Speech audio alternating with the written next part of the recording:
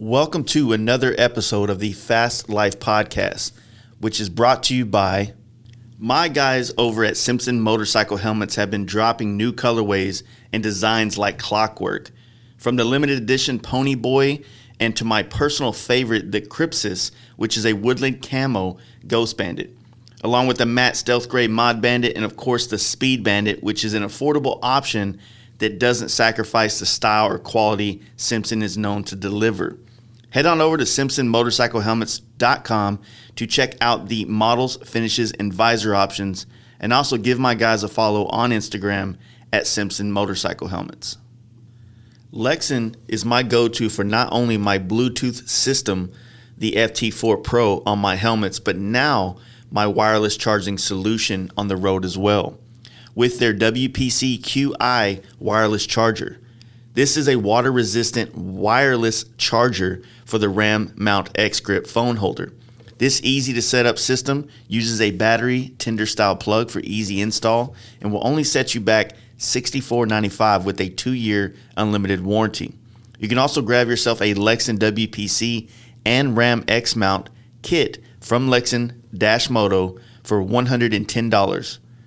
And check out, drop that Fast Life offer code to save yourself 15%. And don't forget to give Lexin and the team a follow on Instagram at LexinMoto. I recently switched all my lighting on my Road Glide to Letric Lighting Co. I'm a huge fan of the looks and the improved visibility I get from the shark tooth headlight. And I'm digging the 5-year warranty on the 15 different LED headlight options for your motorcycle. Their deluxe and premium LED turn signals offer 530 lumens of bright white running light, which are the brightest in the industry, and backed by a lifetime warranty. And last but not least, the LED tail lamps come in a wide range of designs to add that finishing touch, and all products are plug and play. NAM's custom cycle products since 1999 have been offering American-made wiring products for all things V-twin, and Badlands for over 30 years have been offering the most reliable and dependable lighting modules in the USA, backed by a lifetime warranty. Find out more about these great companies at namscustomcycleproducts.com. Thundermax and their ECM computers are designed to provide your EFI-equipped Harley-Davidson with the most advanced auto-tuning available. A Thundermax ECM eliminates tuning hassles when upgrading your exhaust or air cleaner, or when adding a cam or big bore kit, by simply allowing you, the user, the ability to simply download a base map and let the computer do the rest. Also, a hot item is their iRide rear suspension, which is a performance air ride rear suspension, giving you the ability to adjust many aspects from the handlebar mounted touchscreen. This rear suspension is the best of both worlds. Check out these products at shoptmax.com and use offer code FASTLIFE at checkout to save yourself 10% off. And follow Thundermax EFI on Instagram. John Jessup's Team Dream Rides out of Stockton, California is a one-stop shop for you to have your motorcycle customized, maintained, repaired, and upgraded with in-house dyno tuning and parts and accessories. Also check out teamdreamrides.com online store to see the full array of products for your bike and you as a rider.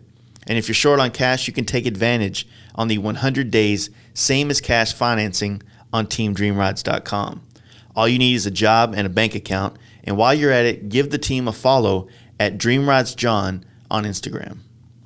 Paint Huffer Metal Flake has been with our podcast since day one, and I have been using their flakes and pearls in my paint work for over 4 years now.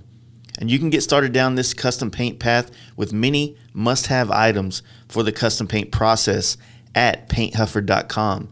And you can save yourself some coin by using the FASTLIFE20 offer code at checkout. And last but not least, you can get some inspiration by checking out all the amazing work created with the Paint Huffer products at Paint Huffer Metal Flake on Instagram. Man, I had a really great time on this trip, and I want to thank James, Cody, and Kyle for coming in and doing this podcast and helping us kind of put these experiences down on this podcast. So you guys that may not have got a chance to go or may not have had a chance to have these type of experiences yet with your homies on bikes, can be inspired to. So that's the main goal with this, and I really hope you guys enjoy it. We really tried to cram as much of the experience of this whole trip into this podcast, which I think we ended up doing right at 4 hours. So should give you plenty to listen to here on this episode. So anyway, thank you guys for checking it out, and let's get right into it. Here it is, the Sturgis Recap Podcast. Hey guys, you ready to let the dogs out? Fast Life Podcast. It's gonna change too. Listen, like I'm at the gym or sometimes, but I'm in and out of my truck all day. So like if I usually listen to it in my truck while I'm riding, but Sure. sometimes I'm in and out, so I like pause it and fucking get out and. Yeah, how do, you have to talk on the phone a lot during the day, don't you? Yeah, exactly. So I can't exactly Check out. And that's what I need to do, especially when I'm listening to something, whether it be an audiobook or podcast or anything. So to me, it's usually just music because I can just pause it, turn it down, whatever. Yeah. And then I'm available. But yeah, I need to be kind of in tune. Yeah. Well, shit. A little bit different. We rolling? Yeah, I just started it. Yeah. Well, I got a treat for you boys. What y'all got? What y'all got? Put that away. Oh, it better be.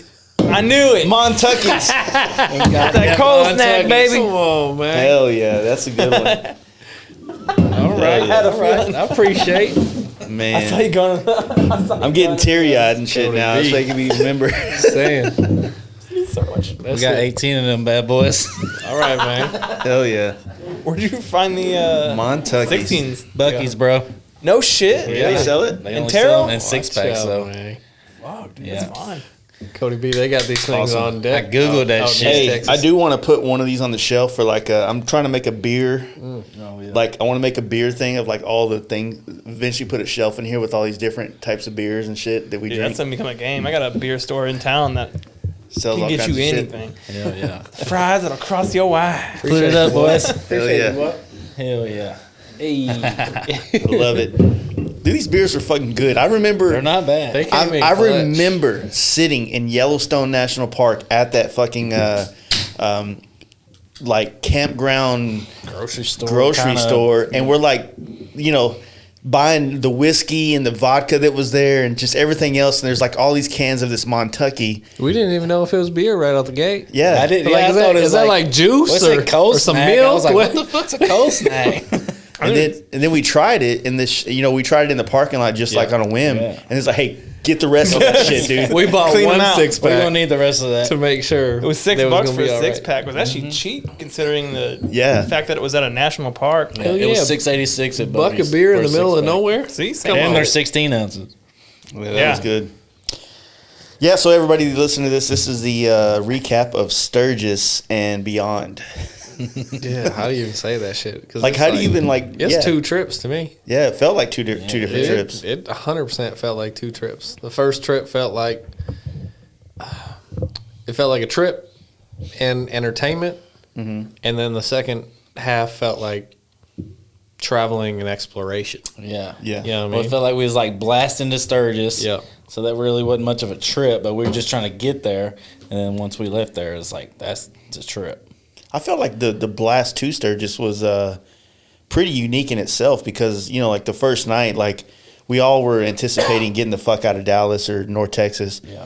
And it just worked out so well with you guys on that first Monday night, just doing it was like a 400-mile blast from Dallas to 400 Woodward, miles, yeah. We got itchy. Oklahoma. Yeah. We got itchy. And we like guys do best. We fucking got like a couple 12 packs and just Like chilled in a 5 parking pizzas. lot and 5 pizzas and had a great night, man. Yeah, perfect. for sure. It for was sure. a perfect kind of way to end a bike night in the COVID country that we live in, right? Yeah. Or not a Yeah. bike night, but a bike day on the road, basically. So Everybody was amped up. It's kind of like the little gangsterous little hidden motel too you ever gonna find. Yeah. It had like the 2 levels that were running up and down like that you would picture in any motel, right? Right. But then secretly tucked inside was just this little man, I don't even know, just music party park? room basically. Yeah, Had some It carpet mini golf. It had Putt-putt. the pool. It had a little party house. pool tables. When we was in there, I said that it's shuffleboard. I seen that too.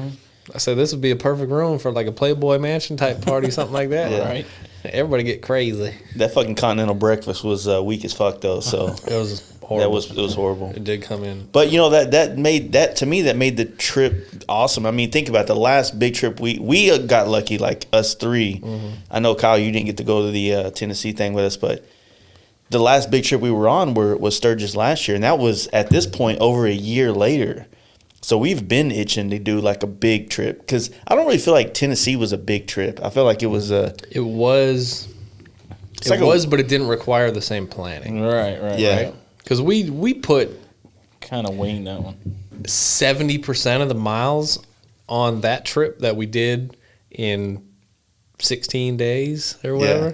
So it wasn't a small mileage trip, but it just wasn't the same time and How planning. many and miles that type of was thing. Tennessee? I thought it was a little over 2,000. I want to say it was like 2,400-ish, 2,500. 2,500 maybe, yeah. Okay. So Over half. I think I was Yeah, about exactly. So 2,500, yeah. call it, I don't know, depending upon where you were coming from and what Yeah. you all did, because everybody kind of had different routes. Right. Call it a 4,000 plus mile trip for This last one? the whole deal. Yeah. Yeah. So yeah, it was. It's really I not had bad there. considering how much riding we did in Sturgis as well. Yeah, I Exactly. had 41.51 when I got home. I think I was at 43 or 44. I'd have to. I think I still have it on. Well, I've been riding, so it's fucked now. I couldn't tell you what it was. 4,080. I didn't exactly care. when I looked For at my thing when I got home. Yeah. Yeah, so me and Jaden ripped up to see my daughter, and she just started college, and we went and saw her, and then met y'all in Woodward. I know, Kyle, you came up a couple of days later. Yeah, me and Jones left after How work. was that, like, just blasting? We were just trying to get there, dude. Like there wasn't really anything super exciting. I mean, our first gas stop was like I saw it was in Wynwood Yeah. or whatever that is up there in Oklahoma, and I was like, "This is where that Tiger King is at, right?" And I was like, "If it's within 10 minutes of where we're at, we're going." And we looked it up because it was getting dark. We looked it up. It was like a mile down the road. I was like, "Well, let's go take a As fate picture. had it, yeah. Let's go Yeah. take a picture." Yeah. So, but past that, we got to Wichita at midnight and just Yeah. got the first hotel we saw. I didn't and- know. I didn't think y'all were gonna make it to Wichita because y'all were trying to hit the city just north of Wichita. Yeah, well, we were making it late, and the hotel that I had booked, he called me on the way up there. Like we were just before Wichita, I think. And he's like, "Hey, y'all coming?" I was like, "Yeah, I'll be there about 12:30." He's like, "Well, we close at like midnight, so." He's like, "I'm gonna go ahead and cancel your reservation." I was like, "Cool, all right, later, dude." And so I've never seen a hotel close at it midnight. was. I thought there was I've never always seen somebody. a the hotel only before, reason so- I grabbed it is because it was ground level and you could pull your bike into the Oh, that's good. deal, I'm not supposed to say that. Fuck. dude. Well, like I'm trying to stop, man. normally I wouldn't, but my buddy that lives up there who wasn't able to give us a spot. It's for the night. children, dude. I'm trying to be PC for the This is children. a children's He was like, podcast. Yeah. he was like, bike The theft fuck? is crazy in Wichita. So I was like, maybe nervous, and I was like, oh fuck it, we'll just take our Wichita is chances. kind of like when you're passing through on 35 there, it just feels like rap videos were made there. right. The You know what I roads mean? suck. You guys just full expressway 35. Oh yeah, we did right? we did the fucking cannonball God run up damn. there. We did we did, I think, 800 miles on the next day from whatever it is from Yeah. Wichita to. Wichita, yeah. To And like Sturgis. it was You basically did. smooth sailing the whole way up until Rapid City when it started that storm came in. Yeah.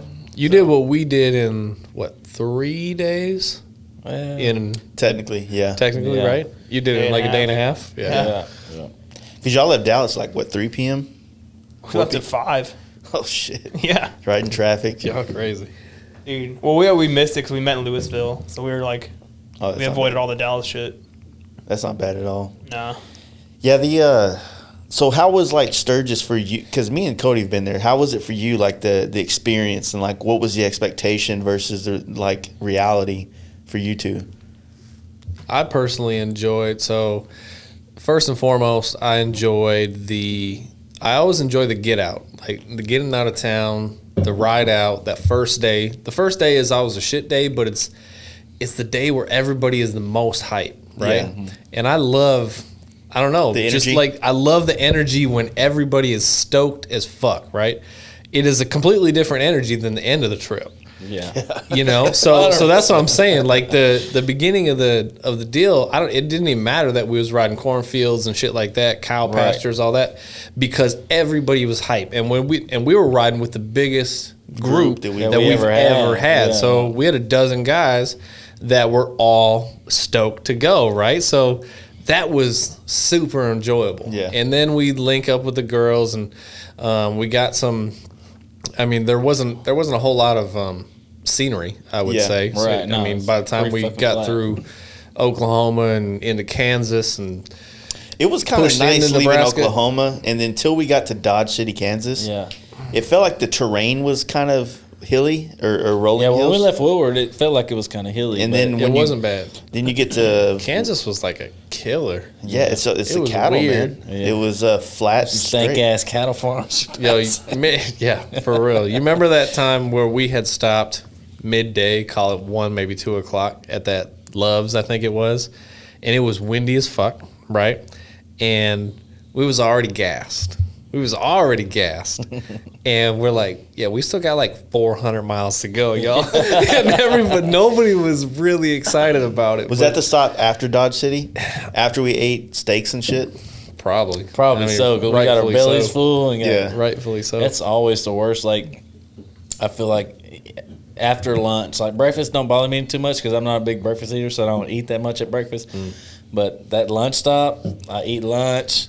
And then, like, that next 100 miles that we got to do to the next gas station is like, fuck, you, like, Yeah. kind of half-ass falling Get that asleep. heavy burger You're in like, here or something like that. So you know that route that we took? There's two things that are off the highway that I saw that I wanted to go, but I was in like get there mode. Yeah. So in that part of Kansas, there's actually a almost Monument Valley-esque area, and then there's a Badlands. So the Badlands was kind of close to the road, but there's another thing called, it's something Monuments, and it's like 7 miles off the road that I had saw like on the Instagram post, someone tagged it or some shit, but I wanted to go to it, but I've never been through there before, and I felt like, well, maybe if we're riding through it, it'll be a couple miles, you know, maybe a mile off the road or some shit. Nope, it's like 7 miles of fucking dirt road type shit where you go there and come back, so it's a 14-mile round trip deal. So I wanted to go, but you got to think, man, when you have 12 dudes, gang of dudes behind you. Exactly. every time you stop the bike, it becomes like, And like you said, we still got 400 miles to yeah. go. a thing. No, you're right. But it was nice once we finally kind of got through that day and a half of just we didn't have an overly stressful day. Yeah. By the time we were up in northwest Nebraska and everybody kind of convened at the same spot, we were setting ourselves up for the entry into South Dakota and Sturgis, and that was when it started to become noticeably nicer. Yeah. You could see the transition in the terrain. And then you started having elevation changes too, Yeah. and that's really when I think the trip kind of kicked off hard, and you started seeing this is where we're gonna go. You know what I mean? yeah. The best part about that was when you were riding, getting your footage there. Yeah, whatever. Man. And Fucking outlaw. Fuck all y'all. we had been ripping pretty hard the entire day. I mean, for the most part, this whole time that we're on these back roads, we're definitely 10, 15, sometimes 20 miles over the speed limit, just kind of cruising, you know? Yeah. And so it's always that deal, you know, that saying, like, that last 100 miles is the one that'll put you in the dirt, you know, is the one that, like, you're almost home or you're almost to the destination, so you get more careless because you're, like, right there, right? And same thing, dude. The sun started going down. We have hills to the right. We have a sunset to the left. It's fucking straight golden hour like a motherfucker. Like 4-lane road. Everybody beautiful. kind of spread out, It was pull their beautiful. phones out. It was Everybody's got their beautiful phone out. It's like Nebraska fucking can get. Instagrammers in the wild, dude. Or influencers in the wild, 100%. And we're all out there fucking selfieing. I got a couple badass shots of Lot Lizard, Zach, and then, you know, you were doing the video thing with the GoPro. And so what's crazy is, like, now watching, we're going to talk more about the video, so let's not get into that, but, like, after watching the videos that you've made, the footage all looks like drone footage. Yeah, because he's so fucking high up. Because he stands on his rear pegs and, like, got that motherfucker Yeah, way he puts up. his foot up there high, so it's like you ended up, you know. Tall boy. So tell everybody what happened on that whole That's all it situation. was. Last So- 30 miles, basically. No, 10. 10 We miles. was Yeah, 10 we was miles within from the 10 miles motherfucking from hotel. the fucking hotel. Yeah. No, that's all that it was. It was really pretty, and we just wanted to capture some decent footage. To me, I love being able to get some stuff and being able to give back to the guys that I'm traveling with, right? So if I can do that and kind of scratch my own itch at the same time, then I'm happy. Yeah. So if what ended up happening was. You were doing your stuff, Jason. You lagged back, right? Yeah. So the pack separated, and Jason and I dropped back. So I started getting some individual footage of him, and then we played catch up. Yeah. So him and I were rolling, and I was filming the whole time. And then somewhere along the way, and I tell you, I scoured that footage to try to find where that motherfucker was hiding. Nobody's seen that motherfucker. No. But so we came up from behind through the whole group, right? So I kind of got footage of everybody in a different angle, and then ultimately, because I think we ended up running up on a car, ultimately I worked my way to the front via the shoulder, and and by the time I had turned the camera back around. Sure as shit in the back of the footage you see those lights flashing and then we started rolling. Everybody's acting all innocent and everything, and everybody's super over. proper, and it was fucking me all the whole time, right? Everybody keeps going, everybody keeps moving up, and officers like, not you, and you got me. But that was like I said, maybe 10 miles to the hotel, and he was a really nice guy. Yeah, I'll give him that. When we came up on that car, I went around the car. Oh yeah, Jace I know. took off. I know. He said, "Fuck it, he ain't gonna get me." I thought he's running from the fucking cops, man. He didn't even know he was back there. I was like, dude, this motherfucker took off like 120. I'm like, I knew he was what the back there. I fuck? just straight was like, "Fuck this yeah, cop." right. Dude. I He straight up said, literally I never didn't seen see no him. cop. Fucking didn't see that. I was much more Cop was consumed lucky with he the didn't pull me footage. over. And it was just it was a conversation. He was super personable. He's like, man, I can't not get you something. I'm like, oh, we're shooting footage. I don't know what to say. trying to say, yeah. I want to, I want to like talk to like a real movie director or something like that and be like, what do y'all say like when you're doing some bullshit? Show me your permit. And you're just, and that's probably all it needs to be. Yeah, But I'm yeah. just like, I had a GoPro in my motherfucking pocket. What's That's up, all it was. Ron Swanson? You pull out a piece of paper and says, "I do what I want." That's my permit. That's all it was. And he was busting my balls for a minute, but he's like, I know where y'all are going, right? It's a big group that are heading straight towards South Dakota. He's like, I could take your shit right now and get you on some serious fines and that type of stuff. And he gave me a speeding ticket and a driving on the shoulder Thank you, ticket. Jesus. He So I'll can give take you that. a scram and fucking Yeah. move on nerd ticket if he wants. It was what it was, but I gotta give you something. No, you don't, bitch. yeah. You can just literally turn around and I hate when No one cops would know say the that though. wisers. Like Yeah, when fuck they you. drop the whole like, I could fucking ruin your life right now. Yeah. I'm Yeah. like, dude. You never did dumb shit as a kid. You don't do dumb shit now. You probably go to the fucking Buffalo Wild Wings after this. You don't do dumb shit as a grown man. No, but that last he part. reduced the speeding, and it was just a shoulder violation, whatever. And tickets in Nebraska are not that expensive, so I'm all right with it. You already checked it out? Yeah. Oh yeah. It was like $100 and something, $50 something dollars. So it wasn't too crazy. No. So last year at Sturgis, like the cops were fucking insane, right? And I was like on edge everywhere I was going, riding, because I didn't want to go have any beer anywhere and then have to deal with the cops. But I think because we were staying up in like Lead area, so like just north of Deadwood or south of Deadwood, that we, no matter where we were at, we had to go through all that hills area to get to the hotel room. But being where we were this time, I felt fine. I felt safe. I felt like, you know what? I go have a couple beers in downtown or at Buffalo or wherever we're at and feel fine, I agree. Except for at night, that mile shuttle ride to the Yeah. downtown, I saw 4 or 5 people pull over. Yeah, Oh, you you got a don't shuttle? want to ride. Oh, you went on the shuttle? Motherfucker, I walked. Yeah, that night was fucked up. We'll get So- to that night. So once like that second night, basically, we did the same thing again. We fucking ordered pizzas. The women fucking did us a solid and had Oh yeah. they had full of beer. cooler That full of was- beer. Yeah. I as soon was as we very got excited there. about that. I had some yeah. great sex, by the way, that night. It was awesome. Hey, don't think I didn't. Well, Nice. that was the only night I ponied up from my own room. That's why it was. Yeah. You guys are so sick.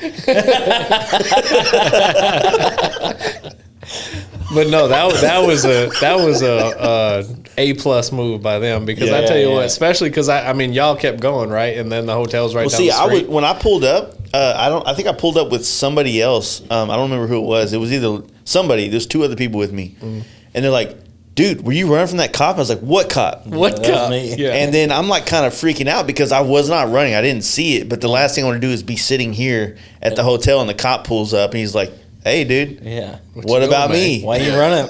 And I'm like, "Yo, I didn't know you. I just found out you even existed via my buddies right here." You know what I mean? So I was kind of worried about him pulling up. So I was like thinking, like, "Fuck, man, maybe we should put the bike around the back of the place or something like that." But like, he's not gonna see it if he just fucking does a loop or something, you know. But no, it was. I enjoyed those 2 nights, man. Like those 2 nights on the road, the way they went down, it was not planned. It just happened. I loved it. Those are the kind of things I like the most because there's no stress going into the situation. You're just trying to get to point A to point B, and when you get there, you just let things happen and you fucking enjoy it. You know what I mean? Yeah, Yep. 100%. For sure. There wasn't nothing better though, for sure. Like you just said, that coming off the road, and I mean, because the girls beat us there by maybe an hour or something like that. Yeah. So they had already checked in and gotten us set up. So by the time I was on the ass end of it, and I got after the ticket, so I come in and wasn't nothing better than getting greeted with a cold beer. Yeah, exactly. 100%. That was great. So the next day, you know, so like that was technically day 1, basically, and then day 2, you know, we kind of we had like 160 or 170 miles in To get into Sturgis, Yeah. you know. So you know that it's always kind of sketchy because those states around Sturgis are always trying to, you know, capitalize off the bikers. So it's like you got these open roads. There's not a lot of cars. You just want to fucking get there, and it's. Yeah. I remember we were like 5 miles from the border. We were crossing into South Dakota, and I remember fucking just blazing past the state trooper. I was like, "Fuck!" And he hit his and brakes, he pulled over, but and he never turned around. He hit the dirt, hit his brakes and all that shit like he was about to come and get us. And I was like, you know, it was hilly, right? So you couldn't really see if he was coming or not. And our pack was pretty long, Yeah. which is the only thing that I think, like, he saw the pack and he realized there's no way he's going to make it to the front of the pack. And how can you identify Yeah. Yeah, he which knew one it. you an gonna pull individual over? rider? He knew it was Bonesaw, you know, not the fuck Yeah, with don't me. fuck with Bonesaw, dude. And then, so I got a little cool. You know, at the end, I was like 2 miles to the border. I'm like, I'm going to beat this motherfucker to the border. Because I thought he was going to turn. I mean, he pulled over. I mean, I thought he was 100% coming. So I went around a car, started hauling ass. In the meantime, I'm like on my phone texting Britt. I was like, hey, there's a cop, like, you know, couple miles from the border, just so if you guys are, you know, blazing pretty hard, you know what I mean? Yeah. Be ready for it. But he didn't come. He didn't want none of this fucking Bonesaw. Hell no, dude. He knew what was This up. motherfucker. I just figure out where you got that saying from the movie. What- Spider-Man. You know that? I didn't know that till yesterday.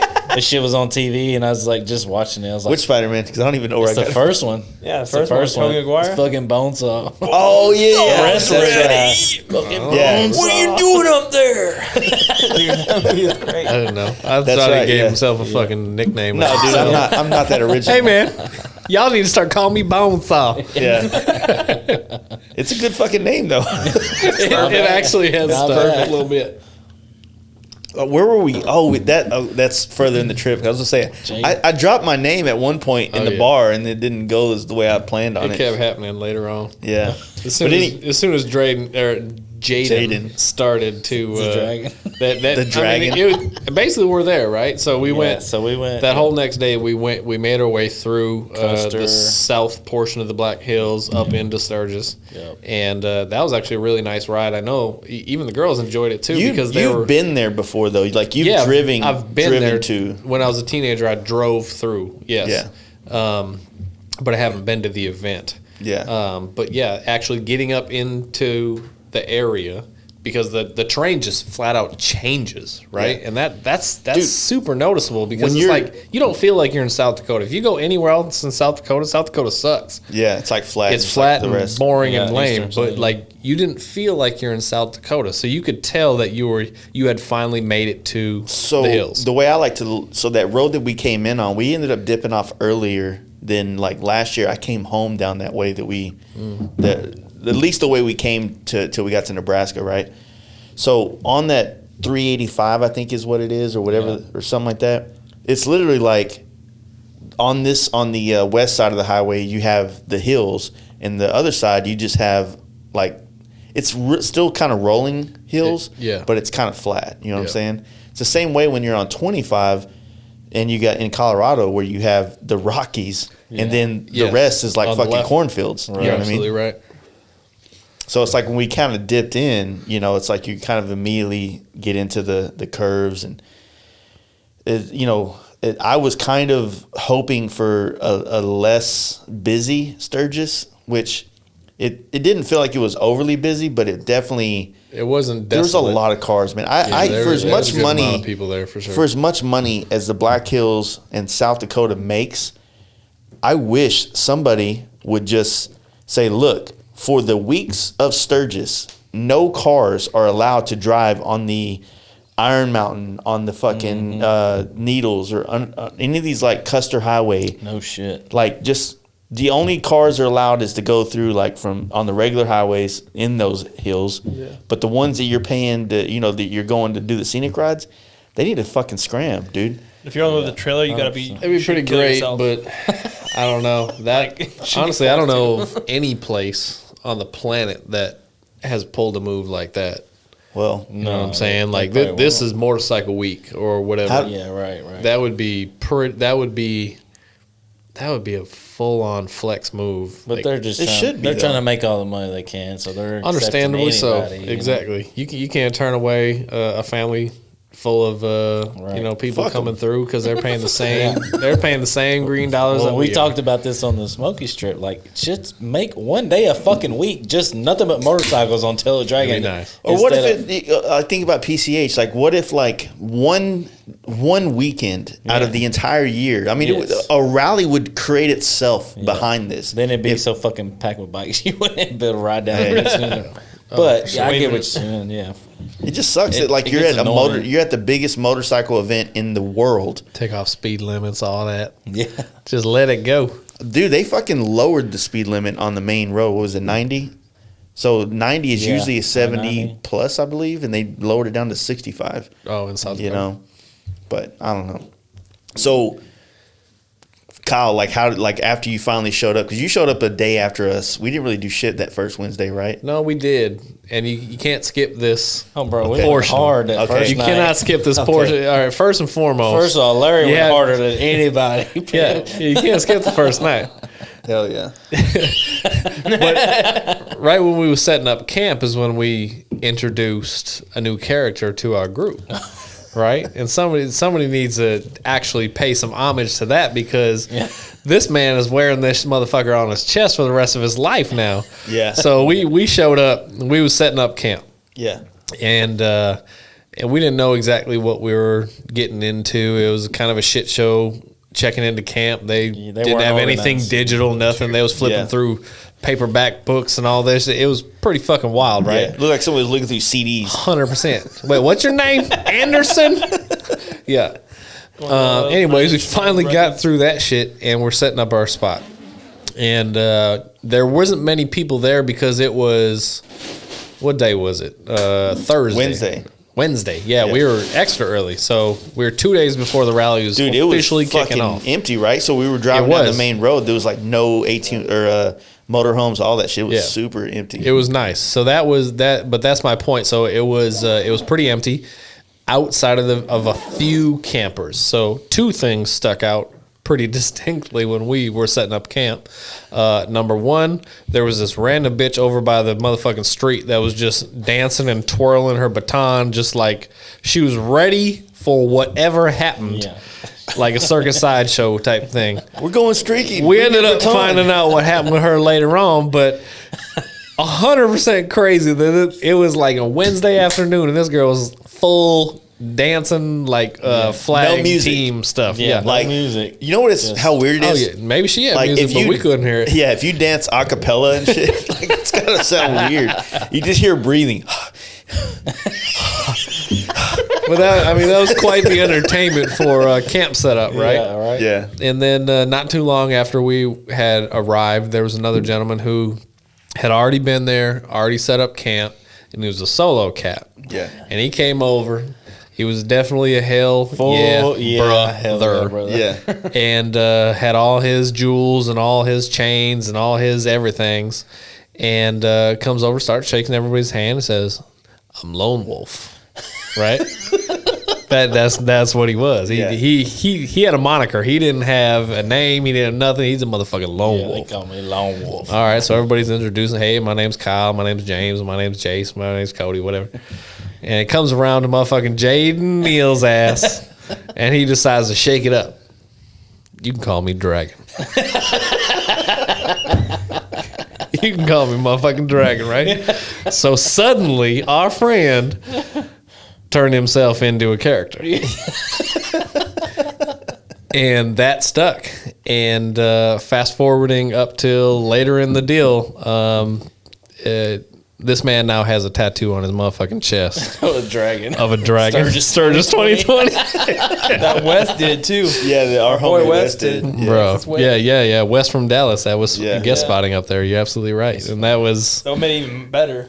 so literally the root of that was just an introduction to a motherfucker at a campsite. Yeah. So I've talked about this campsite on the podcast a lot because we actually originally, when me and Jesse first stayed there, it was before we started this podcast, right? So I've always talked about this campsite. So to me, I think it's the most ideal campsite because of its location, because of the place that we spent a shit ton of time and money in, That bar. the bar that's on there, Yeah. and the fact that like we can go anywhere like that. That campsite It's was centrally located for everything. sure.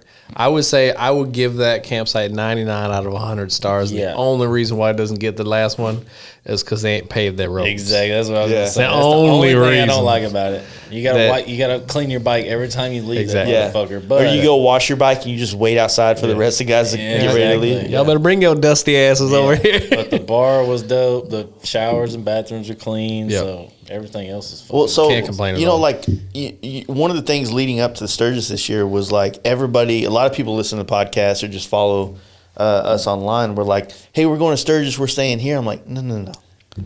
Stay here. Stay with us. Like that come is over the here. event. Come here. Yes. Do this. Do you know what I mean? Like that was kind of like, I guess I'm, trying too hard to force people to have a good time. You know what I mean? But I know that if you're here with all of us, then you're gonna have a good time.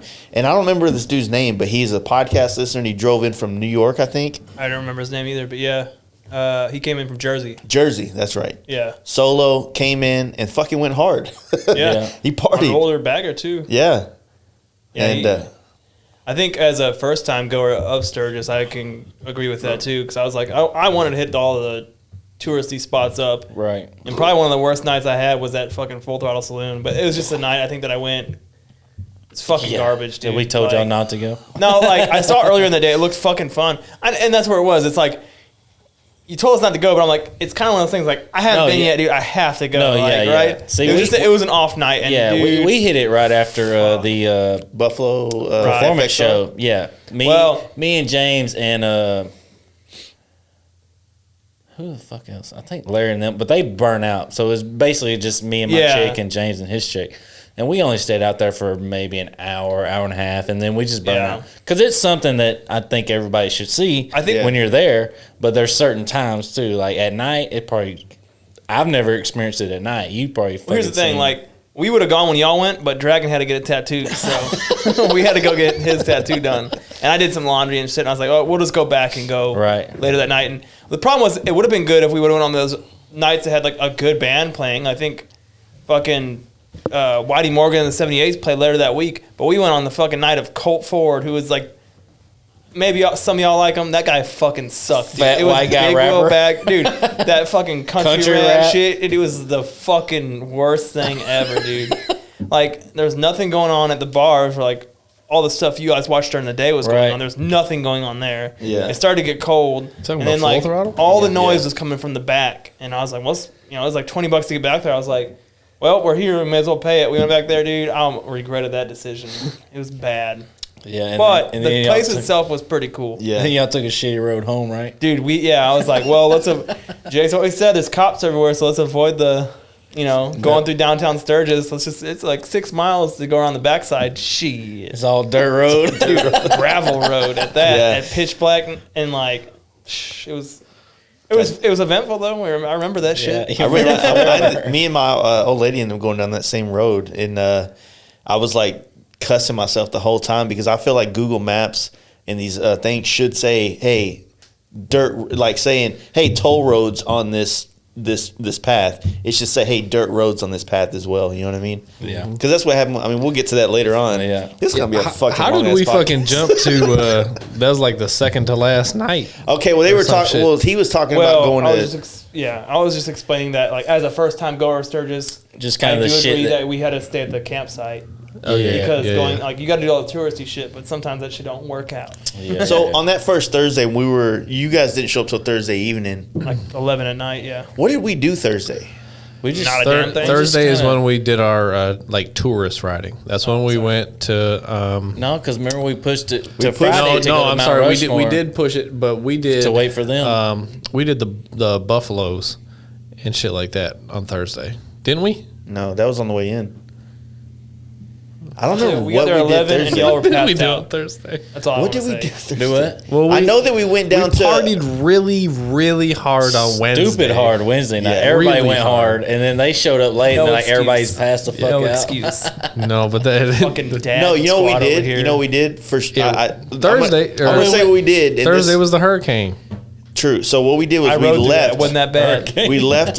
We left the campsite and we went to Rapid City, and then that's where I remember I was trying to find a charger for my the Oh camera. yeah, and we ate it at fucking IHOP. We went to IHOP, and then from there, I think that we ended up going to Black Hills Harley to see Yes, like that's right. Lexin. We went and all those. We Yeah, did. that's We shook hit- hands and we held hit the babies and booths shit. Yeah, That's yeah, correct. all That is what shit, we did. yeah. But after that, And we also went downtown later on and had food that Yeah, we night, we right? went to full Bare Knuckle. no bare knuckle. What's it Knuckle. fucking called? The knuckle. The Knuckle Saloon or whatever. Yeah. Yeah, and we ate lunch That there was- or whatever, yeah, or yeah. dinner. Yeah. That was one. That place right there has always been one of my favorite go tos They because actually had really good food and really They good did. turnaround. We went there later. Well, we just considering kind of the hung number around of people. towns and kept it simple, Yeah. waiting on these guys to show up so we could go Friday to hit Yeah. Rushmore. I feel like we and were all that doing shit. something that night where we had to hurry up and get back to the fucking campsite. Because I remember that's the night the big storm came through and we're all holding our tents up. That was the night that my tent got tied to the truck, Yeah. and it never left ever since. But before we even got that, you're right, because we spent the day, or a good portion of the day, over at the dealer, roaming the vendors, Right. kind of talking to people or whatever, and like super big shout out to Mark and the whole team at Lexin because they helped a Yeah. couple of us out, myself included, They're so with supportive, man. Yeah, that's great. man with new product, and that was it, I don't even know how to say it, man, because About to cry. no, I'm just saying, like, I don't get shit for free, right? Yeah, I'm not a sponsor guy. I'm Yeah. not nothing. I'm just a guy. So somebody to treat you kind of like family, that was Yeah. Right. it means a lot, Yeah. Oh yeah. For right? sure. And that's I felt I had to apologize to him because I feel like such a dick. Because remember the whole time I'm going up there, like I was having issues with my Lexin, but it Yeah. ended up not being my Lexin. I think it's something with my phone. Yeah. So as soon as I walk up to Mark, I'm like, he's like, "Hey Jace, how you been?" I'm like, "Man, my fucking thing is fucked up, man." I feel like the biggest dick in the world, and he's like, you know, and he was such a fucking professional about Yeah, it, we'll and get you a new one, no problem. you know, but it's like it wasn't nothing with the product. It was my phone. Like sometimes when you get new phones or updates, it like has issues meshing with certain things for a period of time. You know what I mean? Yeah. Sure. And like I said, man, they swapped it out right there on the spot. The problem still existed, and then the next day I came back and they just swapped everything out. And it still existed, so the fault is in the user, not the Yeah. product. But that's crazy. The fact that Yeah. not only they do it once but twice. Yeah. Yeah. And that's just a testament to the way that they run their business and the way Yeah. that they carry themselves. And Yeah. I'll forever be grateful for that. Yeah. You know, the Sturgis this year was leading up to be like at a, you know, maybe for my shop, my garage part, it was going to be like a crazy event because or it was going to be a crazy show of my work, right? So not only like your bike and Cody's bike and Larry's bike and the people in our group with the helmets and stuff like that, but originally Midwest Grinder was going to be bringing his Road King up there that we did. The Big Trouble, Mark Norton out there from Jacksonville was bringing that dyno we did earlier this year, and then the fucking Covington bike that we just did. Both of them there. So it was like this onslaught of like Fast Life Garage painted bikes that I was kind of like envisioning, Wet Dream Wow style was like every bike show there was just like fucking like flood of my artwork coming in, and it didn't work out that way. But it kind of happened. It did happen, with the exception of maybe a couple of them. But there was, so when we was at the dealer, there was, I don't know, 6-8 of your actual bikes, and Lord knows how many helmets. We had a couple opportunities that we just took to just say, let's reflect your product. Yeah. And capture all of just the lid work that you had on the road. Yeah. For this one trip, one group. And I mean, we all know sitting at this table why we fuck with you, but there's a reason why other people should see what we do as well, because it's real as real. Yeah. And we'll forever appreciate that shit. It was just kind of like one of those deals. Like it was leading up for that, and the Dyna, or not the Dyna, but the Lowrider S we did for Covington, man. Like I was super proud of that. It didn't quite get the kind of love from the powers at B, that I was kind of expecting, but at the same time, like it did what it needed to do, like on the Instagram. Still want the people that own it, like I'm good with them. You know what I mean? 100%. Right. And Wenton's a really Solid dude. Solid dude. That's, was that the next night? That was Friday night. You got to go to Witten's party, right, Kyle? Yes. Yeah. I made it there. We spent I some only missed that time first night. with them after we had spent the day seeing the sights and going around. How did doing you that. guys feel about doing like Iron Mountain and Needles and shit? Actually, I thought I had done the Iron Mountain part before, but I hadn't done that part where you come through the tunnel and see that. So do you That see shit why I was took badass. all of us through that route that we took? Oh, for sure. That's a perfect route to come I don't in. know why the fuck I get so stressed out, like wanting you to see it the way I want you to see it. That's how you wanted. But You know what I mean? Okay, bridge That's to go like the down. artist. Yes, for you. exactly. I didn't expect that, and when we came through, I was like, "Ooh, Yeah, that's perfect. Well, so Yeah, it's the best way to see Like it. I said, like there, I've had the luxury of doing a lot of these things before, and the first time I saw Mount Rushmore, I just rode up to it. Yeah, exactly. It wasn't as badass. So or it was badass, but then we go and do this Iron Mountain thing, and I'm like, oh shit, you can see the fucking through the fucking tunnel. the tunnel. Like you come around a corner and there's the Mount Rushmore, and I'm like, that's the way you should see Mount Rushmore the first time. Not to mention that was, Exactly. I mean, that was the opportunity that we actually got Off the the bike. single photo that probably The whole is our fucking full group. Yes. The whole time. Everybody Yeah. was there. That is our trip photo, right? Yeah. So that was a perfect opportunity for that, and the day actually ended up being really. That was the day. It was nice weather during the day, rained for a little bit, then cleared up. Right? Right. Yeah, because we waited It's out. always raining there. Yeah, we waited. Yeah, it rained it's like hit 3 and out of miss. 5 days that we Yeah, was it's there. hit and miss. Yeah. Waited out the rainstorm, and then we went over to the house. Yeah, that was the night that we were coming. So the way we did it was we went to Rapid City, and then we went around Mount Rushmore, the backside. So we went through Hill City, and then we hit Needles and went Needles out to basically Custer, and then around Back up Iron Mountain. to Iron Mountain into Mount Rushmore, and then we dropped down to Keystone. Right. And then I think we had some We had pizza lunch. there. Yeah, we ate the Yeah, pizza we did spot. a pizza in Keystone. And then That's the time we ate when we went in 18. We ate the same pizza spot. Yeah. So we ended up, so when we left there, that's when we were trying to get back and then go to Winton's because he was having that house party. Yeah. And that's when we were like chasing that storm where it looked like it was already pounding the road. Yeah. And I was nervous on that thing because that's if when it we was hit just 90, us, yeah. if it was just us, I wouldn't give a shit. But like we you was had your all chick, too up. my chick, your Exactly. chick. Like I'm like, Yeah, she had fucking shorts on. Oh, Like, believe you it. know his nails and them Believe it. legs. But So I was like, we didn't catch. We was rushing. we didn't catch anything, man. We just like it stayed on the hills and 90 kind of carves around the hills. Yeah. So we we got got a real little lucky. bit because there was a little group separation, maybe a 5-minute separation. Right. I don't remember when we was coming out of that last town before we got on the expressway. Yeah. Right. To come City, up. yeah. And I think y'all got clear and we got just the not ass end of much. it or Touch of just it, a little bit of it. So yeah. But yeah, that like all those little areas, like that's what's weird. You remember last year we were talking about this trip we were going on the trip to Cali. We were talking about how there was like, it seemed like as we were watching the map, we didn't go to Steamboat last year because it seems like storms generate in this part and then move east, and that's what it feels like happens out there. It's like there's always seems to be some kind of storm somewhere in the Black Hills. I think they build up in the hills and then they pour over into the valley or the lower spots. I think that's where they dump out at. Sure. But Yeah, Winton's a super hospitable dude, and oh yeah, I had a good time out there. his house is dope. I think we shut their own party down. Yeah, I can get kicked out of They, there. they all went to bed and their wives went to bed. Yeah. I mean, when you give a You bunch gotta go of wake fucking them. Hey, wake up! We're Sorry about to to dip. ruin your fancy party.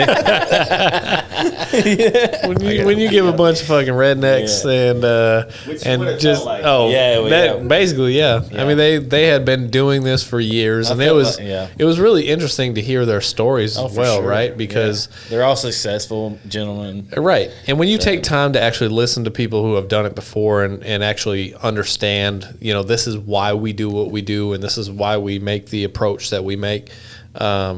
It adds value to yourself and your trip and your future experiences. So it was really nice to hear them doing or share.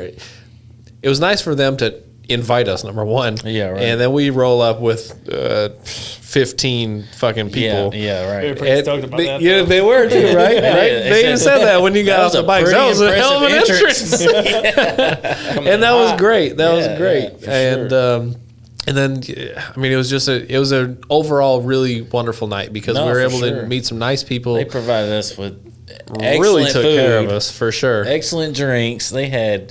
They had them painkillers on the little frozen margarita. Them summits were good. Yo, those were good as hell. We was talking Passing about that around last- shine. Yeah, I mean they passed around shine and food and steaks and. We're gonna do all that. Yeah, you're right. Yeah, You talk it was about who's gonna close the party now. You start feeding us fucking mixed drinks and shine and all that. Yeah. We ain't might going home. we might crash You on the gonna figure grass. this It out. might be it. It was a good time there. It was a wonderful time. That rig that guy had as well was out of this world, man. Some That thing- ex-dirt bikers, I think. Or not Yes. ex-dirt bikers, some dirt bikers. Just old rig. full. Yeah. I don't Got a even garage know. in the back? I'm not well versed in those super trucks like that. Yeah. But it wasn't an RV. It was like an F850 or some shit. Like was a it was toy hauler, but it it was was like- gigantic. Yeah, it shit was Self-propelled, dialed. Yeah. whatever you fucking call it. Super, super cool. And just the whole ass end of it was just a mobile garage, basically. Had a couple wheel chocks in there and Yeah. full Had a fucking toolkit. Everything lift was on set it. up. They was had a full fucking full ready. dolly. What lift, did we whatever. do that night after we got back to the spot? Fuck, maybe rested for a day. I think we just ended up This in is the bar. We ended Every night we ended up That in was that every damn night, bar. yeah. that on-site but- bar, dude. That's what I'm saying, man. Like, I know that I want to make a competition out of this, like I do everything in my life. But I feel like the Camp Zero is kind of like the Instagrammers kind of spot. Like if you want to be with the cool kids or whatever, they go to Camp Zero, which is like a part of Buffalo Chip. Okay. That's where me and Steve stayed last year, and it felt lame when I was like, it didn't have. In what way? There's no trees. There's no. It's kind of like open. It's like a shitty part That's of. right. You said that. It's Camp Zero, zero amenities, that type of thing, right? Yeah, it's like, It's just and you're raw paying, land camping. and to my knowledge, you're paying the same amount of money as what we paid to stay where we are. You know what I mean? And all you're getting is like a bar that shuts down at 8:30, kind of Oh, vibe. shit. And then you're relying on like influences in the Shenanigans. wild to take place. That you know what I mean? I mean, I can appreciate the fact if you're looking to do some super hood rat shit, then Yeah. you have the freedom to do so, and that's great. We did some hood rat shit. We at our did place. as well, exactly. Yeah. And we had nice bathrooms. We also could take a shit on a real toilet and actually got to catch a shower every morning, that type of thing. Yeah. So I would change that out Cheap, for too, sure. on the cheap. Yeah. So yeah, that. But I mean, just think about that. Like, there's such a huge scope between maybe like our generation or the generation following us or like Winton's generation, right? Mm-hmm. Because like you've got cats that have done this for years who have graduated into comforts, and they're dope fucking comforts, right? Yeah. But then you've got guys that maybe you want to transition into our generation that they can appreciate some of those comforts, but at the same time they're down to get rowdy. That's a good point. And then you transition into maybe a little bit younger generation than us that they could give two fucks about nothing. Yeah, I'm here, I'm straight, I'm ready to party. It doesn't matter. I don't need a shower for 7 days. I don't know. I don't know if that's the case, but I'm sure they have something. It's just there's those generational gaps. And those generation transitions. That's a real good point because, like I said, sometimes I forget that I'm, 38 almost, you know what I mean, and not 28 where, a place like Camp Zero is probably more appealing because it is kind of just almost like if you put a bunch of kids in a fucking field and let them just govern themselves. What is that, Chad? Chop? I don't know what you're the talking Seattle about. Thing where they just fucking No, I'm fucking with y'all. But no, Jazz or whatever.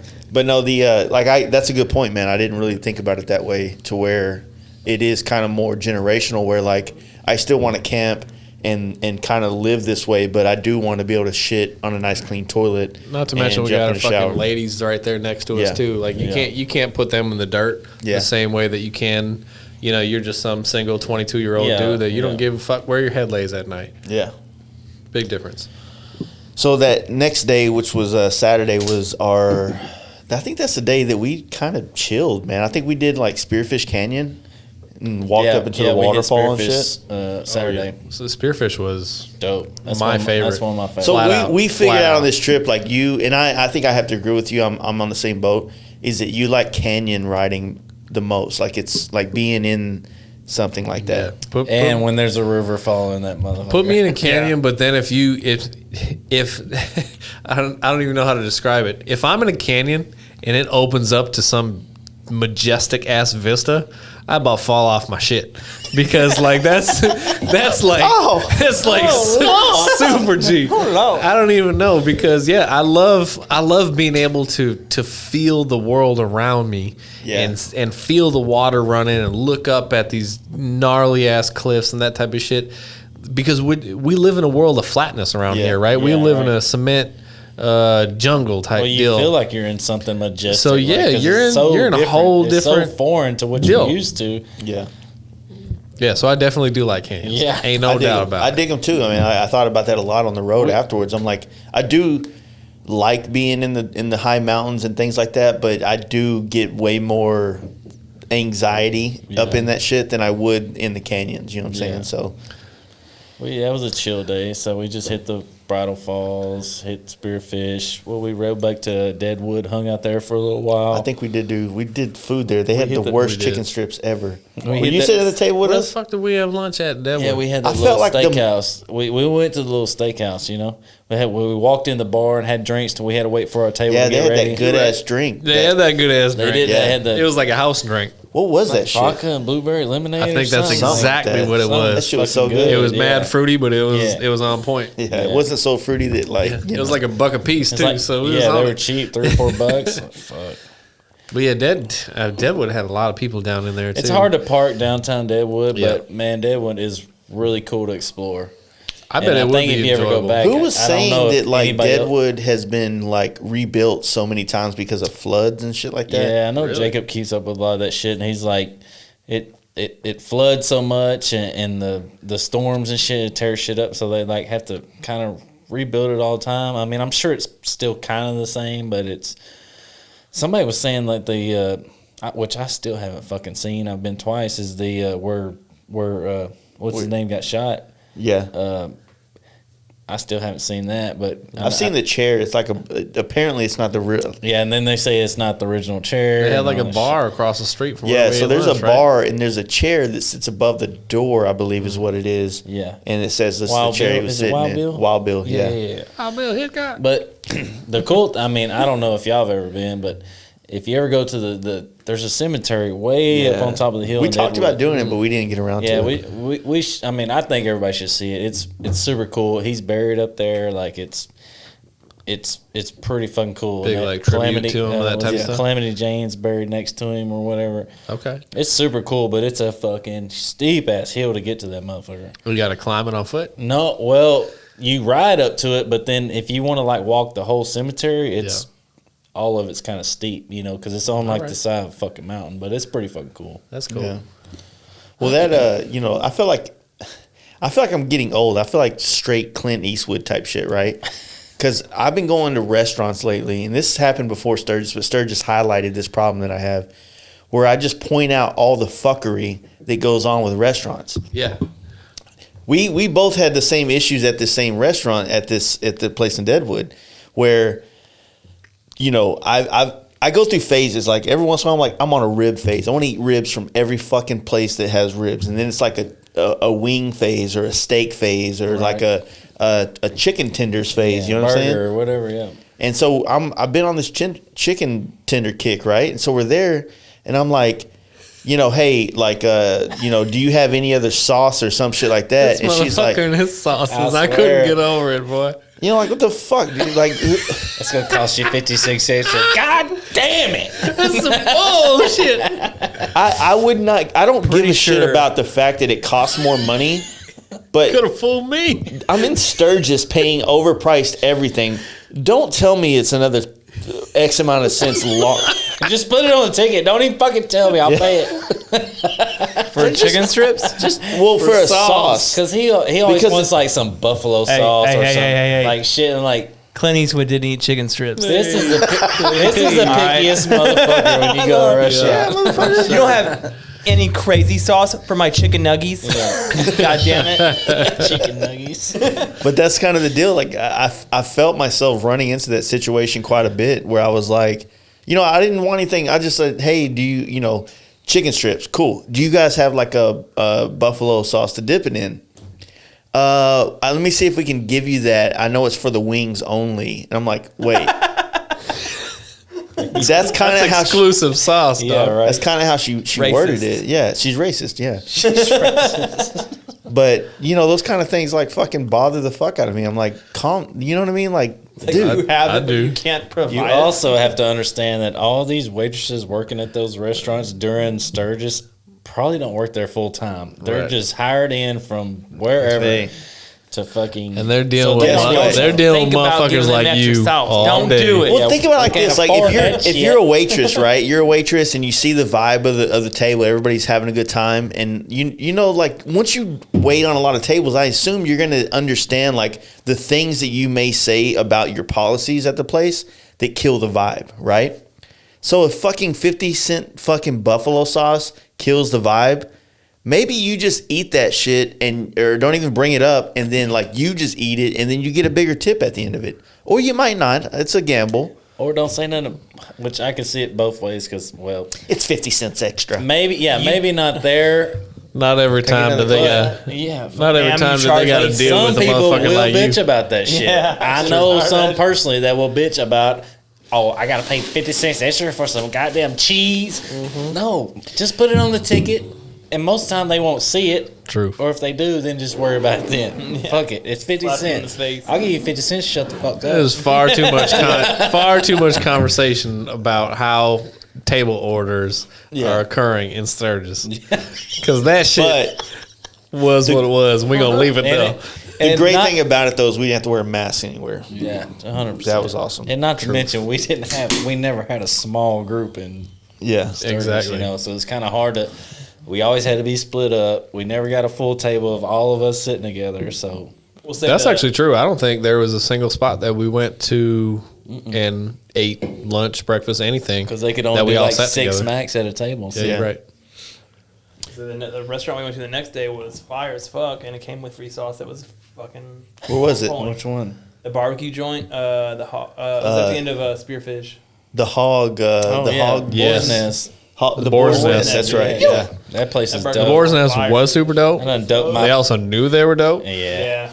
I fell It asleep was there. full up. Yeah, I think we all did. Yeah, you did. You take sure a nap. did. I put my feet in put my toes in the water. That's what happens when you have that lunch down by the river. Hell yeah. That's the first time we ran into Steve. Yeah, Yeah. I saw him. That's correct. I saw his Yeah. big ass through the window. That's I was waiting in correct. line, looked over, and he was like, It is funny. weird to me sometimes. Like you got that place is super popular. Like everybody knows about the Boar's Nest in Sturgis, Right at the end of Spearfish, outside if you that go the way that we Woodley, went. wherever it is. Yeah, and they had 2 girls working behind one taking food orders, one doing the bar. Like, come on, They man. were pretty Step your proficient, game up. though. I I'll mean, say that because they were their proficient, actual space was But not very large. If they had 3 or 4 behind, like they'd be dumping that shit out. Not so much the kitchen, but like the bar. Like there's a line at the bar all the time. Like just put 2, 3 girls. don't in there. appreciate We you should talking about- highlight the fact that like Craig was a all-star on this trip.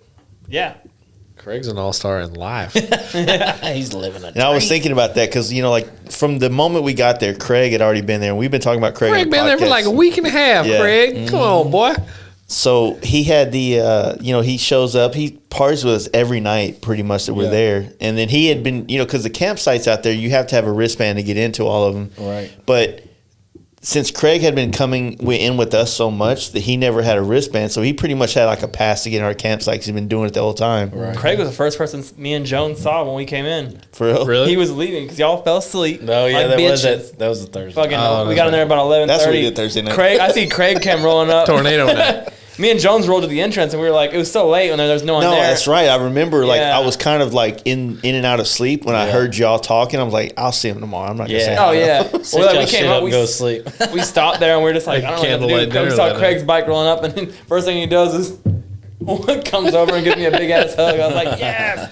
He's, I'll show you where they are. They're all asleep though. You're absolutely Craig got another gear that I don't know that I got. Maybe it's that crossroad trucker type deal, and he just lives like But with you his know what? eyes You know wide what's open or sugar, some shit. You know what I love about Man. Craig though is that Craig was a hell yeah brother, and we converted him to a hell yeah bro. Is that what we are? It's not brother. I mean, no more, I'm it's just just- bro. But I mean, think So- about it. Like when Craig first came to the camp out last year, he was ape hangered up. You know what I'm Everybody saying? comes from somewhere, baby. Yeah, We all got a pass. And now, Came from a big wheel, bro. Yeah. We all got a pass. technically. Technically. But that's all. I mean, that's the I best had a part bike about before it. the Like big wheel, but it was still. that's the best part about it is we've all come together through this kind of avenue that we have, and man, it's like blossomed into something really great. Yeah, You know what it I mean? is. It doesn't matter where you come from. Yeah. It's where you fit to go. Yeah. But yeah, so like Craig was a breath of energy every night that we no might shit. not have had. Yeah. And Hell it yeah. kind of Yeah, but he didn't show up till the night. Does that mean he was sleeping all day? What is he doing? I Well, think you he know- was. He's all well rested and Well, shit. he had did all the rides before we even got No, there. you're right. No, he's hanging out with He the rode for famous a week people and a during half. the day, and then he come hang out with the trash at Famous night. people. No, he showed up that first night we got there when everybody got fucked up. Yeah, that was that night that I think he got on the fucking pole with his shirt off. I Yeah, got that pictures was of that night, yeah. right? Craig would never. No, he's a saint. He's a saint. But no, that even Chris, was a fucking all-star in this trip. Oh Yeah. I was telling Yeah, Chris, yeah. I saw him. He hung Kano's out the with shit. Kano. Was Yeah. I was like, man, you brought a really nice vibe to the mix that Yeah. I really enjoyed having. And that's a weird thing to say to another man, but No, it's true though, because No, like he every time I did. see that dude, he's a he's fucking like nice on as it. fucking Yeah, dude, he's dude. I love fucking that laid back, chill, just ready to have a good dude. time. Dude, witty as fuck. That's where I like it. I like when people are fucking. You can fuck with them and they can fuck you right Dude, back. yeah, without I don't any remember. sort I don't of remember bump. what day this was, but this is the most awkward thing I'd ever been a part of. I know where you're going. So I'm up early for whatever you consider early at the time, and I'm sitting out. I've already showered. I'm sitting on the deal. Jaden gets up. Oh yeah. Jaden gets up, gets out of his tent. I have my towel drying over the chair in front of my tent, and he picks it up and then looks at me and then puts it back down. Walks over to Chris's tent and grabs his towel that's like in front of his tent and just goes and takes a shower. Right? Just stole a man's towel. He straight up stole the dude's towel. And then, Chris gets out of his tent. He's like chilling, hanging out with us. he sees. Jaden walks up wearing the towel only.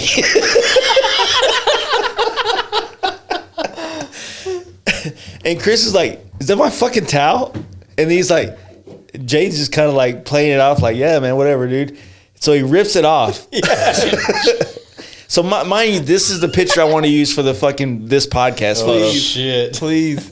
But Really? so I was sitting there playing with my camera and shit right there, and so like I'm sitting in a chair. I didn't have to move. I just captured this whole thing. And there's this part where Chris rips the towel off of Jaden, and Jaden's busting his ass trying to get into his tent, and he can't find the zipper.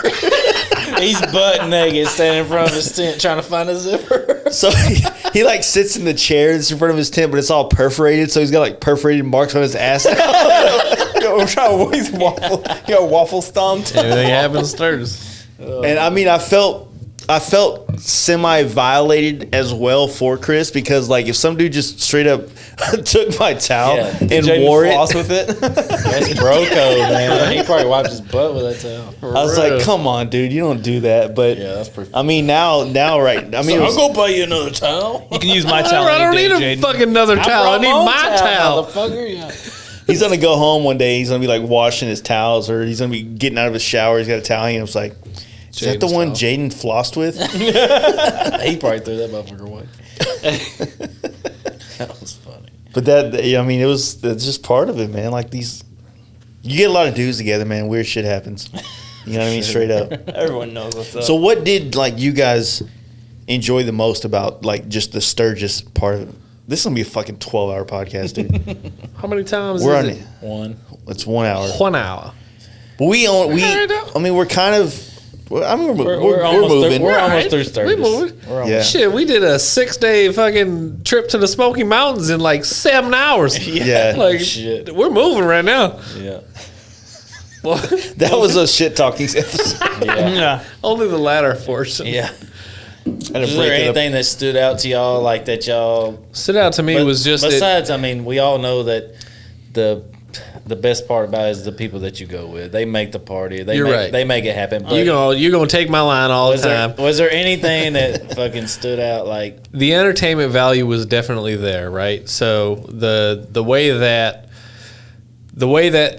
not only our group but just people in general were interacting with one another, it was a positive, happy-go-lucky kind of place in a sense, right? It wasn't fucking Disneyland, but what it was. Well, it was like bikers Disneyland in a sense. You know what I mean? Like, we was all doing what we all wanted to do. We were seeing the vendors we wanted to see. We were seeing the people from across the country that we wanted to see. And we was all doing it on our motorcycles, which we all love, right? So it was kind of like biker Disneyland. But as far as like individual like rides, I really enjoyed the time that we spent up with Winton at the house. That was an enjoyable evening. Yep. They had a beautiful house and a beautiful view and setting. yeah. So that was really nice. But the single most enjoyable ride to me, flat out, was a spearfish. Yeah. It wasn't even close. Right. It was all pretty, but spearfish was next level pretty. yeah, that's And I think for whatever reason, like, we caught it on a halfway decent time where we were actually able to ride.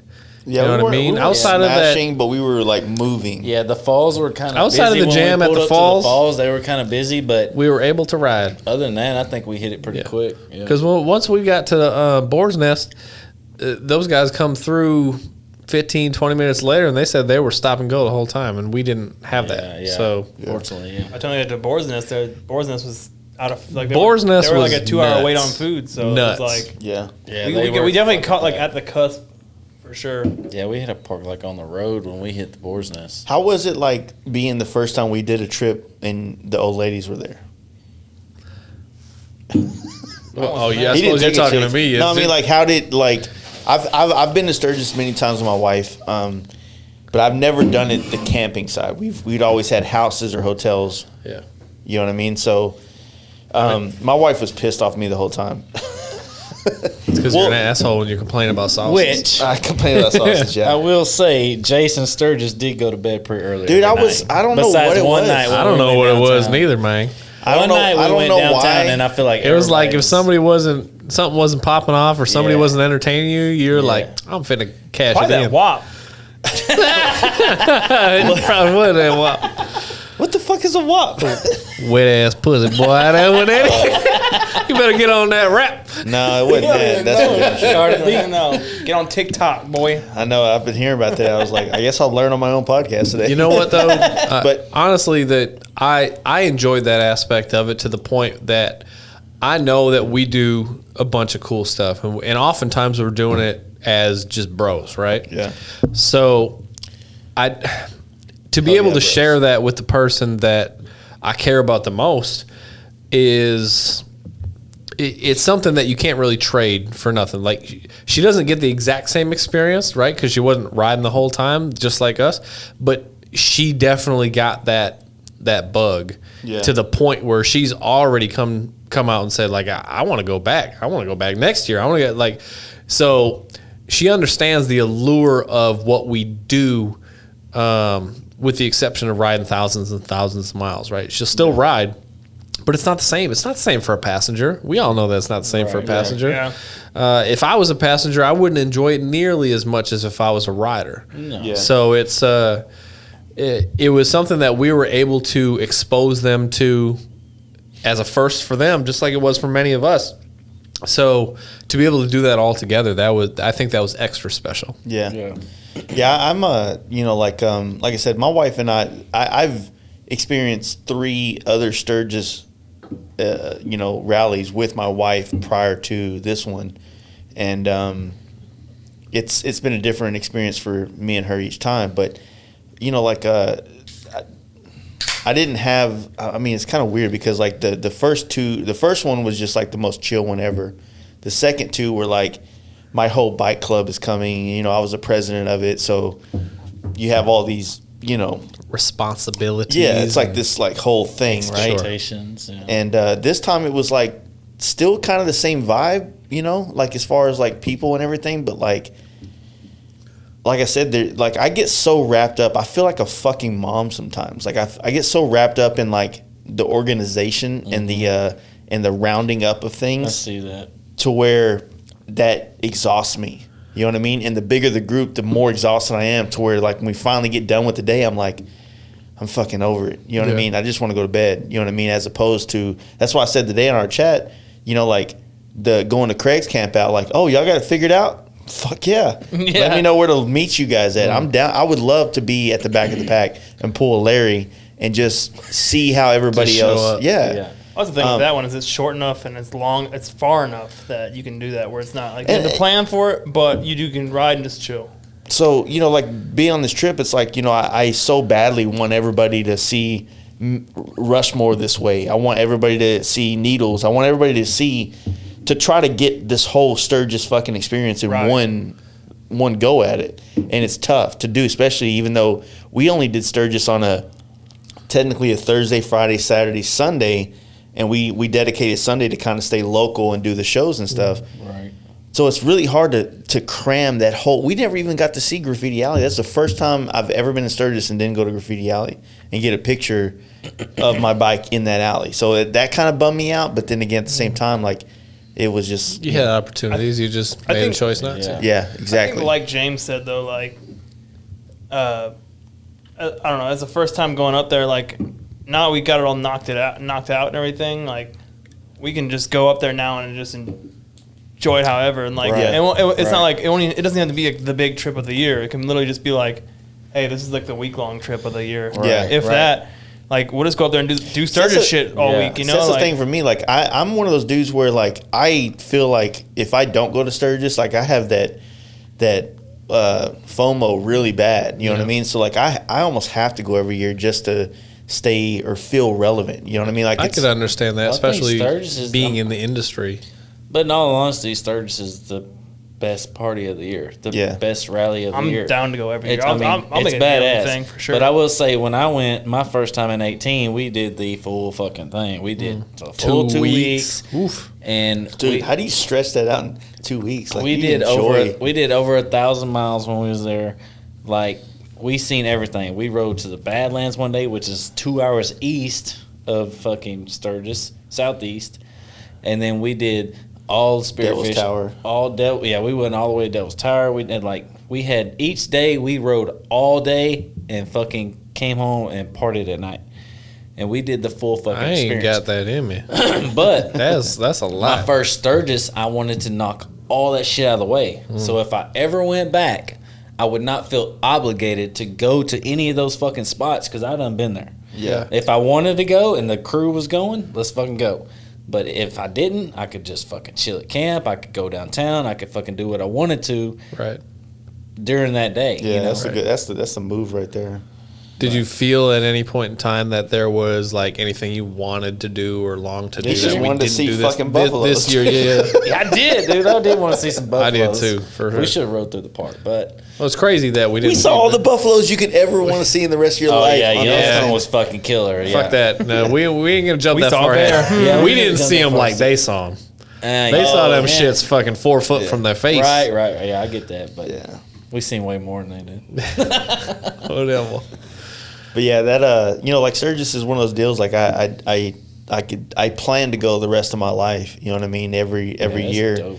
and and it's one of those things. Like some years are probably going to be more like what this year was. I mean, not that I expect the friends to change or whatever, but more will come on. Some will fall off in the longevity of life. And if I'm the one that's constantly going there, I'm always going to find myself in that spot of like being the usher of like, this is the way you see it. You know what I mean? So That's one of those things too. It's hard to really put into words, but like when you, as a grown person, like when you're actually leading and kind of providing examples to people who, whether it's their first or they're more novice in an Yeah. item, something like it's something that whether the value immediately hits you or not, that is one of those things that literally lives forever. yeah, Right? As we lead people through these different trips and things that we do, and it's their first, it's so fun to show people firsts. Yeah. Because I remember my first, and all you about remember taking your people's first, and virginities. it's Right, yeah. you know what I'm saying. Well, you want to see the reaction. You want to see Yeah. how excited they are. And there's so much energy that oozes off of those people, and that shit is infectious. Yeah. And as much as you can do that, and this, I would say, over the last year and a half, especially through COVID, I've seen more people that we know and that we don't know, just like through online, that have been doing the stuff that we do, just trying to travel, trying to Yeah. see these things, and trying to actually feel what the motorcycle can be more than just hopping you from bar to bar around your community, right? Yeah. And that's like, who knows who inspired that, right? Yeah. But maybe it was you, or maybe it was you, or maybe it was me. It doesn't matter, but if you had any little bit of fucking like hand in that, yeah. Well, it's that about, shit it's will be about building a forever culture with that You know what I mean? person. I've been talking with a lot of industry people about it. I was like, at some point in time, we have to look at ourselves as adults and realize that like we are the trends that need to be set. You know what I mean? Like, if put it like this, in 20 years, if we're still doing this, we might not be relevant to the 20-year-old. Right. You know what I mean? They might not look at us and be like, those fucking old fags are, yeah. fuckers are doing it, right? So I'm Yeah. trying, guys. Just help me out. So the thing is that like you want to, like the thing about trends, the thing about like movements, the thing about everything, it's like we're not the first people to ride bikes. You know what I mean? That's not even what we're saying. Yeah. But as like society kind of comes and goes and what becomes more popular within motorcycles, I feel like what we've been doing on it, and not to stand out from that, but what I've been doing even before I met you guys was perpetually pushing the idea of riding bikes far and doing trips like this and bringing guys like you together and then saying, hey dude, this shit's badass, let's go do it. And so it hasn't been like talked about in the last 8 years very much. Like, yeah, I know there's been like 21 Days Under the Sky, there's been these documentaries, Yeah. and there's been like all these dudes on the gram talking about riding and smashing miles, but I don't there's a difference between following someone that may or may not have done it, because it's easy to do the smoke and mirrors thing on like riding a bike across country. You know, all you got to do is have a great chase trailer and a good camera, and you know, drop your shit out and make it look that way. But when you follow like your Instagram or mine or any of these things, like I have a highlight on my Instagram of every story that was made on that entire trip. So you can literally go on my Instagram page, on my actual page, there's a little story highlight, and it says Sturgis 2020, and you can see the moment that I left here to the moment I got home here, all the stories that were made. I need to figure out how to do this. And so by doing that, you know, it's kind of a weird thing to want to, like, I don't think it's weird, but it's kind of, you know, it's to me, like, making those stories is kind of the same way you did the video for us. It's like you're just sharing what's taking place the entire trip. Right. But the idea is to, like, show people, like, look, man, like, there's a lot of things that aren't videoed, that aren't photographed. You know, like every time we got together as a group and got in a circle and pulled the tripod out and did the camera, those photos are dope. But realistically, how many fucking photo ops did we have? I mean, we had so many. There were so many spots. There were so many events. I know me and Kyle and James and I guess Jaden, like, we had a fucking a ball of a time in fucking Red Lodge, Montana. Yeah. You know, Dope. So it's like there's so many things that like it's almost impossible to capture, to show people what it's really like to do these things. And you know what? This isn't like a level thing. Like anybody can do this shit. You just got to do it. You know what I mean? It ain't like you got to do this for 4 years and then like you'll be at our level. You no, level like up. Yeah. you could do this shit next month, next week, next year, and be doing exactly what we're doing now and have these bonds with your friends. And but the problem is like, how do you get everybody on board? You know, how do you do this? I think that's one thing is you can't do it for the gram. You got to do it for your friends. And you got to be honest about who you're with. You can't, like, as much as what we kind of talked about earlier is we fucking be badass to have a film crew with us, you know, just capturing all this shit. But in all honesty, that would make the trip a little weird. It wouldn't be as intimate as just a bunch of fucking friends going out, smashing these miles, doing these trips, you know, crashing in these small towns and having a good time, you know. Yeah. It'd be like posing for the camera or fucking, you know, trying to get this shot. I so badly wish there was a way that it could be seen, because we haven't got to this part of the trip yet, but there's certain stops that we made on the way, on the ass end of this trip, that were not planned, ended up being highlights of the trip, and they were simply because everybody was down 100%. You know, we've been smashing miles today. It was this day, it was that day, and then we get to the spot, we fucking unload our bikes, we throw some fucking Axe body spray on, and we're on to the next. Where we at? Where are we at tonight? What are we doing? We shutting that place down? We going to this fucking Love's and we shutting that down? What we doing? You know what I mean? Why don't we make that transition then? Why don't we kind of button up Sturgis, which was the first half, and transition into the ass end of the just trip. Pretty much Sunday hit the performance show. Yeah, we did the hung out performance show, Bell Brawl, the FXR show. Bell Brawl was dope. Bell Brawl was this asshole won a twin pack of fucking. Show enough. You won a twin pack of Lexins after they just gave you one, and you sold them. I did, but he was gonna grab them anyways. I was fitting to hold on to them until my next Fast Life helmets. Okay. But I didn't actually have an immediate need. But the Bell Brawl itself actually was really cool to actually see firsthand, right? Because we've got a bunch of stunners around town, and we definitely see the guys online or whatever. But when you see the guys that are full into it and they're going head to head against the other guys that are full into it, right? Yeah. And it's true competition. It's not just a show or a display of skills. I think that might be kind of like their Super Bowl in a sense. Oh, it is. Sturgis Bell Brawl. Sure, yeah. That's probably the Sturgis, or that's probably the Super Bowl. Excuse me. Yeah. So, in a lot of ways, it was really cool to actually see those guys full flex on everybody else and their full skills. Right. Because, I mean, that's something we don't really do, right? That's we're travelers, we're explorers, we're seekers, we're that type of thing. But these guys are the full stunners. They are doing they're doing things on a different level on a motorcycle that we don't do, and I can appreciate the hell out of it. Even if I don't do it, I appreciate the hell out of it. It's dope for sure. But so that was fun as hell to see as a as like another show on top of the FXR performance show. And they get the crowd fucking fired up and pumped up. Yeah, it was dope. Everybody's fucking having a good time. But it's they put on a show. That's what they do. Sure enough. They're in fucking, what is it, New Haven, Connecticut right now, tearing the fucking streets apart. East Coast, and That's happening this weekend, right? it is happening this weekend, and so is Durango. D-Bear Durango. Yeah. Everybody's like, "Hey, you come to Durango?" I'm like, "No, We just came. We just left there. just left there."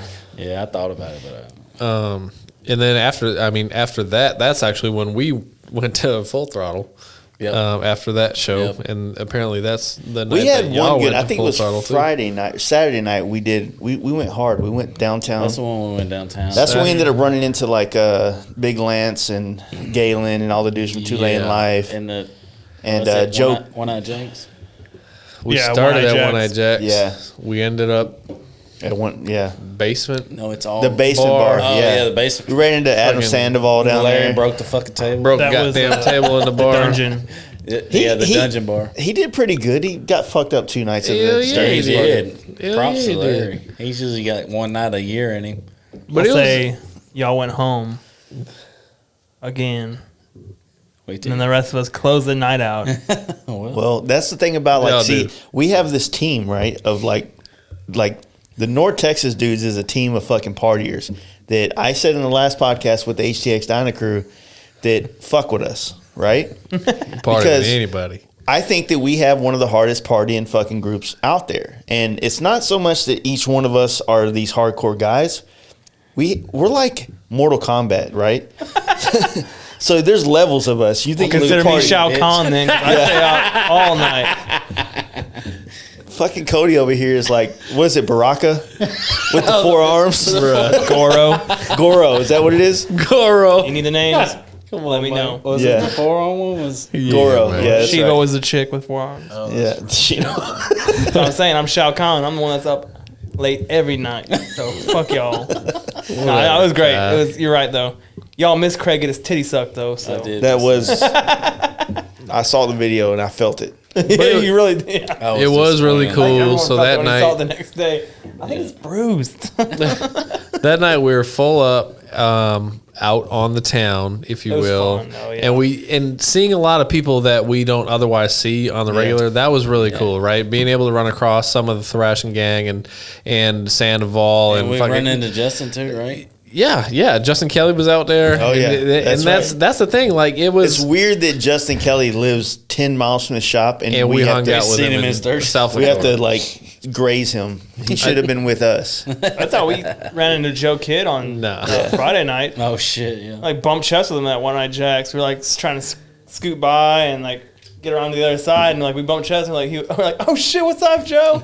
So what's up, Texas boys? I think one of the greatest parts about that evening, though, was that we were able to get Trent all around town Yes. and that was making That was, making by the memories way, for him. That was Kyle, a that super was- boss move by That was a really Kyle. dope thing. So Trent is one of our boys has had the worst of luck of going on trips with us. Yeah.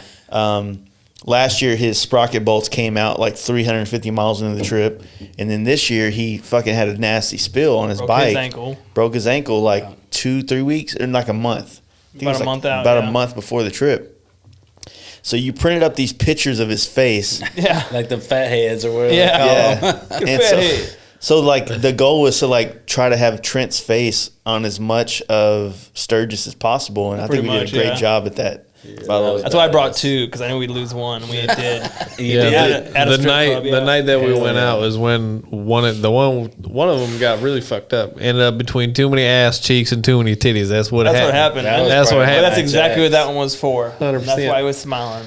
He was smiling, boy. Got Probably nipples the in his trash face can all of day. the, Iron Horse right now somewhere. somewhere. Living Yeah. his best life. I do want the other one, man. Hanging Oh, that no, up I in got the it. That's shop why I would kept be them. so- That's what I'm saying. I'll put that bitch in the fucking studio, dude. That shit'll be dope. That's exactly why I saved it. I was like, I'm That's gonna keep this funny. one on the side. So. Hell yeah. Because it's your picture too. So that's Oh, that one fucking- from the camp out, the creepy one. Creepy Trent. Yeah, Oh, yeah, that's right. Yeah, He's that's lurking on creepy your wife. Yeah. Hey. But man, Sturgis was good. Like, I'd hope that everybody would understand, like, or see why it's such a thing for me, where I feel like I need to be there every year. You know what I mean? I had a great opportunity to shoot John Jessup's bike for Cycle Source magazine, which haven't confirmed that the pictures are going to be used in the magazine yet. But at the same time, it was cool to do. Yeah, you know what I mean? Yeah. But yeah, it was tough, man. Like, it's, like having so many friends and so many things going on, and then balancing the wife and her needs of me at this place too. It's a tough thing to do. Right. And sometimes the easiest thing to do is just go to sleep. Yeah, fuck it. That's what happened. For at least at me, I'm like, hey, you know what? Everybody's mad. I'm going to sleep. Before we blast off the Sturgis part of it, do we need to talk about the amount of beer cans we had lined up on that that fucking was- bar? Dude, well, I wanted to feel like swat we need James James away, here because James was the most butthurt He about was that so whole pissed. situation. Rightfully so, though. When that old bitch kicked Yeah. all our shit So over. there was a I mean- situation, and there's a funny part about it. There's a funny story in this situation. So Larry, if you guys, he was on the first Cali Trip podcast. Yeah. Very vaguely. He was also on Edibles at the time. One of our closest friends. He's like part of like the group of us that's done all the time zones together. He did the Smokies trip with us, and he did Cali last year. Yeah, he's from East Texas with me. He's got a really dope soft tail fat bob that we painted, and it's fast and shit. Well, allegedly, we're gonna find out here pretty soon. Yeah, we ain't never seen him ride it fast, but So Larry's kind of like the oldest man of the group, but he's probably not that old. How old is he? he's like 36, Oh, he's not that bad. 37 maybe. He's an old He ain't soul. the oldest. Yeah, he's a chill fucking. Yeah. Don't drink that much, but when he does turn up, He's a he fucking goes veteran, hard. boy. So he kind of went hard the first night, and then I had some great photos of him that night, which Cap just really engulfed what it was like. Yeah. But so he ran into, like, what was this chick? He ran into this random fucking stray. sick- Man, 60-year-old are we going to fuck- talk about this real quick? Yeah, Yeah. we're gonna talk Because about- I'm ready to talk about gotta this hit it. we were motherfucker. waiting. I was We gotta I was hit it fucking- real quick. Please. Yeah. Before we go on to the next Yeah, part, we this ran- is, What night was this? This is like, Saturday night. we have to build it up though.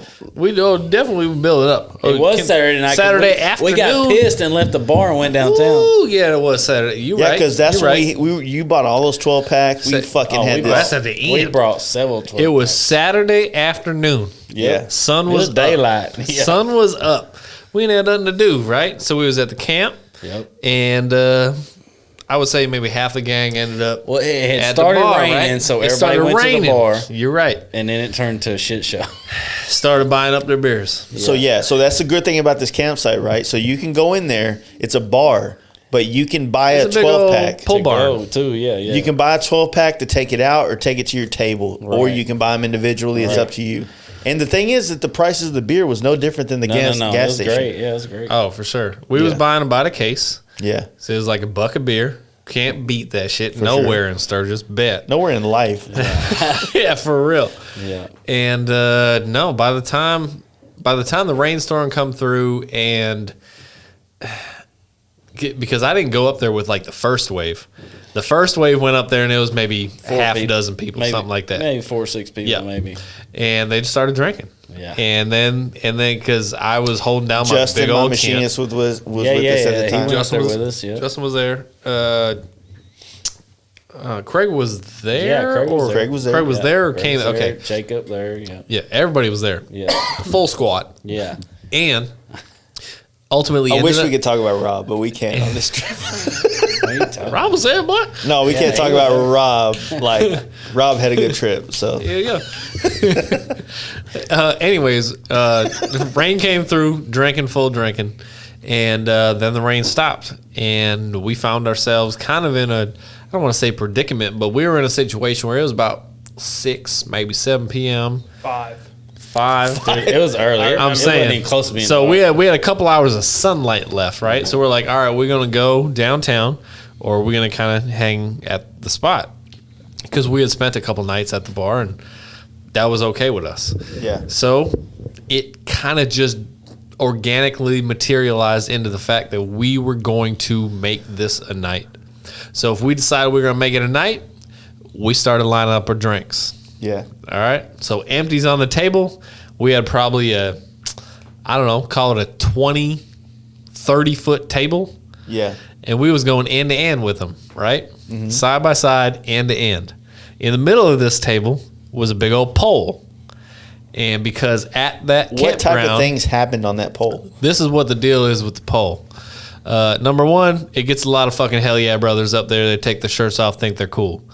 Not that cool. Yeah. But what really happens on that pole is you climb that motherfucker, and on the top, you can sign your name. Yeah. That's like the goal of the pole, and they throw you a marker and all that shit. You want to talk about Rob? Rob did that shit. Yeah. Kudos to Rob. He was the only one that did that shit. I guess that's what the gym does for you. Yeah. But end to end with them drinks, and suddenly the sun goes down, right? And sun goes down, and we are probably, I don't know, a dozen cases into this day. And suddenly this old lady comes through the bar. Mind you, this is a chick that Larry had been fucking with for a while. Yeah, she was there wasn't maybe the night before. the first night or the previous night. Yeah, so this is an older lady. Larry's standards are low.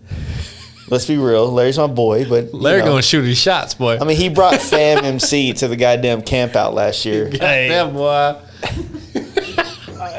I'm gonna say Cody if you laughs on the freaky way deaky Sturgis shit. She was right for that. Think Yo, about it. she was campout, she was as Sturgis as you would imagine. Yeah, Fast Life it Campout was her last night year. out too, though. Yeah. she was Yeah. feeling her. So she was living Fast her Life best life. Campout last year, Larry also ushers in the Fam MC Fam folks. MC. Didn't her tits and butthole come out in that camp? 100%. Tits first. Tits first. There It you wasn't until like go. And after. her brother said, "Oh shit, you doing this again? Let me turn around." No, That was at like 4 a.m. though. I'll tell you because I was awake and so was Jones. And, There was like two of y'all. dude, yeah, her brother smacked that bitch on the ass as she Jesus pulled her Christ. butthole out. So At the they bar, in right? tandem like they've done it before. All right. Which one? No, At I'm the talking camp about. out? I'm talking about camp out. All right, camp out. off topic, motherfuckers. So at the fucking Clarify. at the bar though, At the bar. this chick and her brother, I guess, is what the dude Man, I don't claimed know to be. his name. Brother, He was Slapped just some her ass. old boy Slapped her sitting ass. at the bar. he was grabbing it. He was But this is grabbing what it He was, grabbing right? people. So during the whole time that we was drinking during the day, old girl was sitting in the bar, just regular, Yeah. right? She made a point to go back to her wherever, tent, camper, whatever the fuck she was doing. She came out in her full Sturgis regalia, right? She was What are- dressed up. So And chaps, this was with underwear on. assless chaps with some old drawers I on. think they're all. No, not I old think they're all, I drawers. was gonna say they're all asses. They were new drawers, and it Ours said, Oh, yeah, "Fuck you me probably like you right. hate me" on the ass of it. Fuck me like you hate hot me. pink fucking. And something 100%. about her It Granny, was so. Dude, Oh, Granny yes, Smith dude. apple or something on the fucking Oh, shirt. finish So- it. I got this view, this like vision I want to talk about, but Go ahead. I don't want to Spank totally bank. blow the story, but this is from my perspective because this chick, her name in our circle is Sweet Cheeks. This bitch got that name because that's how she was being referred to by these boys that was hanging out with her. Larry, Sweet Cheeks, right? Larry got a number. Larry stuck her tongue down her throat. Yeah. All that Sturgis shit, all the good shit, Yeah. right? Then she won't get on the poke. And then so we was unbeknownst to the rest of us. we had meanwhile- we had three layers of cans up in We- the air we in was our getting fucking there. Trump wall we were building. All the way down. We was building the wall. Yeah, we went all the way down the table, and then we started going down the table another time, right? So this is were- hours worth of effort. Yeah, so there's yeah. 2 layers. We were on third.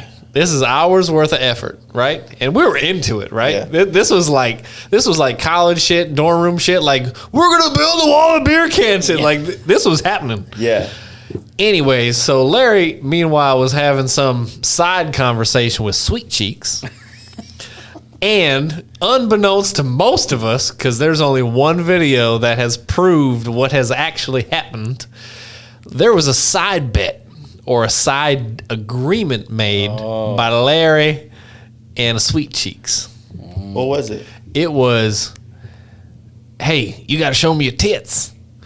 And she said, I'll do it if I can stand up on the table and kick all your cans down. I didn't know that. Nobody knew this, didn't right? know that either. And everybody at the table, who obviously was not a part of that conversation, Yeah. nobody knew this. All we knew was this old bitch suddenly stood up on the table No. and So, kicked, okay. and kicked all the goddamn cans down. And I swear I heard somebody said they counted them one time. It was Oh, like 178 beer cans. I didn't even know what to say. You were. I there's still vi- to this day, I hate her. Well, to be All fair, her guts. videos of I hate you her. I don't think Larry so was disappointed. 100%. in that conversation that he had with her either. I remember something happened, and I remember there's actually a video of me standing up and going, "Dump them out" or something like that, right? Yeah, that's what it was. The But chant, I think the chant spurred into yeah, that. the whole chant was That's like like had saying dump bless you. them out. And I think dump she- them out. You know what? What she did was she jumped on the table, kicked the cans down, then dumped them out. Yeah, and everybody's that- like, "Fuck you!" "Yeah." Oh no, not So- everyone. Me and Jones, the other fucking trolls, were like, yeah. Fuck that. There was this part I though. saw 0 old titties. I just saw an old skeezer who just kicked hours of work down, and I Ron just saw wanted to put her red. down. That's what he saw. The best. You know, I'm on like Instagram mode, and I think this is still on the story that I was talking about earlier, where you can like scroll through and see it. There's this part it's like burned into my mind where she's on the pole and she's grinding on it, and all I see is like when she's grinding up and down on the pole That knuckle. is like her knuckle around the pole, A snail trail. 6 inches higher than her stomach, She had full dragging down the She had pole. a full wrap around that thing. Yeah. It's Hell like yeah, she sister. put her fucking monkey on this goddamn pole and like drug it up and down, and it fucking lagged behind no matter which direction she was That's pulling. life, bro. That's life. It is. And That's it right. was The like, best one. and I was Everything's got that like, gravity. it was gross. It was gross. You want to know a funny thing? To kind of button this up, but also circle all the way back. Remember I was telling y'all about when we first showed up to Sturgis, and old girl was dancing over on the side all by herself. Yeah, that's the blonde chick. Yeah. Yeah. Earlier in the evening, and this was only something that was before the Sweet first Cheeks 4 got up or there. 6 Yeah, that was yeah. in there Yeah. was privy to. Yep. Apparently, old girl was like a circus clown or something like that, traveling She- sideshow. she She was- just turned A 21. pole dancer. Apparently, old girl got up on the pole, and she had 70s bush, and she It was was polo flying up and shorts, down bro. It was just that beach pole buns. with that shit hanging out. Dude, 70s Bush is in right now. Ooh, Oh, fuck no, it's off. not. No, It's it's never not. in. It ain't never going to be back in. I mean, never. not for me, but right. you have that? Wait. Oh yeah, I got plenty of Oh, pictures of that. oh, Lord. Oh, it's no. terrible. Oh, if there was a All right, video right to now, wrap you up would Sat- see all right, nothing so but we got old pissed shit. when she kicked our cans down and left. So let's wrap up that Saturday night, whatever. I know we didn't talk about Sunday. But so we get back to camp after fucking partying all night, Saturday night downtown, come back. So obviously during that night when we was up at the bar, her and Chris took a photo together because she had them, what her panties say? Fuck me like you hate me. Yes. Okay. Kyle got that on lock. And then Chris had a shirt said, "I'm not Mr. Right, but I'll fuck you till he gets here." Yeah. So they took a picture together, and then she wanted him to send that picture to her. So they exchanged phone numbers. Yeah. So then we all got fucked up. Saturday came back. Oh, that's right. Larry's like, "Give me that bitch's phone number. I'm about to call her." He did, too. Larry calls her. She don't answer. He calls her a second time. She don't answer. He calls her a third. He says, "She don't answer the third time. I'll give it up." He said, he called her a third time. Well, she fucking answered. It's probably like, what, 2 a.m.? It's At late. least. It's fucking late. And she answers. She's like, "Hello." He's like, "Hey, we're partying over at the campsite. Come over here and party." She's like, "Who is this?" She's like, "Larry." "Who's Larry?" "You kicked our fucking cans over in the bar." And she's like, "What?" He said, "Come get some of this dick." Hey, what'd she say, though? What'd she say? She said, "I don't want no dick." "I don't want no dick." Shit. And for the next best week fucking and a half, That was like, I don't want no dick was half I want of no our dick. stand. That was so fucking funny, man. you never live that down. Oh, for real. I don't want no dick. I don't want no dick. And just so you know, Sweet Cheeks, if for whatever reason you end up hearing this, we did call you about 4 your or 5 ham times radio. for the next week. Yeah. Saying, I think we hey, you called. want some dick? Fucking Kenny. Offer still stands with Larry. Every day. Ever standing table offer. All right. Yeah, so after this, Wrapping up Sturgis. So we decided to stay to Sturgis till Sunday night, and Monday morning was like the women were going to head back home. Originally, a lot more of the dudes on the trip were going to head back home as well, and some of them ended up sticking on, and Chris ended up dipping out and doing his own thing, and from there we were going from Sturgis to Red Lodge, Montana, and we kind of like worked it out to where we got to go through what was that Bighorn National Forest? Yeah, it was dope. Ended up being a really dope little Really dope. for sure. Little spot. sleeper. Yeah. What'd you think about like running through Wyoming? Like, cause we did a fucking big chunk of Wyoming in one like push. I think until we hit the Bighorn part, it was kind of flat, kind of. There were was. some rolling hills, but it was kind of flat, kind of boring, I guess you would say. Eastern Wyoming, Yeah, right? right. So once you exit the Black Hills and you start pushing into Eastern Wyoming and then Right. towards Western, You're kind of where heading like there's not a whole lot going on. northwest. Well, it's straight across, and then we hit the 25, and 25 ends up going north, and that's what 25 runs from El Paso all the way up to Billings, I think, Montana. Yeah. So and 25 is like Albuquerque, Raton, Denver, Cheyenne. I thought once we hit that Bighorn, I was like, which we knew the blast up 90 was going to be boring, right? Leaving Sturgis, we knew the blast up. I can't remember the town that we cut off and head west, but we knew that was going to be boring. So we just blasted that. But originally, So we were gonna put 400 something miles, I think, that day. So that was the day also because it was funny because we all woke up, we got our shit together, and then all of a sudden, Kyle over here and Jaden are nowhere to be found. Hey, and we're gone. like leaving. Well, that's because we woke up before you and told everyone else we're gonna go to the post office and drop some stuff off. You didn't tell nobody shit. Bullshit, because you fucking faggots weren't up. That's why we got up early so we could go do it. Yeah, so Well, that's all right. I thought Jaden got his tattoo that day though. No. Jaden got his tattoo when y'all went to Full Throttle. Saturday It night. was full Okay. throttle. Or Sunday night. All right, Yeah. so we did the Perkins, which James had been talking about Perkins for a minute. How you like me now? It was good. It's fucking for a breakfast joint. I dug it. Oh, yeah. It was good. Yeah. So we did the Perkins in Spearfish, and then we were missing you and it was just you and It's just me and Jaden. Yeah, it's just You him and Jaden. Everybody else. Because Chris split. yeah. Yeah, that Chris was the day started Kano heading left. home. Yeah. So we did. So we smashed from. The goal was to go from Sturgis to Red Lodge, Montana. Yep. And Red Lodge just kind of puts you at the base of the Beartooth Pass. Right. And so it was not a very scenic ride until we got off the main road and started to go through the Bighorn National Forest. But it was like the first time in this entire trip that we climbed elevation. Yep. Yeah. We had done like the Black Hills, but the Black Hills isn't very Not stupid high. yeah, it's not like high. 3,500 foot. Yeah, Not so much. we started kind of climbing up this mountain or this like plateau is really what it was, and it's always crazy when you're climbing up the side of like elevation and then the opposite is flat, Right. because it has this very like. To me, it's a very revealing thing of the elevation change. That's why like Pikes Peak was so like gnarly for me, because Pikes Peak is at the edge, pretty much the edge of the Rocky Mountains and the flatlands of like the plains, right? So when you're climbing it, you're not looking like this. When you're at 14,000 feet, but then you're at 14,000 feet down below to like 500 feet or 1,000 feet, Yeah, it's different than when you're at 14,000 feet and then you look down and you see 10,000 feet. You know what I mean? So Big difference.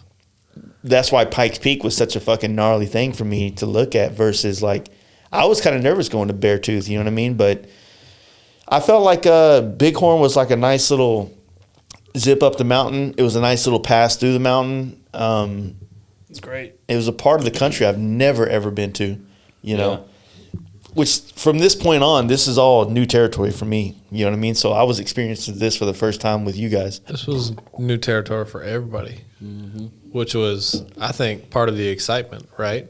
Because, like I said earlier, the first half of the trip was kind of had an agenda or an objective. And we were there, we were going to party, we were going to do our damn thing, right? And we did. Now suddenly we're thrust into another trip that is, we're exploring a part of the world, the country that we've never seen at all. Yeah, that's longer than the first trip. Yeah, and it's putting us into a totally different frame of mind, right? And I think it took us the few hundred miles that it took us to actually kind of blast out of South Dakota to kind of get where we was going to get. Probably a good thing. Actually, let us get on the bikes a little bit. Actually, let us put some decent time and mileage in the seat, and changed our frame of mind. And that then, once we actually started exploring, once we got to Bighorn National Park, and we started climbing some elevations, and we started seeing some of those vista, running into the mountains. It was like, all right, motherfucker, like we ain't in Sturgis no more. Yeah, we're finna do something totally different. Next couple of weeks, we're gonna do a different trip, and y'all ready for this? And it's almost like, because I don't know, like when we left Sturgis flat out, I don't know if we were necessarily ready for that trip. We went and had breakfast. I don't know if we were ready for that trip. We were still worrying about where were people at. Yeah. Why can't we get ourselves together? What the fuck's going on? Like, come on. Yeah. It wasn't until we put a couple 100 miles down, a couple gas stops in the middle of fucking nowheres, we're like, all right, we're not in Sturgis no more.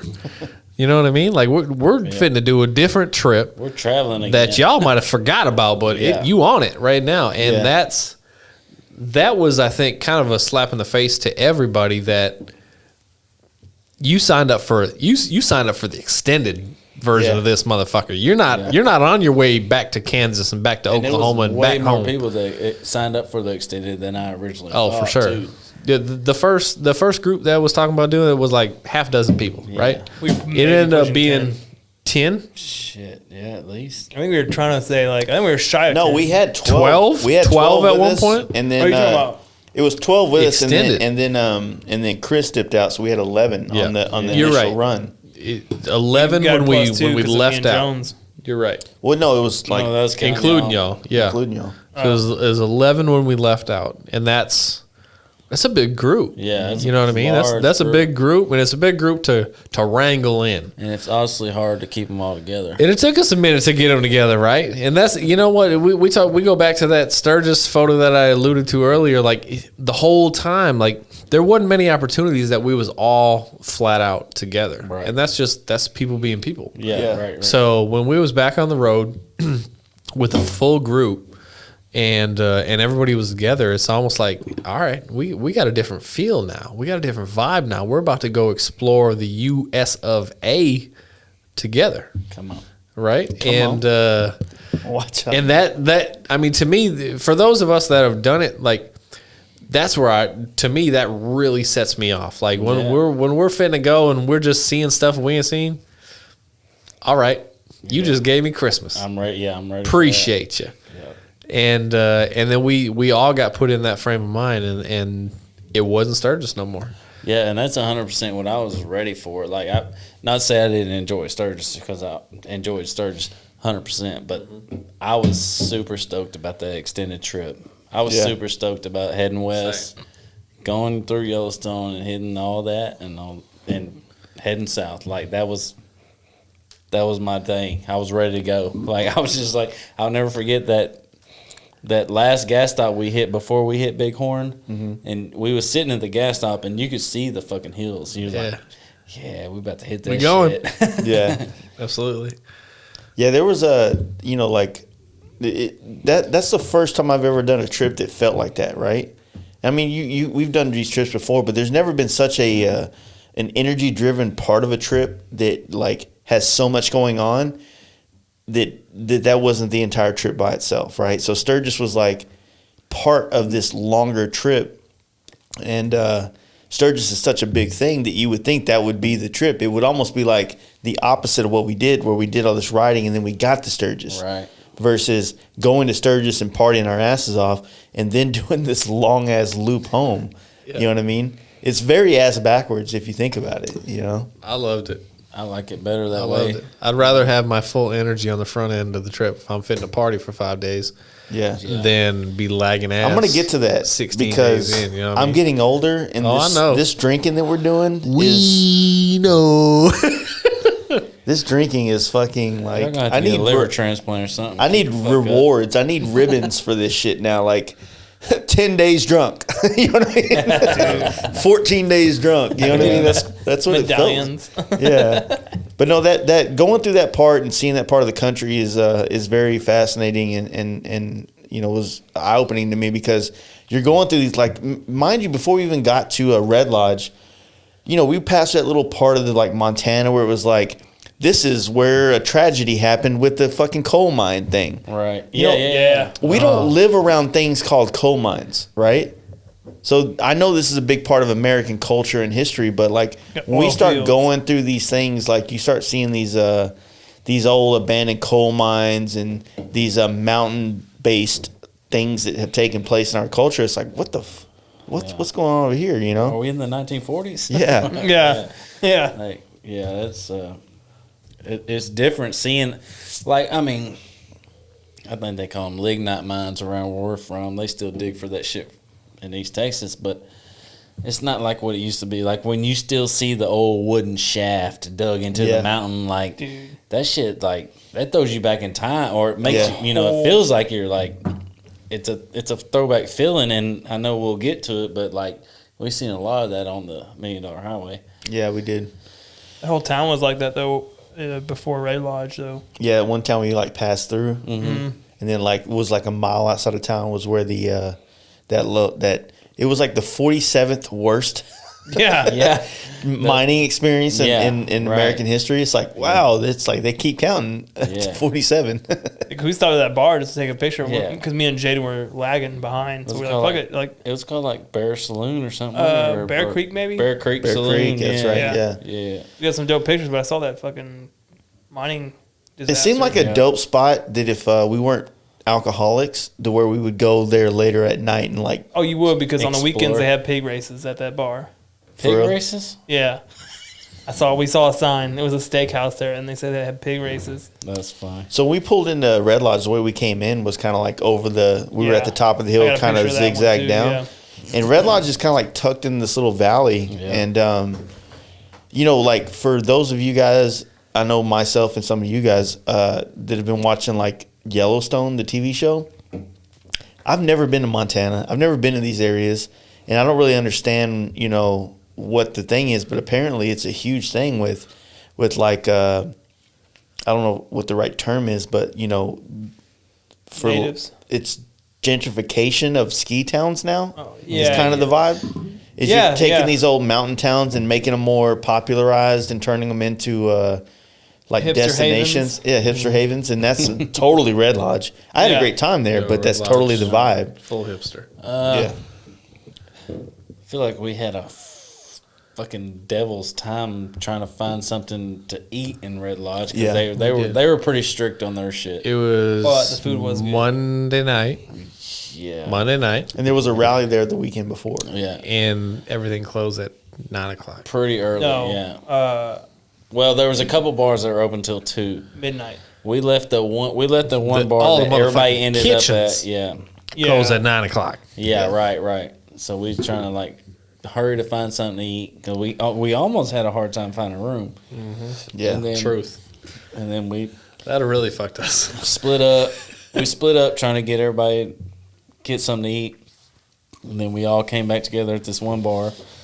And fucking me and Jaden and Jacob was sitting in this bar and a fucking bat flew in this motherfucker. Dude, Jaden about lost his shit.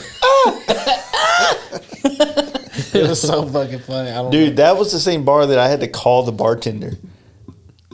Were y'all there for that? I don't know. So like I think it was just me, Kyle, Jaden, and I think we were Jones. sitting outside, me and James. And like it was after we ate pizza. We had pizza Yeah, first, and then we went to this bar afterwards. And then I went to the bar to fucking just get another drink or whatever, and like nothing. Right, I took a shit in that bar too, by the way. So There was a casino in that bar. It So. there was a casino in every bar there. Yeah, like $40 there. So like there was the chick was gone, man, and I ended up just like like Google mapping it, calling the fucking place, and like she came out of like the back, picked up the phone, and just like made eye contact. I was like, "Yeah, can I get a beer?" You She extra, felt bro. so bad, and she like ended up like giving me the drink free or whatever. But it was just like, Really? yeah, well, it's like, dude, like there's no bell or anything. You to ask ring. There was for like some 6 wing people sauce, in that too? place besides us. right? Huh? No, I was saying there was like 6 people in that place besides us. Yeah, it was The kinda whole, dead. the whole Yeah, it town was closed. Let's be real. But let's be real. There it was a Monday night. Yeah, Monday night in a ski town, basically, right? In a Yeah. destination town. Ski town, not in the fucking ski season. Right. So there wasn't nobody there. Yeah. And everything was Dope. closed with the exception of 2 bars, essentially. Yeah. One of which we were in. There was a few bars open. There was. So the best thing was like Well, exactly. we moseyed. So we had 2 different cliques that night, right? We had like me, Kyle, Jaden, and Jones. Let's and call then, it half-half. And then the other guys. So you guys ended up leaving before us. Not long either. Not even long, but y'all did the same thing that we did to the Yeah. same bar. Yeah, we dipped in to see who was in there. Wasn't no motherfucker in there when we dipped in.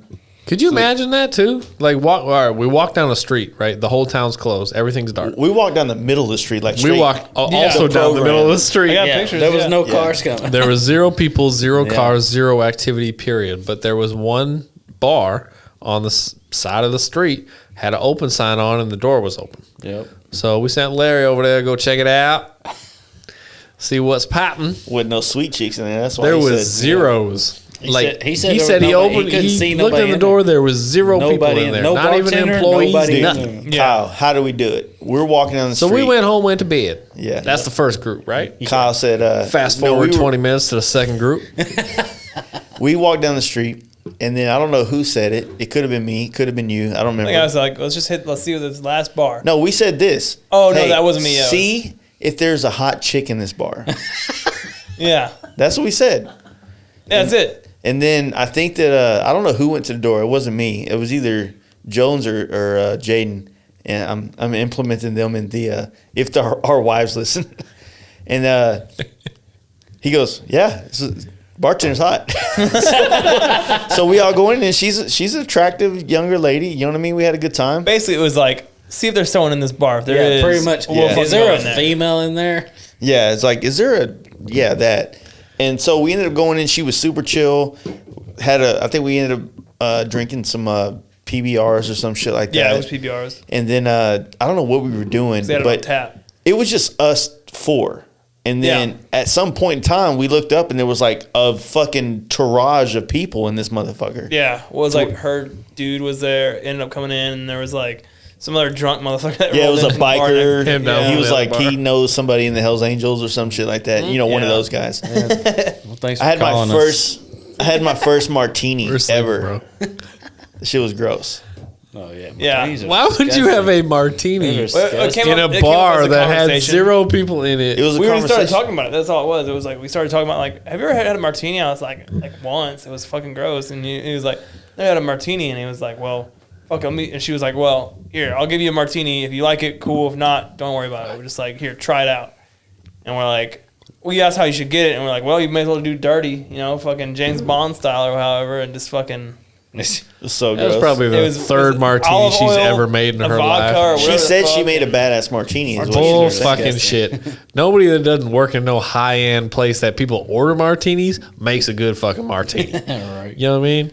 Dude, She fuck she everything. opens a good PBR. That's what the They fuck saying, she does. That's there's all good it is. caviar out there. Yo, but you know what was It's weird fucking about that all it night? is. I make a good pile of shit too. You want it? It's pretty good.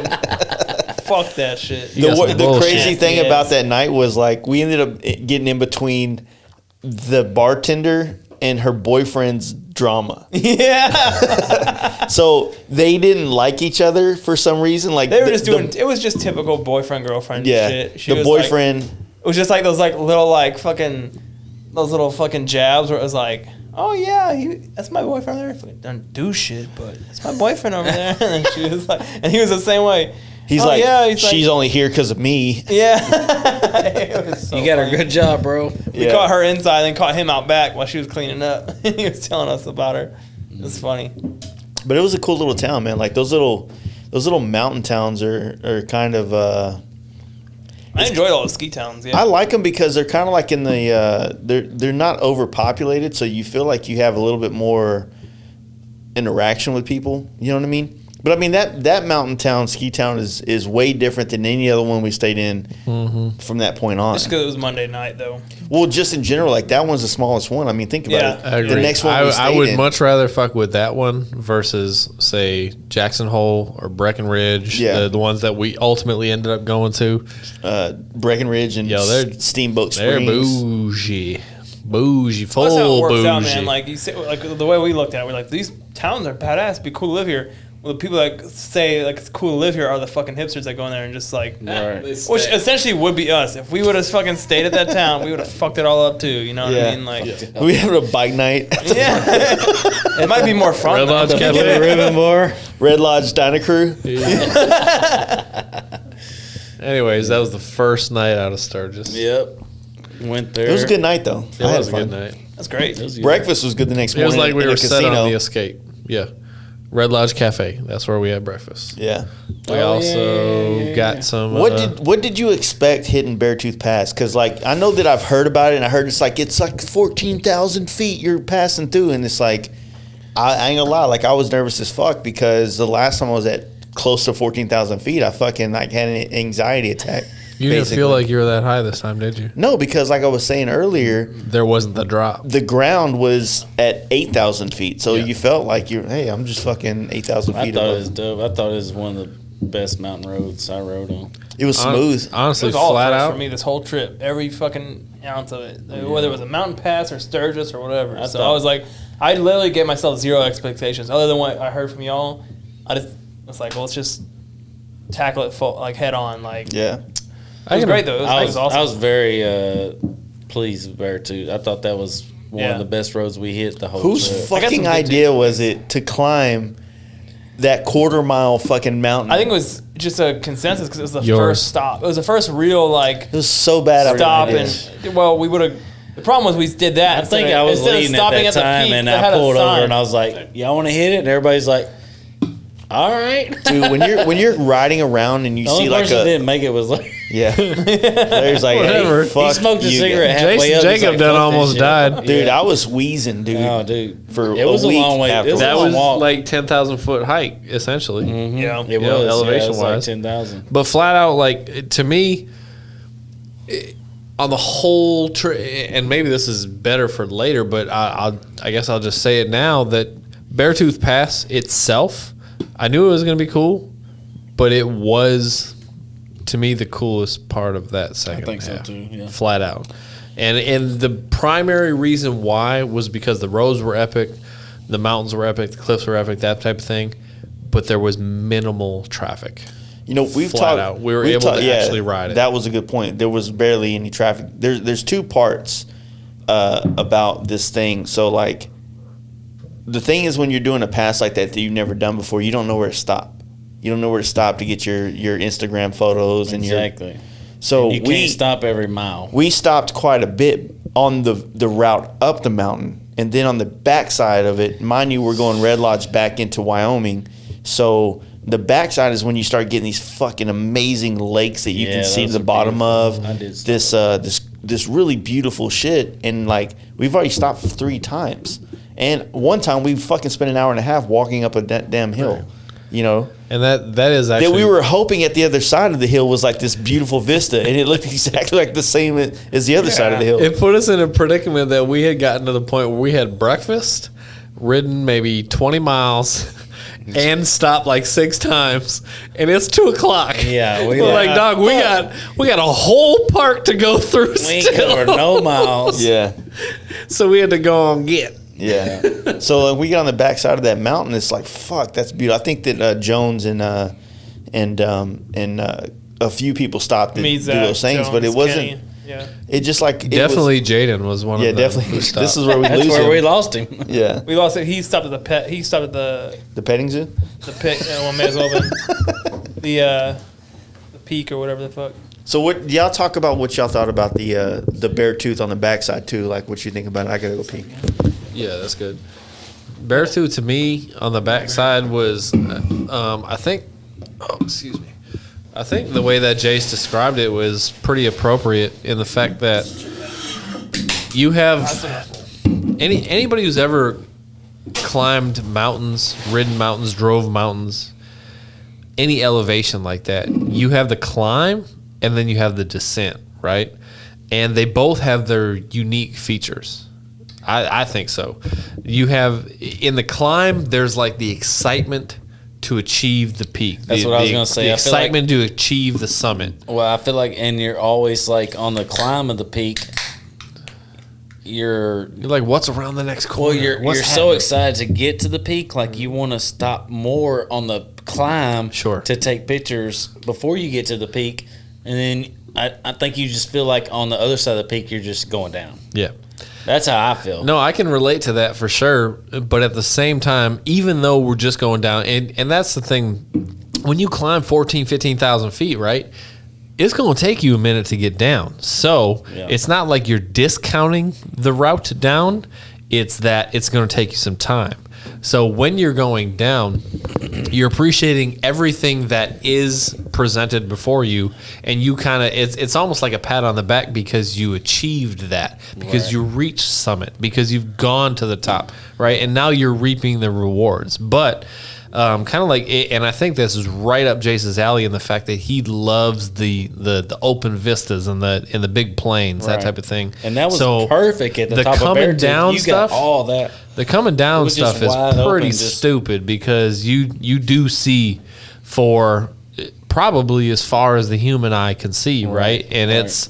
it's not just flat cornfields or nothing like that. It's land that you otherwise will not see unless you're in that exact space, and it's Yeah. pretty epic. Exactly. Go ahead. No, I was just gonna say, like, kind of what he touched on earlier is like you wanna stop at every badass pullout, but you really, if you want to make a day, you can't. You know, like you see one, and like there was one, I think when we left the summit, or when we climbed up to those big rocks, Yeah. I had I think I took off again first, and it was like me and Jones and everybody, like we just took off, and trying to hit some corners, trying to liven it up. And then we got to the backside that everybody's talking about, you too? this beautiful ass fucking lake. Yeah. Yeah. And I pulled over, I left my bike running, kept my helmet on, and I just took a picture of my bike with that lake in the background. I was like, that's a fucking dope ass Yeah. picture right there. And Yeah, I that's was one like, of the better ones I got. Too. yeah, I was like, I have to stop right there. Like, I'm sorry it was 2 miles down the road, but I had to stop. Yeah. Nothing wrong with But it. luckily enough, we had a little bit of a gap that we just jumped back on the bikes and kept going, like just Yeah, blasting and down the rest that's of kind of the hill. stressful part about trying to push these trips along is because, if especially if you have 10 dudes, 11 dudes, like everybody has a different, like idea of what is amazing about this they trip. They you know what I looking mean? at a different angle. One dude might be, fucking going number 3 in their pants on the fucking ride up the height. You know what I mean? And then the other dudes might not fucking care too much about it. Like, fuck, we're stopping again. It's the same goddamn thing, just like 100 feet higher. And then you get in the backside. You know what I mean? So it's like really hard to judge it. But when you do these trips, you figure out where the spots are to stop, and then the next time, and then that's when I'm like, hey, this is the way you want to do this. You want to do Iron Mountain this Right. way to see the and fucking I get thing. that from you, and what I also get from you is most of the time you're leading the group, you're in front, and like you get a little bit of I don't know if you call it anxiety or whatever you get, but like when you're leading, like on those beautiful scenic routes, and you're like I'm sure you've seen me a couple times. I'm like, I look back and like, y'all want to stop here or not? Like, keep going Yeah. or fucking stop. I'm like, I don't want to be the asshole that passes a stop up that somebody wants a picture at. And you don't want to be the asshole that stops. Yeah, and then I don't want to be the asshole that stops and like fuck, man, we just stopped. Keep going, you know. But Yeah. to me, that's Fuck a badass that, view. dude. Do y'all want to You know stop what? or not? That's the. I think that's kind of, to me, is the joy of traveling with Yeah. people. Is you get to learn. This is first world problems. For Or- sure. or- You, And you, it- you get to learn about preferences. You get to learn Yeah. about the person. You get to learn about what they're into, and Right, just like you're right. into. And fortunately, Yeah. we've got a pretty sizable group that And is if- into the same and if type it of would have stuff. been our same, like 5-6 group Oh, yeah, core you're that right. we've rode several times with, I would have. We know just whipped in or kept going. You know, like. But you got that many people together, like you don't want nobody to have a bad experience. Yeah. They might not never come back here the rest of their fucking I feel life. like Kenny and Zach are didn't care. both are like the dude. What's his name? Fuck, what's the Dave Chappelle movie? Half baked. Half Baked. Yeah. You ever seen Beartooth on weed? So every time they stopped, they smoked a bowl. Oh, dude. And not that they held us up. They really didn't hold us up at all. No, they didn't. But They it just didn't give a shit about anything. it just felt like there was this constant like ritual that every time they jumped they're back gonna on the smoke a bike, bowl. they had to smoke a bowl. what was they? I They fuck come up with it, some though. hashtag. It's like smoking across America. or Yeah, something. yeah. I think you're right. Yeah.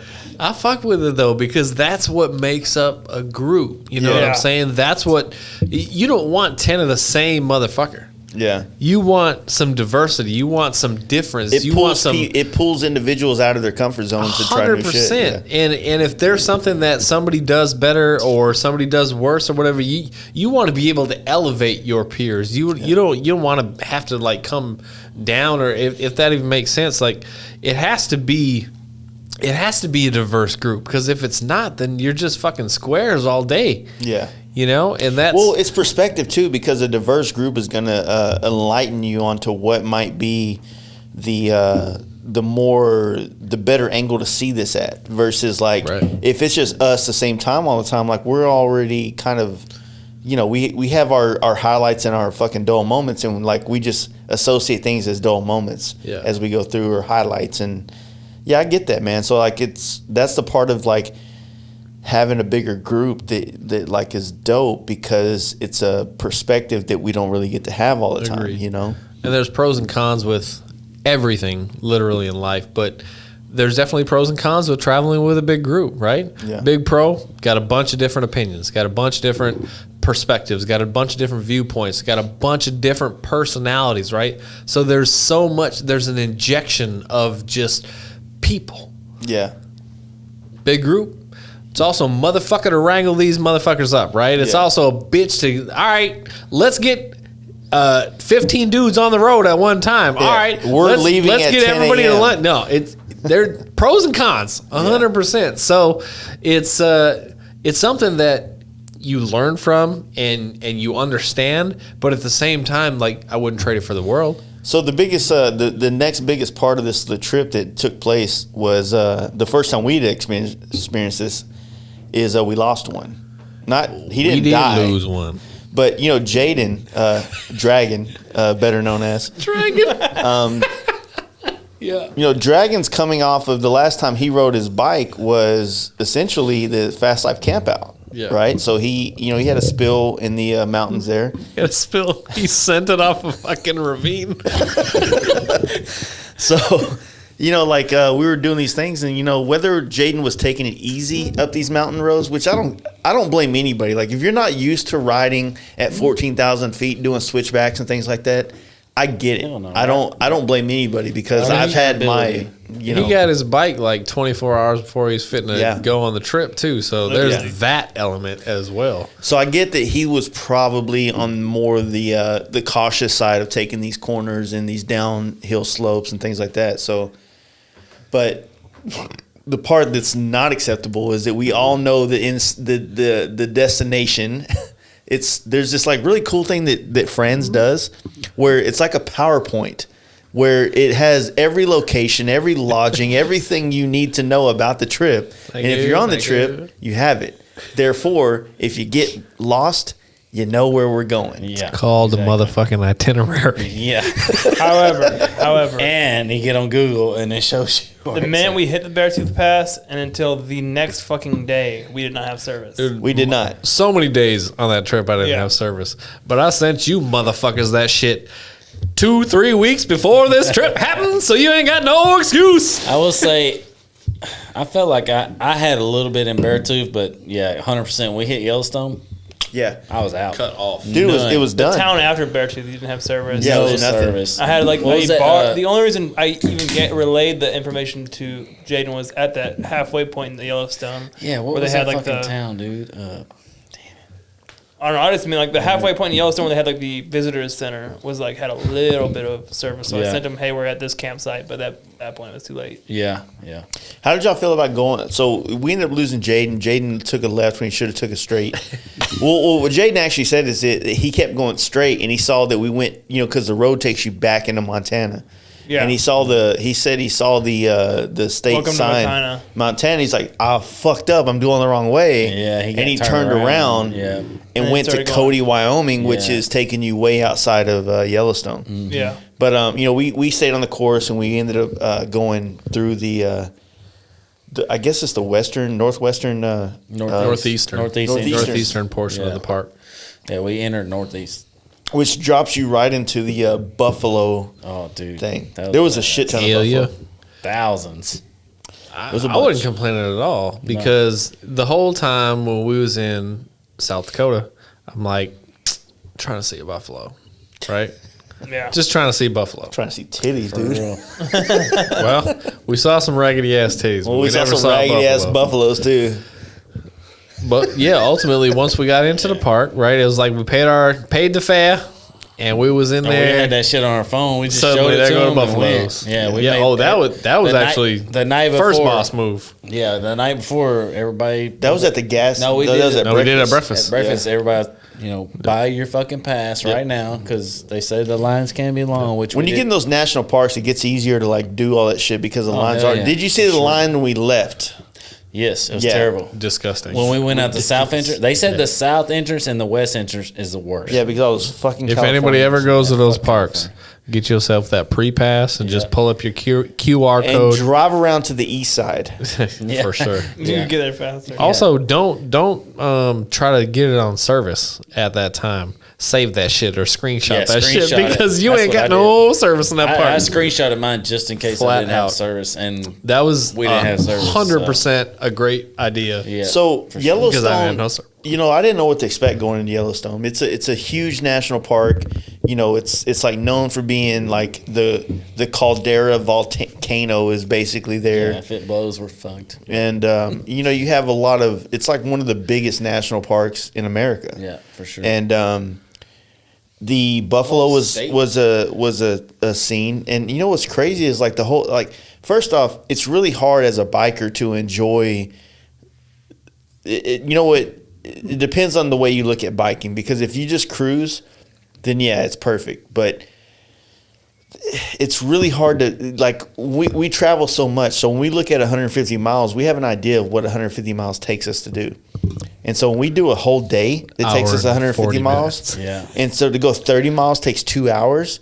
That fucks with us on bikes. I mean, you're sitting here on performance motorcycles and you're literally almost in neutral the entire time. Right. And it's really stressful, you know what I mean? But It is. It's hard on the is. bikes too. I was super hot. I was super looking forward to Yellowstone, and to me, it did not disappoint. Don't get me wrong, the traffic was fucking terrible. I want to helicopter it.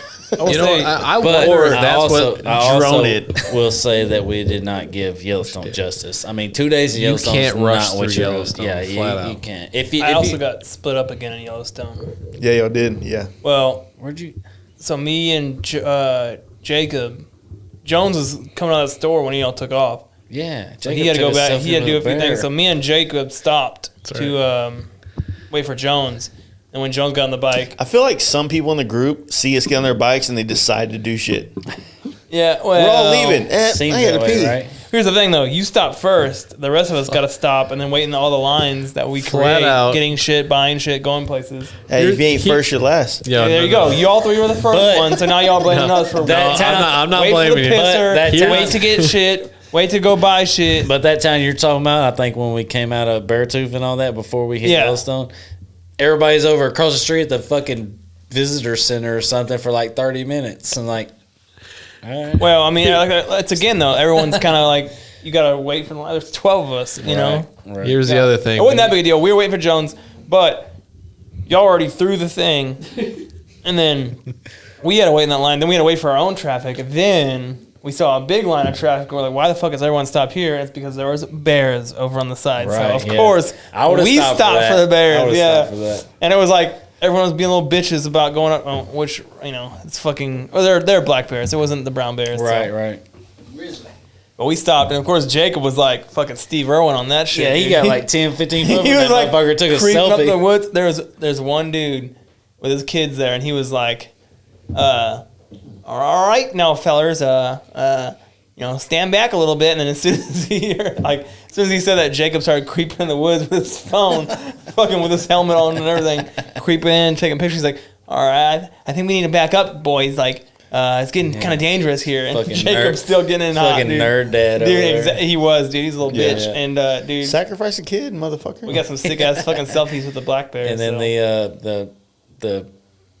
the fucking park ranger showed up, right? Oh yeah, He's like- well, the thing is like, yeah, exactly. It's like as soon as people see a bear, everyone stops for it, and then the park rangers have to show up and break it all up. Yeah. So you They're like, get back in your vehicles. gotta be 300 feet Fucking away. scram. Yeah. Like the bear came to us, all right. Yeah.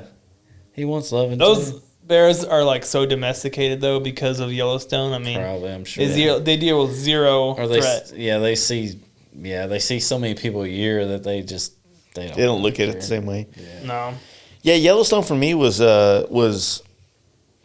like I said, the hardest thing I have to deal with all these amazing like places in America is the population, the people there to see it as Right. well. They fuck it up. or So whatever. it's not that it is that the amount of us people there are fucking it up, and it doesn't feel the same as if you were seeing it for the first or second, right. Yeah.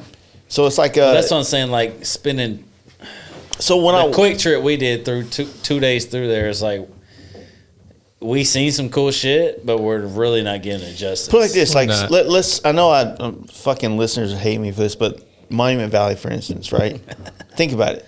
If Monument Valley, where we stopped to take pictures, if there was a fucking line like the way they were lined up to see bears right there where we stopped, would that have felt the same? Nope. No, Not at all. Because although it's a park, right, it's not it's not a highly traveled park, right? It's a destination. Yeah, I feel like Yellowstone is way more like a family oriented Yeah. park than like going through Monument Valley. For sure. 100% it is. 100% it You're in is. the middle of fucking desert in Monument Valley, and yeah, a lot of people stop to take pictures, but there's That's also a third of the amount of people that's in fucking Yellowstone. You know? Yeah, that's what I'm saying. So like a Yellowstone, it feels like you don't feel like you're a part of the nature. You feel like you're a part of the show. Yeah, You know what I mean? Like even when we went to watch Old Faithful, yeah, we sat on was a benches. show. We sat and watched that motherfucker with like 300 people. And Shit, yeah. and then like least. remember what the consensus was when we sat there? Like we put bets on like 10 minutes, 5 minutes, 20 minutes. I kept hearing people walk by like, oh, it's going to 20, 25 minutes. It's going to go. And they were, the people I heard they were on Correct. point. So I don't know who the hell. Dude, we had bets them going. We said that- 12 minutes, 10 minutes. We were Yeah. doing like prices right. $5. $1. Yeah. That But was so even before that, we ended up running through there. We ended up skipping a lot of shit. There was a main road that was blocked, and then we Yeah. couldn't ride through it. It actually added a lot more miles to the trip. And but there, probably a little more. No, remember The when road we that would have was saw blocked some was bigger. Probably more scenic, right? Yeah, so the road that Yeah, blocked, there block was road. some pretty big waterfalls that we would have kind of came That would've across. been cool, yeah. And the way we ended up doing was like more the main veins through there. So we were like Right. kind of We were all with the fucking cars. I don't remember what was that town the only town that we passed through on that route. It was the only time Mammoth. Yeah, you're absolutely right. It was the only time there was any service for like 4 minutes and then white crystal gone. fucking shit. Correct. Whatever the hell that was. Salt. It's that maybe? sulfur. So when That's we that whole shit. You know, we got to our Yeah. campsite. You know, for me, like we've camped in some fucking remote places, but dude, as soon as we show up to this campsite, like there's bear signs everywhere, every fucking where. Bear sign. You would Don't think leave nothing out. you Bear would think disclosures. that we were fucking camping in a bear boxes. enclosure. Yeah. Like the fucking bears hang out with us here. Right. And then the campsite they put us on is on the fucking far end of the actual campsite, The furthest connected to fucking nature. They call that the bait site. That's The the bait bait to site. the river. You gonna get Put it. the bikers You on the gonna edge get so it. they're the first ones to get killed. Don't get. So it was kind of a dope little spot in a sense that we were. I thought it was super dope. It was a dope spot in the sense that we were able to be so close to like the actual nature of, you know, we were right there. Walked out to we the walked river. out to the river. There was a lot of they call them what do they call those little It's like a little Which stuff? hot springs kind of. Like, the hot springs? They called them what was the thing they used the term they used for those things in the wild? the heated I don't know. Thermozones Oh, or thermal thermal zone or, Yeah. thermal geyser or something. something like that. Something So like there apparently, I mean, you're on a huge volcano basically, and everything's on fucking fire underneath you. Dude, that's what. So the waters are like boiling everywhere, which is kind of dope. It was different for Yeah. sure. So this is what drove me nuts. This is my chicken strip thing again, right? With the buffalo sauce thing. Oh shit! Here we go. How many campsites did we buy here, James? 4, We bought 4 campsites. How many bikers did we have? 10. All right, so we bought 4 campsites, and we had enough. We had 4 campsites, but for the sake of the bear threat, we decided to camp close to each other just in case we have to fuck a bear up. You know what I mean? Fuck a bear up. And so You see me fight a bear. You better jump in and help the bear. the way this campsite was set up is that every little area for the tent site had a campsite snitch. Yeah, for sure. Yeah. Dude, Right? it did, didn't it? It did. Yeah. Yeah. So they called them it camp hosts. They called them Camp. camp hosts. They're straight snitches. Camp motherfuckers. That's what it was. Snitches get Paid, stitched. paid bitch. Apparently not. It didn't take too long after we set up camp that we had the first one come through. Yeah. 100%. Then the second one come through. So apparently, like, we got 4 campsites, and we decided, like, you know, the concept is like we want to hang out together, one central fire, and party. Right. And you know, they were all okay with us partying, but like we had to move our tents to all the sites because we were causing 2 tents per campsite. we were disrupting the environment by having more than one tent. Or But 2 that was tents. flat out. Which is That was the stupid. one place that I was primarily concerned with, over and above any other place, because our number of the People. of the group grew. Right. Because you know how it is with state parks, especially a national park like that. Yeah. They don't fuck with their rules. Their rules are their fucking That's rules. it. Yeah. That's the Flat fucking out. rules. So I knew the rule was we had 4 sites, 2 tents. That's it. Yeah. 2 tents per site, right? You can have as many So, people as you want. Yeah, you can stuff them motherfuckers in there, but that to me that's 8 people. Oh, okay. We didn't have 8 people. We exceeded that count. We had like 10. So yeah, we would had a we double done up grew or our whatever. group. We had and that's 11 what it actually. was. They let it So go. They let it they go. did let Actually, it go. we had 10 because Jaden didn't make it. Correct. We Yeah. were supposed to have 11. We had 10, but it was still we had exceeded what we essentially booked, and it was just a matter of because you know how it is. Like you can book camping anywhere, but once you get to the site, it's all about what does Sally feel today. How's she gonna let you in? She not gonna let you in or whatever. Yeah. I'd smooth talk the best I could up at the gate, and everything was good, and everybody was in, and we're all good to go. But once those Rangers come around, I thought I was ready. Well, I was ready to get kicked out. No, so because originally we this is what exceeded. happened. So like we put all the tents when we got there. We got all the tents in one area. We were all comfortable with We were this little set spot. up, yeah. And then we left to go get these Montuckies that we're drinking now. Montucky cold Right? snack, baby. Kentucky. Yeah, wrap it all back to these Montuckies real quick. And so like while we're over there, I think Larry was still at the campsite, Yeah. and Larry said, the park snitch came through and said, hey, you gotta, you can't have all these tents on one spot Right because now. they're so concerned about the environment. Right. As just over the hill there was fucking, what do they call them, like a fifth wheel trailers parking that takes up more fucking resident space than our little one person tents. And They're not looking for justification, Jace. They're looking to follow the motherfucking rules. And they That's all all about it was. the money too. You If they got only that do 2 tents per site, they Dude, get more money. there's not. So if it is about the money, the fact is, like, if we said, look, this is what we want to do, what does it cost? And they said, oh, you know what? If you want to camp here and you want to do what you want to do, it's $200 for all you guys. I'm like, sold, Done. cool. Yeah, we'll pay it. But no, we have to buy all these fucking dumbass campsites and follow by these Yeah. dumbass rules that don't make sense. It's a negotiation damn near every time I talk to a campground just Yeah. to try to figure So, out what like, we we- need we- to do to put our motorcycles up. What we there. usually do, I mean, James is like, It's a he's pain in been the the ass. he's been the one that fucking handled this for us. It's like we ended up calling most of the campsites and we're like, hey, do you just have an RV site we can throw some tents on the RV site? Because they're all these campsites rules, unless it's a biker place, it's like 2 campsites per 2 tents per thing. It's like, fucking good. look, dude. We can You can have a we can 6 put by 12 6 tents tent. in that- one fucking campsite. Exactly. Yeah. I mean, Exactly. They don't care about that though, I know. because they're trying to get them dollars. but I think it's more about money. Than So it charge is us. rules. I don't give a fuck if I have to pay $50 for my tent to be here. I'm good with that. Yeah, I think it's more about money than rules for sure. You know the crazy part about that place was though, because we were talking about we had no service. That was the first time I ever had to use a payphone in probably 2 decades. You use one? 100%. What I want to know I is, called okay, collect. this is Yeah, this. call I the didn't- old lady and they I put denied in that shit. Yeah, I put in quarters to begin with, but apparently the payphone doesn't take quarters no more. Yeah. And then it was like a collect phone call by default. So you lost them quarters? No, they come back. No. But it was a collect call by default, and then who the fuck makes a collect call, let alone receives one? Right. So yeah, it came through to her. She's What, like, we like "I don't criminals?" know, motherfucker." Yeah, well, that's what when Jacob called his old lady, he's like, "Are you in jail?" He called me collect. Are you in jail? That's a For funny real? story. They Yeah. asked me for a credit card and all that Yeah. shit. I don't know. My There card you ain't go. been hit yet. We'll find So out. this is then- what's funny about the whole situation and leading into the Jacob story, PSA.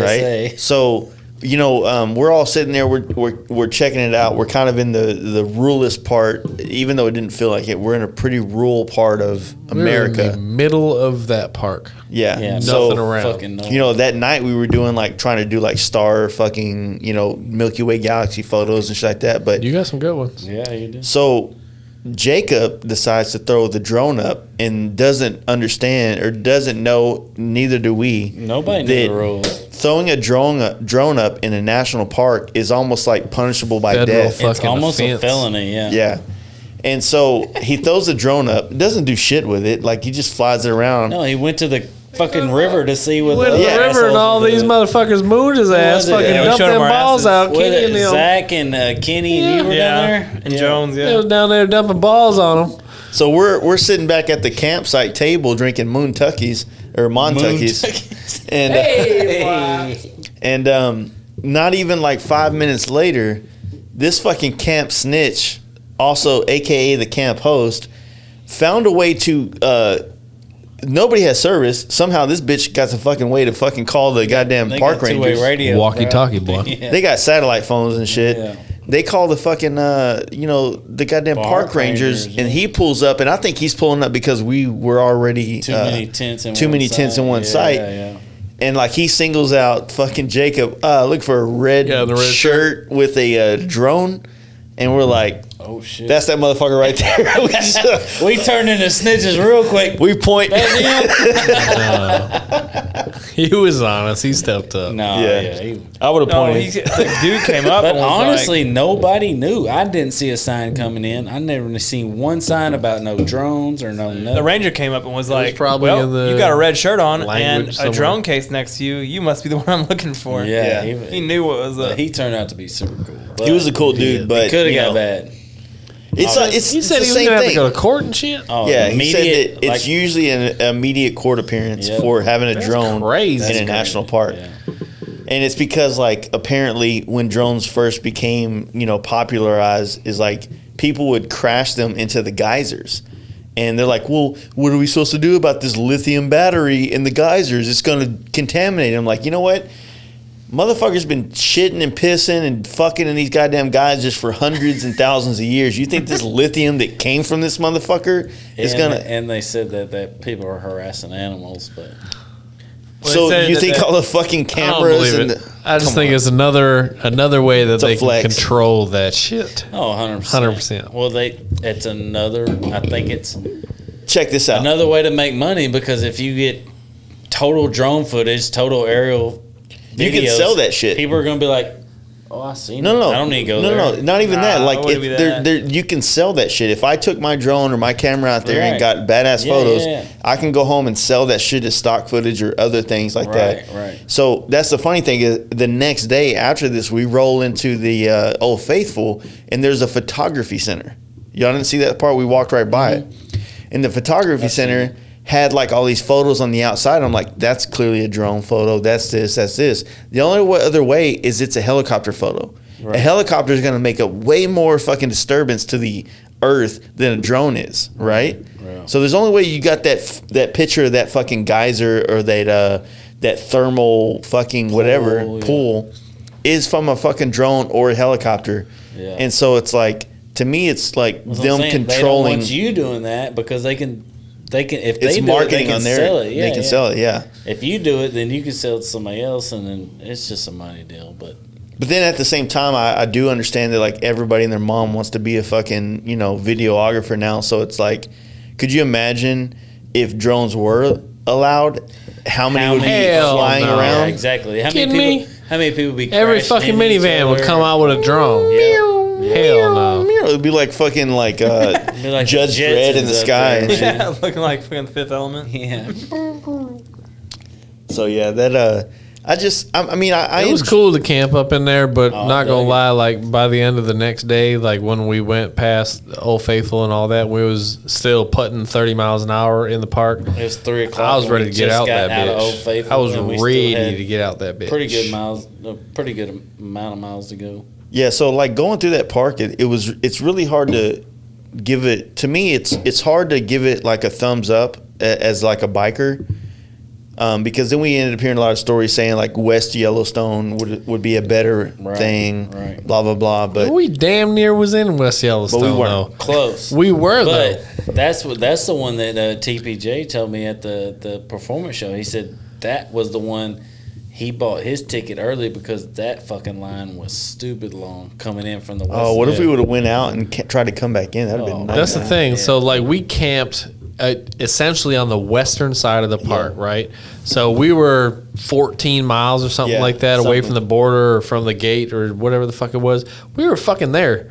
So I understand you could go, and probably the part that people might rave on is outside the fucking gates. Right, It's so like fucking West clubs, just like- Yellowstone. There's like some dope shit. There's some fucking punk clubs outside and the shit. gates. So our experience of outside the gates was northeast Yellowstone, which was Beartooth, which was dope. Yeah, I think that going through there, like, I mean, Old Faithful was like one of those deals where, like, honestly, that was one of those spots where, like, I totally would have looked at you guys and waited for a nod whether to stop or not, because I don't give two that's fucks. and that's like a spot that I could Hell not no. go by and not stop. Exactly. Yeah. If the whole fucking group would have went by, I would have stopped. Yeah, we already talked about it. That's one thing that you might not ever see. When does that bitch stop erupting? I don't know. It might stop erupting. That's fair. In a year Yeah, from I now, know. and you'd be like, Fuck. I never seen it. I Jay saw it. sometimes Not gets, that it was- gets in that mode where he's like, "Let's go. It's like let's driving go. through, it's literally, quite literally, like driving through Egypt and be like, fuck those pyramids. Fuck those pyramids." I ain't I'm stopping. going to fucking Chili's. I ain't You got stopping that at the right, fucking too. Pyramids. You Chili's that fucks, right. dude. That line's got 10 people in it. I ain't waiting in that line. Yeah. I'm out of So here. right. Yeah, Fuck you, the- pyramids. Yeah, exactly. All right, but I will say that the whole Old Faithful experience is like this whole city wrapped around Oh, for sure. this It thing. is. It's a It big old is. tourist trap, and that's what it is. And I'm good. I'm When glad that knowing we it was saw a it. And that's tourist that. trap.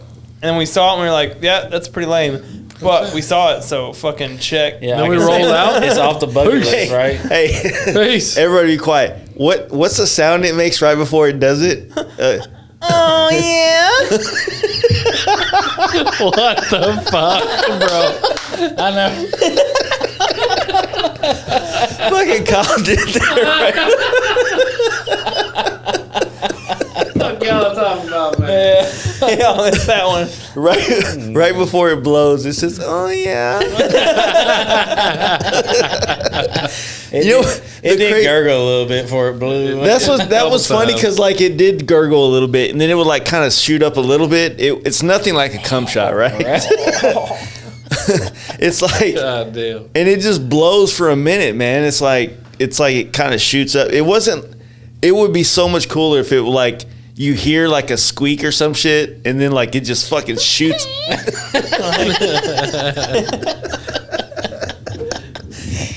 Come on, puppy. It was pretty cool though. I mean, like It the was fact cool. that I the dug Earth it. is It doing was cool. that. You know, I would like- say like the first 10, 15, 20 seconds, whatever it was of it, that motherfucker shot pretty high. It was high. But Yeah. after that, it just And then it kind of just kept dies going, down. going, yeah, going, yeah, going. yeah. But I wish I could do the same thing for hundreds of years and be that popular where people want to stop by. you pay me? Or, well, we didn't have to pay to get in that, but Yeah, but they made No, money. I we bought was already in the burritos, park. gas, and fucking a Red Bull, I think, there. So they made some money off that It was ass. already in the park. But yeah, I mean, it's, I guess, you know, not to hate on it, like it is a tourist trap, but it's like, you know, maybe 100 years ago or even 50 years ago, that's probably like part of the whole like Griswold experience, you know, like to go sure. check it out and There was- see yeah, something but- like that. you couldn't look it up. Well, yeah, You couldn't watch it on You like couldn't a look it up on YouTube. the internet and say, damn, that shit's cool. You know, like you had to go see it for yourself. I mean, you know? don't get me wrong. The traffic sucked, right? The amount of people It did. fuck it up with everything. Or just like anything, it kind of fucks it up, right? Right. But would you go back? Fuck yeah. I would. I would go 100%. back. I would. I'll tell you this. I would go not back necessarily there. want to go back on a motorcycle, but I would love to go spend like a week up there Yeah. and just camp different If stuff. Cody for sure. had kids and a motorhome, 100%. which he already has a motorhome. But that's why. Fuck kids. That's who we were stuck behind, right? Yeah. We were stuck behind that guy. Yeah. You know the what I guy, don't the like? dad with family and kids and all that shit. What You know, would I go back to Yellowstone? 100%. I would Would I go back to definitely Four go back. Corners? Fuck off. I would Yeah. not go back there. So to Durango? Yeah, no, not well, there. Four No, Corners. Four Corners. Oh, the actual monument? Yeah, fuck oh, off. Fuck that place. Yeah, Durango. It's in the middle of nowhere. Or- and it's hot I'll as go to balls. Durango, but Four Corners. No. I'll go back to Yellowstone. Yeah, though. yeah. So this is my Yellowstone question. was Like the before we stopped at the Old Faithful, we stopped at one of the mini pools that you pass on the way up Yeah, there. and those are fucking dope. So that sapphire pool, right? the best one of all. For sure. I want to be in a place where it's okay to jump in that. dude. You know, can't. you That bitch gonna- is like you gonna burn 160 up, degrees. No, but like a fucking bitch is a hot as hot fuck. spring that's Hot spring. not like a hot spring that you guys. All you got gotta go to Iceland. Like natural. All you gotta do is go to Iceland. go to the Blue there's Lagoon. there's a lot of hot That's all you springs need all to over do, boy. America. You go to I'm trying to hit Arkansas that. too. Yeah, there's hot springs all over America you can get into, but the fact is that like, there's this area where these hot springs are taking place, but because it's so populated with traffic, that they won't allow people to get in. No, but then you at the gotta same understand, time, that pool is at least 160 degrees. You can't sit in that motherfucker. you know what? Some gonna- people need you to gonna die. Boil your You Jace can't balls sit out, in that. boy. You gonna say die. you want to jump in it, but you can't sit in that. I might motherfucker. not jump in it, but if I want to go, if I decide as a fucking free American, I mean, you can decide all you want. There's a little wooden strap Right, over your top. You skin's can gonna fall jump. off, and you gonna die. You gonna be that So- guy.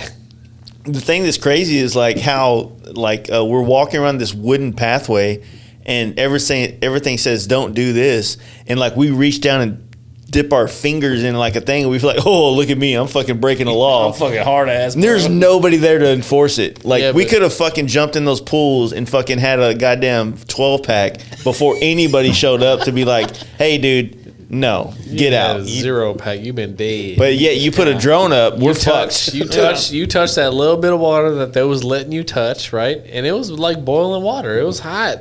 It was hot. I wouldn't say it's boiling. I think It's not bullet. It was- it's hot when you as get in a fuck. hot bathtub, Here. it's hot at first, and then you, You could fucking probably like. bro. You remember where that was dripping off into the river there though? yeah. You could probably be right there and be Oh, at the fucking campsite? No, at the main spring. When the spring was like meeting the river. Yeah, because there's a river that ran before you got that to part it. feel good. And it, I dude, bet. Because it's all you mixing. I bet. That I'll part do it. feel good. I'm just saying, like, I don't like being in one thermal pool. You ain't jumping that motherfucker. No, that thing is hot, Burn your hot. skin off. I don't like Melt. being in this thing called nature and freedom. Don't go hand in hand when I can't do shit. You know what I mean? Well, then Sometimes don't go to a there's fucking rules, state or Chase. national park because all them motherfuckers got more rules than anything Yeah, else. that's true. Yeah, it's all true. of them. Sucks. It sucks. Hey, look at this nature through. It's like being in zoo for nature is what it is. Jace jumps in this hot spring, then it's shut down forever because And of then some sort of like chemical reaction with Well, yeah, and that it's fucking. and not to get on that kick or whatever, but that's what that park ranger said when he come talk about Jacob's drone or whatever. He said when one drone crashed into a fucking sapphire Like, pool or shut it down. It was a geyser, it right? quit producing. Yeah. It stopped shooting It off, 100% quit producing. How about that? Like There's only 1,000 left in the world. Jace. Only 1,000 left. That's right. That's what he said. And Jace said, "Fuck that! There's about to be 999 after that because I'm about to go jump in this bitch." Dude, it's fuck your geyser. Yeah. Yeah. I'm gonna let it fucking shoot me in the butthole. It's the best enema I've ever had. No, it's that's the part that kind of fucks with me about like the concept of like chasing nature, and then you finally get around it. And trust me, like for us in Texas, we have to earn that shit. Like it ain't close. Like Fuck no. from here to Yellowstone, like you get out there with these expectations of seeing these amazing vistas and this, that, and the other, and there's like these warning signs everywhere, and it's like, look, if I'm here risking my life with bears, I should be able to jump in a fucking hot spring if I want to, and risk my life with that. You know what I mean? If I'm okay camping and not being able to fight and having bear lockers everywhere, but I can't dip my toe in this fucking thermal pool. Fuck off, You dude. could have did your Jace toe tried to in go it, but you could have jumped. You can Jace tried to go do to what you want to Thunderdome do. National Park over here. Yeah. Do what I want. But it's like in 2020, we all know that there's a whole bunch of rules, whole bunch of regulations, that type of shit. So that's why, to me, especially when we're doing this traveling, it's not the expected beauties that we go to. It's not the Yellowstones. It's not the national or the Monument Valley. It's not those that really floor me. It is the sleepers. Yeah. It is the ones that That you catch in Could be between cool. there. Yeah. but you don't know how cool it is to show up in that motherfucker. And then it's like, all right, because they didn't charge me a ticket to get in here, and there's not 60,000 people waiting in a line to get up in here. Yeah. It's those are the ones that I think really change your shit. That's what I'm saying. That's that nature. The Monument Valleys or the Grand Tetons. Yeah. You know? Yeah, I've really enjoyed the Grand Tetons. Let's get on out this motherfucking Yellowstone. Yeah, Let's so move on. We leave South Yellowstone. 3 hours into it. Let's go. Yeah, dude. There's going to be some I Patreon shit 100% coming on. 100% thought the Grand Tetons were just as beautiful as fucking Yellowstone. Yeah. Dude, that vista, man, like being able to ride, that's what I love, man. That It should shit have been better. for bikers. Now let's give them a biker Yeah, we did fucking miss a road, didn't You we? did miss the road. the biker thing is like when you get to a spot where you can like roll with your boys and look to the right or the left and see your homie and see this amazing fucking like monument of fucking mountains or whatever He's the case just may riding be. in that motherfucker. You like, damn, that dude looks cool right now. Yeah. I'm like, Those mountains too. For Those real, mountains dude. are Those really. they're dirty. fucking like a Oh, big they're painting on the really background. pretty. My one of my best friends, man, B-More, he commented on one of the pictures. I think I posted of you or myself. I don't remember which one it was. He goes, "That's a fucking painting." I'm like, "No, it's Lightroom, but okay." You know? Yeah. For real. No, it was like Yeah, no, it was. those mountains are fucking beautiful, man. And it's like it's so crazy how something so far away still can be so, moving to you as you're riding through it or stopping and taking pictures and shit. Yeah, you because know? we're like riding on the plains. We're riding on flat land, but you we're see probably 20 miles away from the base of You it. see Give or those take. fucking mountains, you're like, God damn, Damn, that's fucking bad. That's the thing. If I ever find myself back up there, I'm fitting to take that road that The closer one? we talked about. Because there's this I road. fucked up and missed that road, but we wouldn't have seen brown It bear. ain't nothing about that. It was about the bear at we that did time, see- and then it was like right after the bear. And I remember because I talked to a guy that I worked with, and he's like, "Go to the Tetons. You got to come up by." It was called Lake Mary. That Yeah. that We big would have lake. to pay was- to get in there too. I don't even care No, because no. I know we would have been like right there. But so is looking all everybody up. other fucking. Everybody else is probably get in it. there fucking like I get lining up. We had a nice. We little did the dis- version we did. I get would it. like to No, do the other version. I get too. it. No, I get it 100%. I would have paid to get in there and done the closer version to the mountains, and it's probably more scenic in there than It what was we all did. pretty though. But yeah, it's all beautiful. And at some point, you just like, how far you want to go? Like, you want to go to the mountains, or you just True. want to see them from a Yeah. distance and fucking You know me. I always enjoy want to it? go to the Oh, mountains. I know. I want to go up them hoes. Them motherfuckers still had a lot of snow on. Ooh, that was high too, right? Yeah. They, we're- they had we're all- real I mean, drastic grades. Even at that point, we were already still high in elevation. But like I said, riding through that point, even to that point, we stopped, and plus after that, those are those kind of moments when you're riding a bike and like life feels like that perfect swimming pool that you're in. You know, that perfect temperature. Yeah. You're just, You know what I mean? Like, there's really, you know, like, it's sad that, you know, in a sense, like we all swallow. It's sad that we all like, you know, in a sense, it's sad that we all grab our phones and start, you know, Instagramming in the wild or influencing in the wild. But at the same time, it's like, you know, that's part of our culture now, and it's hard not to ride through something like this and not want to, you know, when we're riding, we pull a phone out and we like fucking capture something. That's the real. That's the realest of the real. Yeah. You know what I mean? When we stop and we pull our fucking tour pack off, or we put our bike in the right spot and start taking pictures, that's the influencing. That's the Instagram. You know what I mean? Shit. But yeah, I feel like 100%. Most of the reasons why, like, if I'm taking pictures riding down the road, especially for riding, like I'm doing it for other people, obviously, because I'm not taking pictures of my fucking self riding most of the time. So I'm like taking pictures of other people, but like scenic areas and doing shit like that, I take pictures to either show people, like show like family or you know, maybe my fucking parents that don't have fucking social media or whatever, you know, or like, what if fucking 30 years from now you get fucking dementia and you don't remember that shit, and you can look up a picture and be like, damn, I was there at one point, you know, or, you know, whatever, you know. I look at the way that we do things and the way that we capture things, whether it be video or photo or whatever. It's a small fraction of what we actually do. You know what I mean? It's a super small fraction of what we do. Yeah. We, in general, say we stop at Tetons, right? Like we did.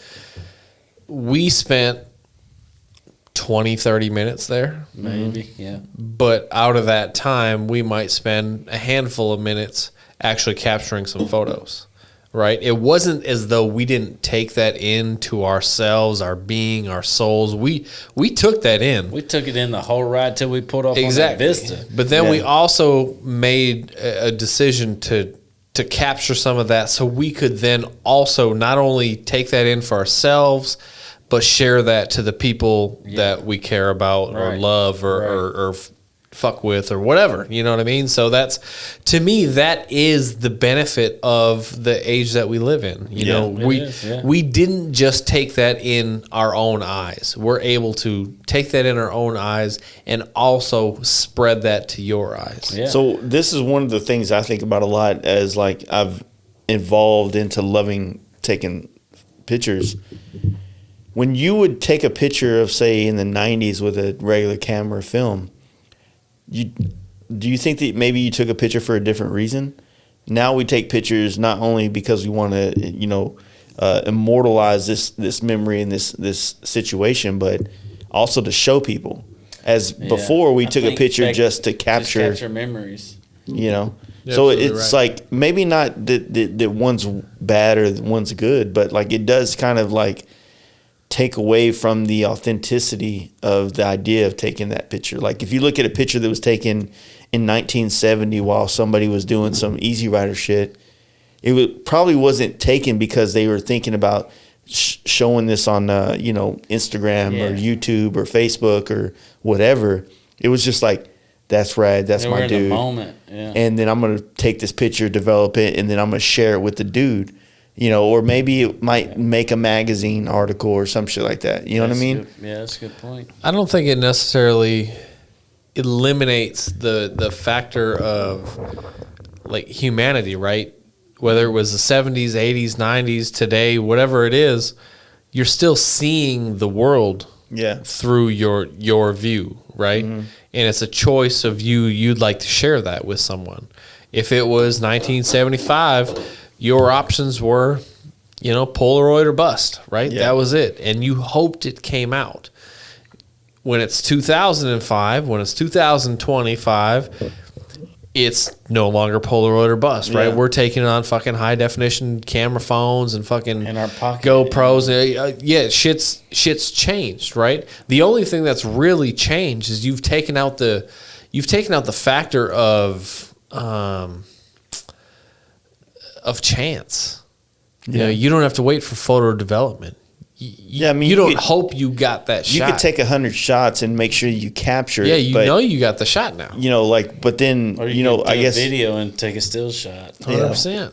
For sure. So, like, what's changed? But I think from a humanity standpoint, it's still probably the same concept. I don't know why this came to me, but it sounds really stupid. It's way out of. But I remember, like, I used to be big into Supercross when I was little. Like, I was big in it. Everybody here, I'm sure, remembers Jeremy McGrath. Yeah. He was the biggest, baddest motherfucker. And me and my parents, I got a picture with him and fucking at the old Cowboy Stadium. And fucking, it was a little roller camera, he had to roll up and click or whatever.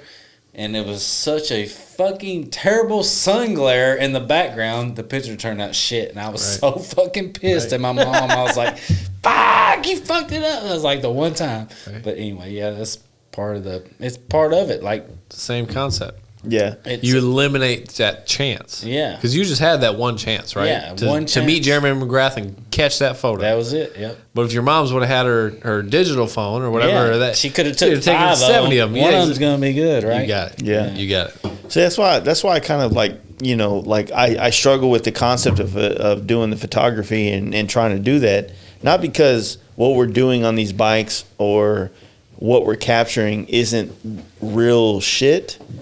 It just feels like to get the most amazing photo is not the real shit.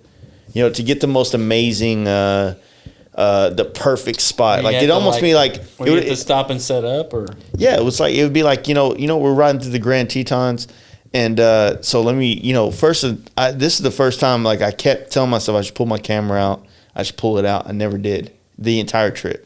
I never pulled it out and rode with it. Oh, right. Like you did on the Smokies. On the Smokies trip, I almost had it on every time. Right.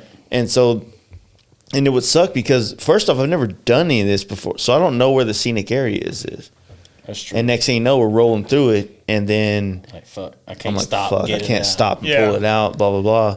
Yeah. But, at the same time, it's like, I wanted those things. But, like, I still struggle with the concept of enjoying something as it's being, presented to me and wanting to capture it to show the world. You know what I'm saying? Yeah, and I think that I 100% agree. Like, I feel like everybody needs to enjoy the moment that you're in, 100%.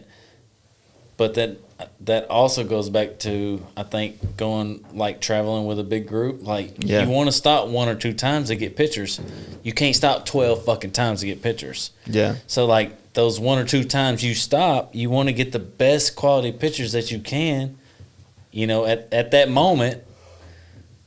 But you also want to enjoy the moment, too. Like, you don't want to, I don't know, you don't want to ruin it in a sense to me, like, because I feel like sometimes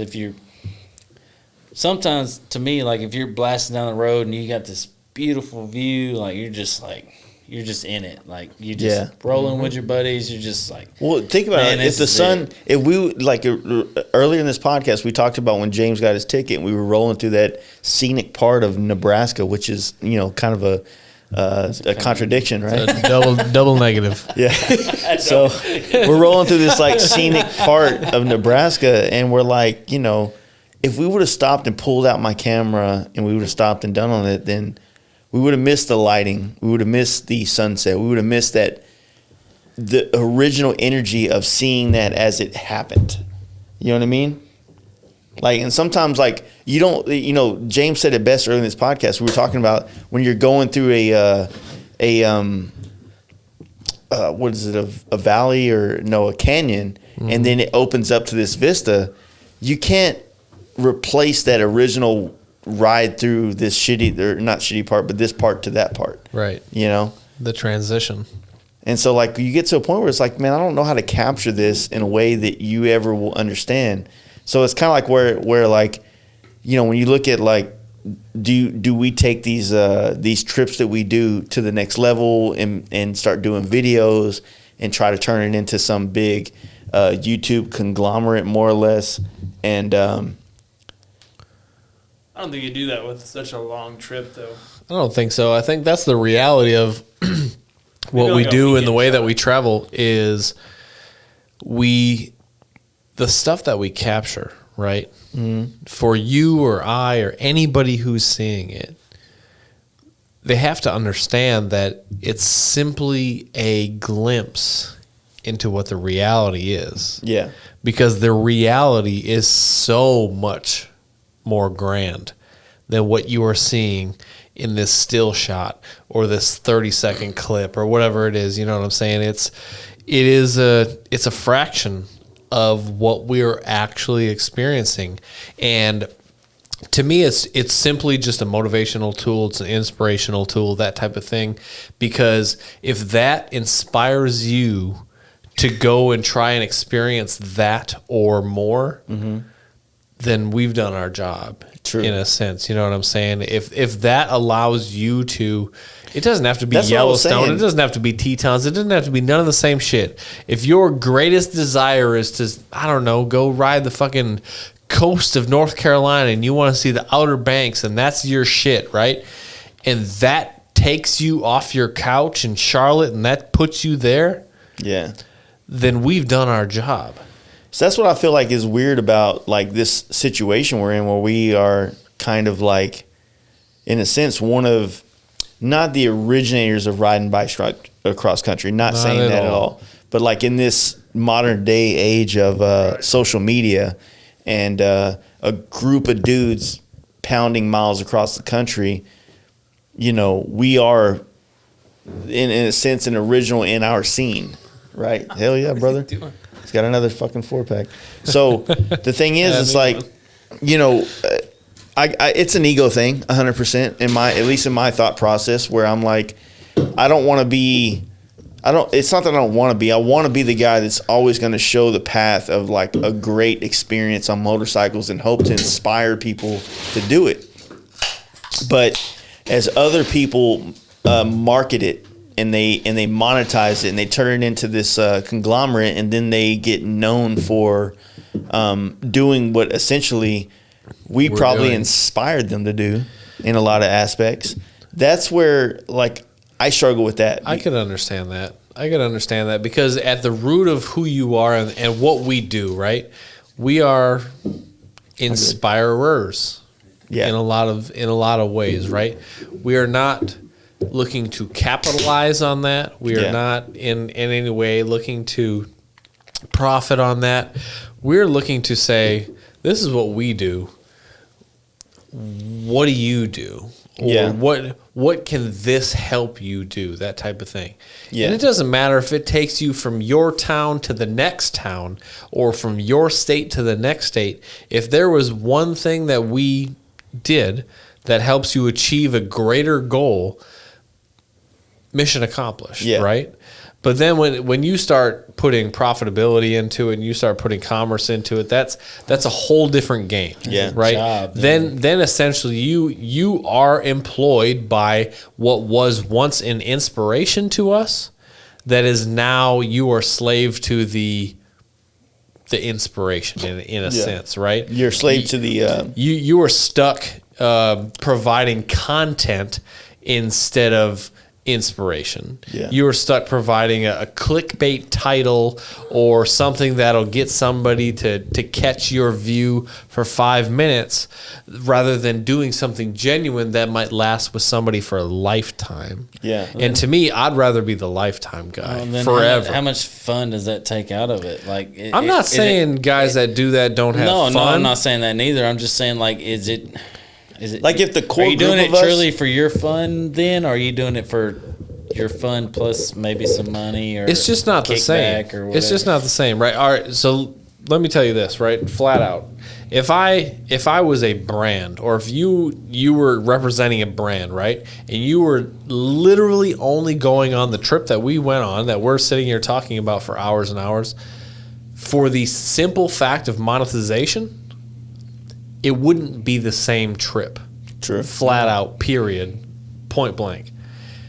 If you go on a trip and then therefore share it with others, whether it be through video, photo, or whatever, and there's no kickback on the back end, you're just getting, I don't know, positive reinforcement or good vibes or whatever. I'm not trying to get all hippie Yeah. on you, but No, like, for to me, sure. the value that you get is the people that get juiced up from this shit, the people that really feel it and see that, God damn, I want to do the same thing that Yeah. you're fucking Fuck, doing, man, right? I want to do that one day. Like, And sometimes it's once in a lifetime. Sometimes it's once in a year. Right. There's a big scale on that. But it's a different type of content, flat out, than what it would be if you were doing it for profitability purposes, right? And I can respect and acknowledge the effort that it takes to be, say, a YouTuber or whatever, because it Right. does take It's a effort. lot of work. Flat It's out. a lot of work. Hell Yeah. yeah. It's a lot of fucking work. Just think if like we had the opportunity to have like a camera crew or a production company that followed us, but didn't make us act. We Didn't just impede. We just were us. You know, Jaden's balls were hanging out. We were doing our thing, Right. and you know they can just edit out the shit they can't show later on. But we just was us, and there's no way it wouldn't be the most amazing biker thing ever. But that's why reality TV itself is such a slippery slope, because it turns from all scripted. a genuine article to something that's Well, super transformed. To everybody I know that's worked in the reality TV space, they never put enough time in to get reality. No, so it's not reality. When they would do It's a half-hour fill. or yeah, it's when an they hour would do fill. the biker thing, they would do the biker build off or whatever. They're showing up for 3 or 4 hours at a time to capture this to show it online. Exactly. We're talking about someone literally spending 2 to 3 weeks on the road with us.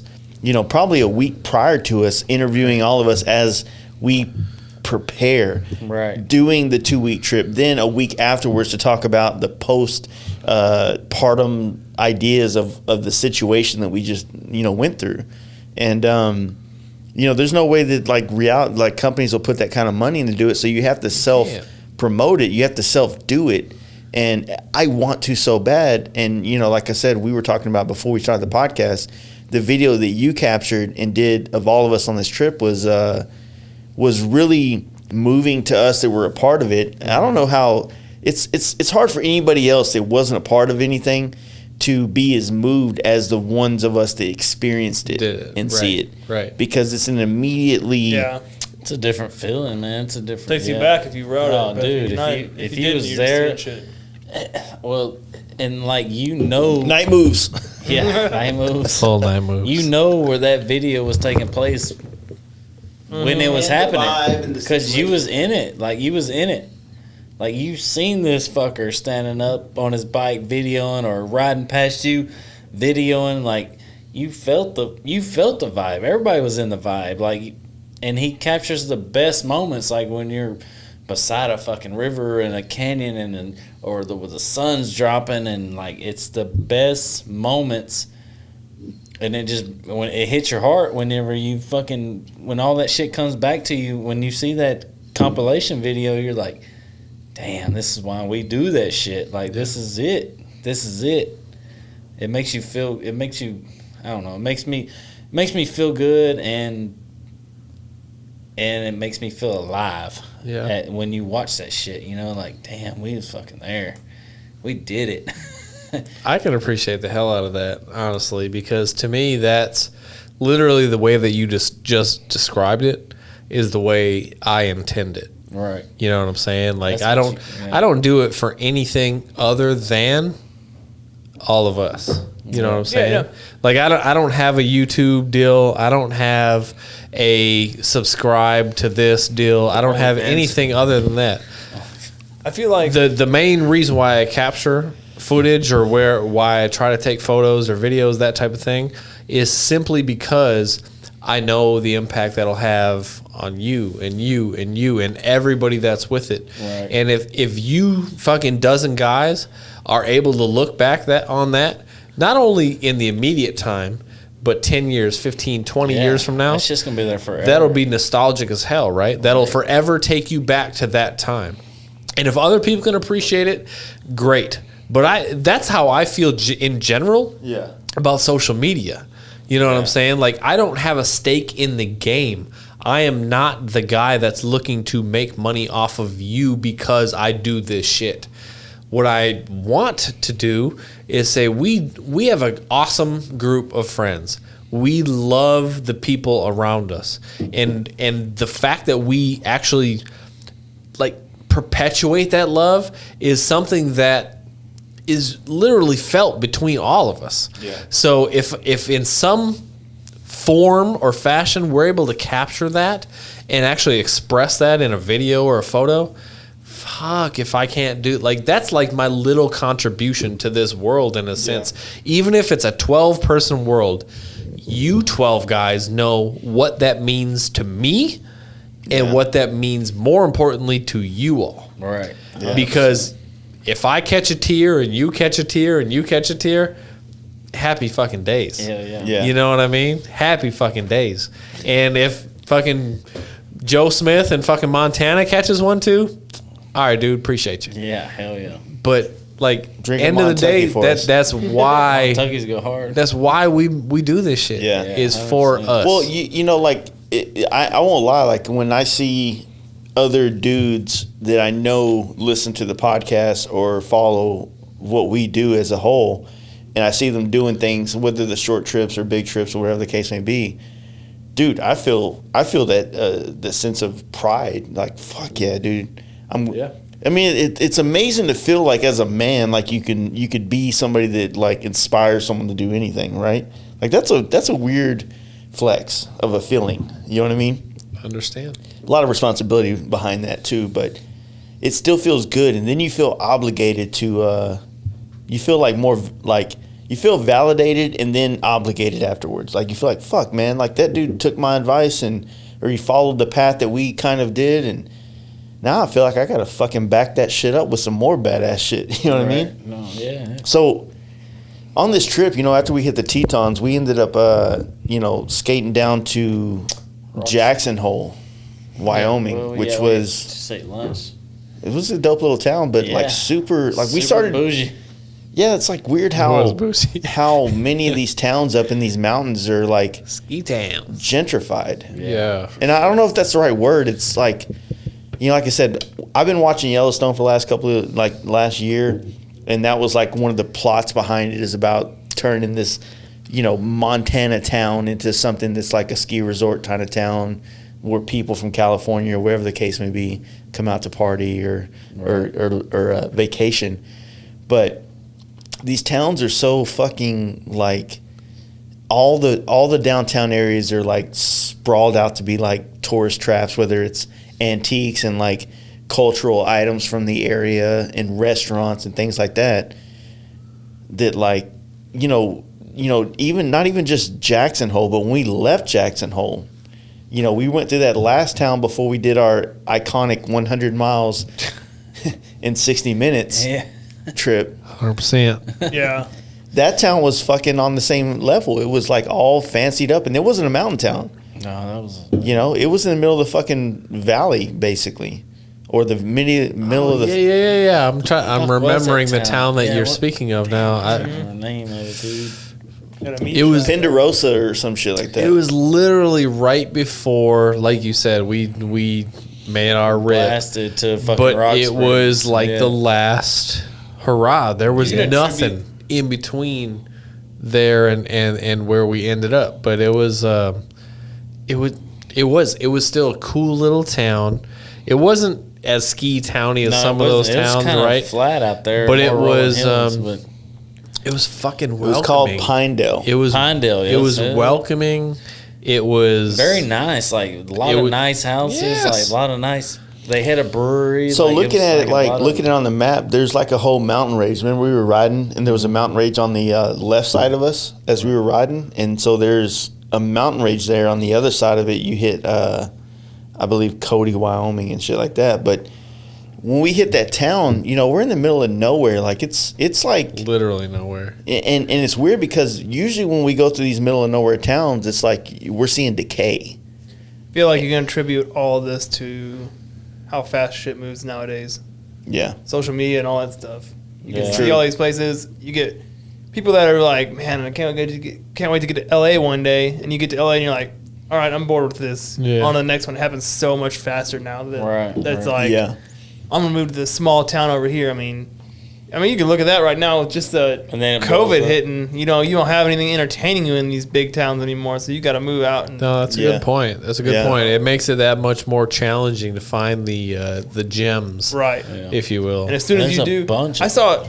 Not to bring up, TikTok, but I saw a video on TikTok today that was You watch like, TikTok? just Are you a hear me out, communist? hear me out. You a teenager? This dude posted a video saying, I Googled the most non-visited town in the world today, and I visited it, and it was like some little bitty fucking island on the in the Asia's wherever it is, where Philippines, how they all kind of sparse out Yeah. down there. It was like some little bitty ass island. They got like one airstrip and a few towns. And he was like, "Oh, it's so good. When there's not planes flying into the airstrip, they turn it into a big, everyone just plays soccer on the airstrip and stuff like that." That's cool. And it's like, but like if you read it and it's true, all the comments are like, "Well, that island's fucked So now it's- because yeah, this guy it's just done. had Yeah, that's where 5 we're million going. views on his fucking video. Now it's not the most unvisited town, and which is gonna happen no matter how it happens. So it's like there's some irony to this situation where we're talking about these towns in Wyoming that are in the middle of nowhere. There's nothing going on, and you're looking at how is this booming, and obviously it's because it's within driving distance to Yellowstone. right Maybe that's what it is. I'm just assuming. or something. But to show a little love to the situation, we did some epic shit from that town to Rock Springs. Like That was fun. from Jackson Hole to Pinedale, we got a taste. We were fucking smashing miles, right? And from Pinedale to Rock Springs, Rock Springs was our destination the night. That's where we were going.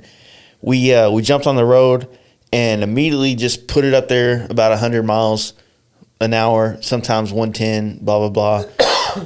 And we just smashed. And we literally, maybe not literally like at 60 minutes 60 we minutes fucking on. landed. 65 minutes we was there.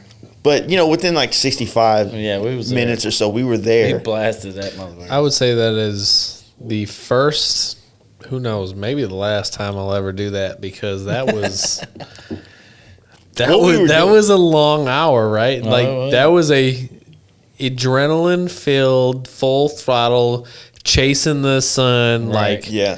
hour. Cowboy, I'll do it again. Flat out. I mean, I'll full do it again, but I'm saying, will you ever have the same chance? I'm not planning it. Because there was Right. nothing. Well, there was right? nothing out there. Nothing. Yeah. What we out were there. trying to do is you're trying to beat the sun. That way we didn't have to deal with the fact of maybe dealing with like deer and wildlife. Yeah. Animals, yeah. Yeah.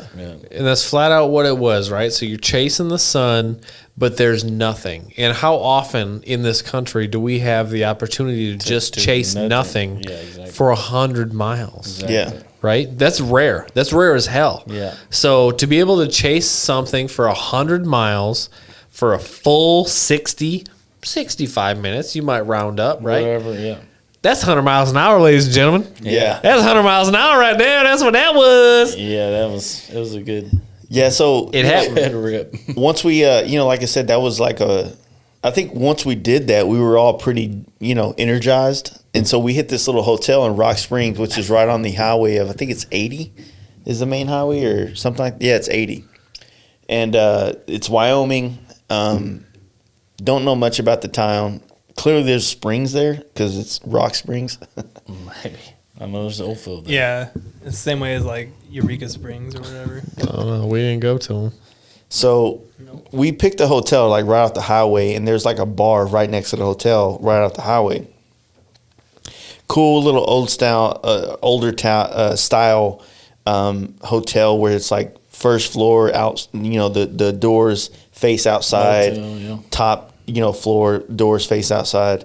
We all park, get our rooms. Not the nicest hotels we've ever been in by far. It worked. They're fine. They weren't bad. It worked. And then we ended up going next door to the bar, which ended up being, as the kids would say, lit. No, it wasn't. It was not lit. It was not. COVID lit. It was a shit show. It was COVID lit. There you go. It was pretty chill and locals only thing. But it was the first time we ever walked in a bar and there was a bunch of chicks there. Wait, there was? There was. Not that. Here's the. Oh, that's right. They left fucking right away. That's right. I forgot. All right, I'm ahead out. Yeah, it was like it's like like you get our age, I guess. You're like, oh, there's Bachelorette a party coming to an end. There's 2 chicks in here. We're fucking lit. I was gonna say. No, There was people there. There was actually a good. There was like bit, a but casino there was on a that good- one too. There was a good crowd when we first walked in. I can't remember. There was like only a handful of us that walked in at first, and then the rest came later. But Yeah. it was shit. It was. That was a fun night though, man. Like that It night was a good night. Like we were talking about the original nights that we were, hitting the hotels on the way up, eating pizza and drinking 12 packs. That was one of those nights. It was one of those nights where we just kind of hit this bar that was next to the hotel, and you didn't plan it. We didn't sit here in this same studio with the TV and map out this spot and figure out where we were going. Like it was just fly by your seat of your pants kind of situation. Yeah. And I think that spot ended up like revealing a lot of fucking cool things because, out of that, our friend Jones ended up buying the rest of his whiskey. Makers. Yeah, it was Yeah. a Maker's Hold up. bottle. Smart bottle. Before that happened, though, It what still- happened in the it bar? still had a lid in it. Or What the happened in fucking the bar? spout. So Yeah, he had the little pour. Apparent- Two old fuckers Apparently- tried to fight, which was terrible. There was a fight in the bar. yeah. Apparently, some dude has been eyeing the bartender, and some local or some regular noticed the dude eyeing the bartender, so decided to beat him up. That's mine. And it didn't work. That's my They candy. both You was don't. trash. you They go both the was- other way. That was some Lord. bullshit. That's what it was. Somehow, we're all on the other side of the bar drinking beer. We But became Kenny, bouncers. Kenny Get is some in the love. middle of it, like he's like instigating the whole fight. We're like, where the? He went to my the boy. bathroom. He came out. He came. He said it was a I fight. watched it happen. It was the most drunk, lazy punch from the one dude to the other dude. Smoked this dude in the face. The other dude kind of like felt it and was like kind of stumbled, looked at him and like went for him slow as fuck, and they both fell to the ground. And then Kenny came in with like, he's like, he knew it was about to pop off too, and he got him and he's like, yo, y'all need to break it up. And dude, that dude, the one dude was like, well, he snuck me from the back. He's like, oh, you want to sneak motherfuckers now, huh? Dude, he got Kenny went immediately on that dude's side. He was like, oh, you want to sneak or you don't sneak one on me, motherfucker? He's wanting to fight. It was funny because like we were all leaving the bar and shit, and I was like kind of like right next to Kenny as we were kind of walking out, and he goes, "Hey, y'all come outside and fight," and I got next. And I started laughing my ass off. Dude, the bartender sold that bottle of Jones for like $5, and there was a lot left in that he bottle. sold about and she sold us a almost a case half of bottle. fucking ultras for like cheap, like Yeah. $10. Yeah. We She ended said, up y'all just take it. Y'all are good. we ended up from a bar buying the rest of a liquor bottle and a whole case of beer and took it to our hotel next That's door. called off sale right there. That's off Jones sale. finished that whiskey, by the way. And he puked it. In That's the bathtub, drunkest too. I seen Jones. In So a minute. that's the honestly last time. that's honestly where like the whole situation of me shit talking Cody and and Larry about me whooping their ass with their bikes. Yeah. yeah, that shit Maybe don't I happen. don't lie though. What? You say what? You say what? We were sitting out on the Maybe I fucking, don't lie. we were sitting out on the fucking patio and like, just talking shit like a real American, you know what I mean? And before we got kicked out, Yeah, before we got like in trouble, I think at some point for the later professional drinkers, y'all had to go to the park next door to the place to go drink. Yeah, and we did. We just Yeah. went about it. He just said, We hey, got talked to by we gotta get management. No, we gotta He get said- that King of the Hill picture. Yeah, because We got to talk to about management. We used to have a bench over there by the, I guess it was like the maintenance shop. It was like, you can go over by the maintenance building. That's where we Dude, drink. We was over there by the trash cans, dog. Yeah. We No, was by- That picket fence. we had a good spot set up. Yeah. 100%. That guy treated us well. That picture we took looked straight like King of the Hill. That was Yeah. weird because there was like a random fucking straggler random dude guy. that It was. pulled up. This dude rolled up at like 2 a.m. too. He's like, "Hey, what y'all doing?" Can I drink with y'all? Come on. Yeah. So like like I said, like those little towns, man, like you never know what kind of fucking I've always said on the podcast, like, a hotel like takes away from the rest of the night, but I retract my statement on that because Well, we stayed in a lot of hotels. It can and it can't. It depends. Yeah, it can and it can't. It depends on where you're at. But Yeah. As long sometimes as you don't stay in go a lock up in campground your and there's- room. Well, sometimes you can Larry. stay in a campground and there's fucking people next to Jace. you partying like a motherfucker. You Whatever. would never met these motherfuckers. I feel like I like shut down more. Well, I need every trip we do. I need one night to myself. I need a bath, we know Bubbles. We a know. little bubble bath, a little God fucking like damn. Madonna. little dude. Alanis Morissette going on. You know what I mean? Oh my Little- God. I don't- Probably I a little don't know what you Pornhub. I don't know. Maybe we'll see. You horrible. Wait, She we didn't ain't make- even got to that night yet. Oh, yeah, When we did you haven't. do that? You did that later. What, porno? No, he No. did his Bubbles. Oh, shit. Dude, I wait till we get to the dopest fucking Man, place that has I the know. best What is bathtub. wrong with you? Fucking living. Oh, Lord. What y'all talking about? Steamboat? Lord. Nah, so Rock Springs was like a dope ass town, and it was a sleeper. it was like a sleeper for sure that we didn't really expect. And the next day we woke up and we were kind of hoping to hit a gas station on the way out, that was a misguided hope. and We were right next to a gas station. yeah, we were right next to one. But we went to the other side of town and we just flat out No, we missed it. zigzagged through town. And went back. I didn't know So- what was going on. I was in the And back. nobody did. I didn't know what he was either. I was leading Jace went to a gas plant. a gas plant. Gas yeah. plant. That's the thing that sucks about once you start getting on these really back roads in the part of the country is like you type in gas station and next thing you know you're like pulling up to somewhere they're fucking pulling oil out of the ground. You know what I mean? You're like, yo, this isn't the same thing. Yeah. Don't call this a station. Call it a gas fucking field or some shit, you know? So from Rock Springs to like Craig, Colorado, I guess is what it was, or was it Craig? We hit Maybell. Maybell. Yeah, Maybell. We'll get there. I just wanted breakfast. Yeah, all of us wanted breakfast. Did. Where did Yeah. we stop that morning? We didn't. We stopped at Maybell. That's where we got food, right? Yeah. That was the first time. So it we was saw like, that. Yeah, hey, we did. well, the thing was we left the hotel and like, let's go ahead and head on the path to the next area. It's like 40, 50 miles, supposedly. Well, originally we were like, hey, let's just grab something on the edge of town on the way out of town, right? Right. But because it's not a major highway leading out of town, there's no fucking gas stations or food or anything. So the map shows a gas station like 45 miles out. But then as soon as we hit the road to go out of town, it says next gas station 120. It says services not for 120 miles. Remember? Yeah. And so- is that when we hit dirt road? Yeah. So we Okay. started hitting this road, Okay. and then like right where the gas station said it was on Google Maps is like obviously the closer we got, the more I realized there's no town here. There's no reason why there'd be a gas station. So I knew we fucked up right there, right? And so like 10 miles after that, we hit the road stopped. It's right at the border of Wyoming and Colorado. So once you hit Colorado, it turns into a dirt road. Right. So right when we hit the border, it turns into dirt road. And mind you, we're like 50 or 60 miles down this road already. So going back is 120 miles. Yeah, you just got to dirt road it from there. It was the best mistake we ever made. And was. that's the weirdest thing about it, because as soon as I saw the dirt road, I'm like, I'm trying to show my frustration to you guys. Man,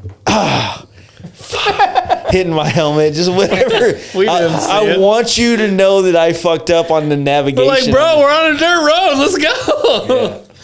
And then Irish Canyon was dope. So the dirt road ended up being like this magical experience, though. It was. It was super cool. Because like it was the first time we've been on a road where We hadn't like done that. you had to like pay attention like hardcore, and not that I want to do that a lot, but you know, like most of the time when you're on a bike and you see a dirt road, like you don't want to fucking fuck with it. Like, and I get it. Don't get me wrong. Like 9 times out of 10, That one I was understand pretty turning fucking around. clean though. Yeah. It wasn't You're like going a- to get a lot of rework coming back into the shop. You keep on taking us down dirt road. It's not the plan. Hey. Yeah, that January month of helmets. Boy. It's gonna go to rework. So like we No, hit that yeah. road and like you know, immediately I felt bad because like I literally, before we ended up embarking on this part of the trip, like I tried to look and make sure it was not dirt road, but there was this 30-mile stretch of this 120-mile road that is dirt road, and I didn't drop a pin there to see it was dirt. Yeah. I dropped it the 30 miles after, the 30 miles before, blah blah blah. But to be completely honest, it wasn't a bad. It wasn't bad, It was still a couple Gravel. sketch. It was like packed Yeah, gravel. a couple sketchy parts, a lot of oil filled out in between that, but it was pretty well kept dirt roads, honestly. but it was And I'm it not turned out, complaining. and we turned out to see I'm some not pretty cool complaining shit. at yeah, there's all. like, you know, for you guys listening, I'll take like, that chip all day. if you look up Irish Canyon in Colorado, it's like this like small little like gem of a canyon in between. Yeah, in the middle of freaking nowhere. Between There's two there's paved a roads. campground up in there. There's too. a campground. Yeah, there's. and there was nobody there. It's not the You campground. want You're to talk gonna, about disappear? We should have Yeah. camped in Go that camp at motherfucker, right? Irish Canyon Campground. Yeah. I don't know what it Yeah, is. definitely Snake. not. You got to show up with beer. You're not going to get some afterwards. Hell no. So there was a small little part where there was a canyon, and then we did that, and it was dope. And then we pulled up to the main road again. That's where Jacob pulled out his pistol and started Jacob popping had a some pop signs. cat, motherfucking sign out there. Allegedly. Allegedly. Allegedly. You're And right. but I mean, it was a short day. Like, it was one of the things about this whole trip was we planned it to where we tried to keep, you know, the first day out of Sturgis was like a 400-mile day, and we tried to keep it under 300 miles Short, every yeah. day Right. after that. Right. And so, you know, we had you know, 400 from Sturgis to Rock Springs, and then Rock Springs to the campground in Yellowstone was 150, and then technically we ended up doing more the next day because it was 150 from the camp. I said Rock Springs, right? Steamboat. You did say Rock Springs. So I from was saying. Rock Springs is steamboat. Rock Springs to Stream. Rock Springs. These is Montuckies are kicking in. Oh dude. Lord! Kentucky Coast thing You're right. Rock Springs to Steamboat. was like 150. It wasn't that much. It was only like no, 180. 180. It was maybe. sub 200 with the gravel It and was everything. Yeah. 200, yeah. But, you know, it was only because the day before we were going to stop 100 miles prior to that, so it would have been a 300-mile day. That's right. And so we ended up pushing harder that Yeah, we did. day through the Tetons and Instead, we did Jackson 100 miles Hole. in an hour. Yeah. Come on, one time. Jackson, I mean, not Jackson Hole, but we ended up, the first time we stopped in to get gas was at, what was the town? Maybell? There was like a gem of a chick working at a gas Dude, station. Maybell, when I think Oh, about yeah, it Maybell, I was think Maybell, about that right? old fucking, I think it's an old country song or something. talking There was about 4 Maybell. people in that town. Oh, it had to be less than 10 population. Like, it was a shit whole town. One little Sinclair It had gas a station. general store. Yeah. But I had a fucking gas station warmed up like burrito type Yeah. thing. It was delicious. It lived on them. hey, were. the cashier was pretty hot, though. She was definitely the hottest. she was population definitely- of 10 hot. Hey, she was definitely the hottest chick in town. Like Stifler's mom, You got that right. Oh Stacey's my mom. God. You know what though? Hey, y'all remember when we was in? She kind of looked like a bagger chick with a short, cut off hair. You know? Yeah, She was trying. just trying. You remember when we was in Jackson Hole, and we kind of, sort of got full at lunch/dinner, whatever, Yeah, the Mexican joint. and we was like, maybe we should just stay here instead of take that extra 100 or whatever. No, that it we was actually stole. an extra almost 200 I'm miles. glad we didn't. I'm glad we didn't either. Because from Jackson Hole to that Pine Rose or whatever, that Pine whatever. Right before we did That our was like 100 miles. an hour. Yeah. Yeah, and then after that was another 100, so it ended up being like a 200-mile deal. seemed I'm like- still cleaning up I'm fucking dirt very off glad. that dirt road. It wasn't a dirt Oh, road. 100%. There was the road they were construction out of Jackson Hole. Oh, Mud. fuck. Yeah. No, that was. No, I thought that was when we left. It was like that concrete mud Jackson Hole. bullshit. Yeah, they were. Remember they doing all that construction. we So did it immediately after you. Dude, it was thick, Caked. nasty. Yeah, dirt shit. I Like, just- it's I in still my probably old have cooler. some, I yeah. still got it in my I've old got cooler. one. Yeah, the oil One cooler, like deep, a stripe from your tire, is yeah. still there. one deep clean, and I still need at least another. yeah, I might need a whole new oil cooler in the front Thought because that my was shit's when we left fucked somewhere up. in Colorado. you need that 131, brother. Whatever, when- man. thought I ain't that got to was buy a when whole we new left motor for a Steamboat. fucking cooler. You will. I think that was when we left Steamboat.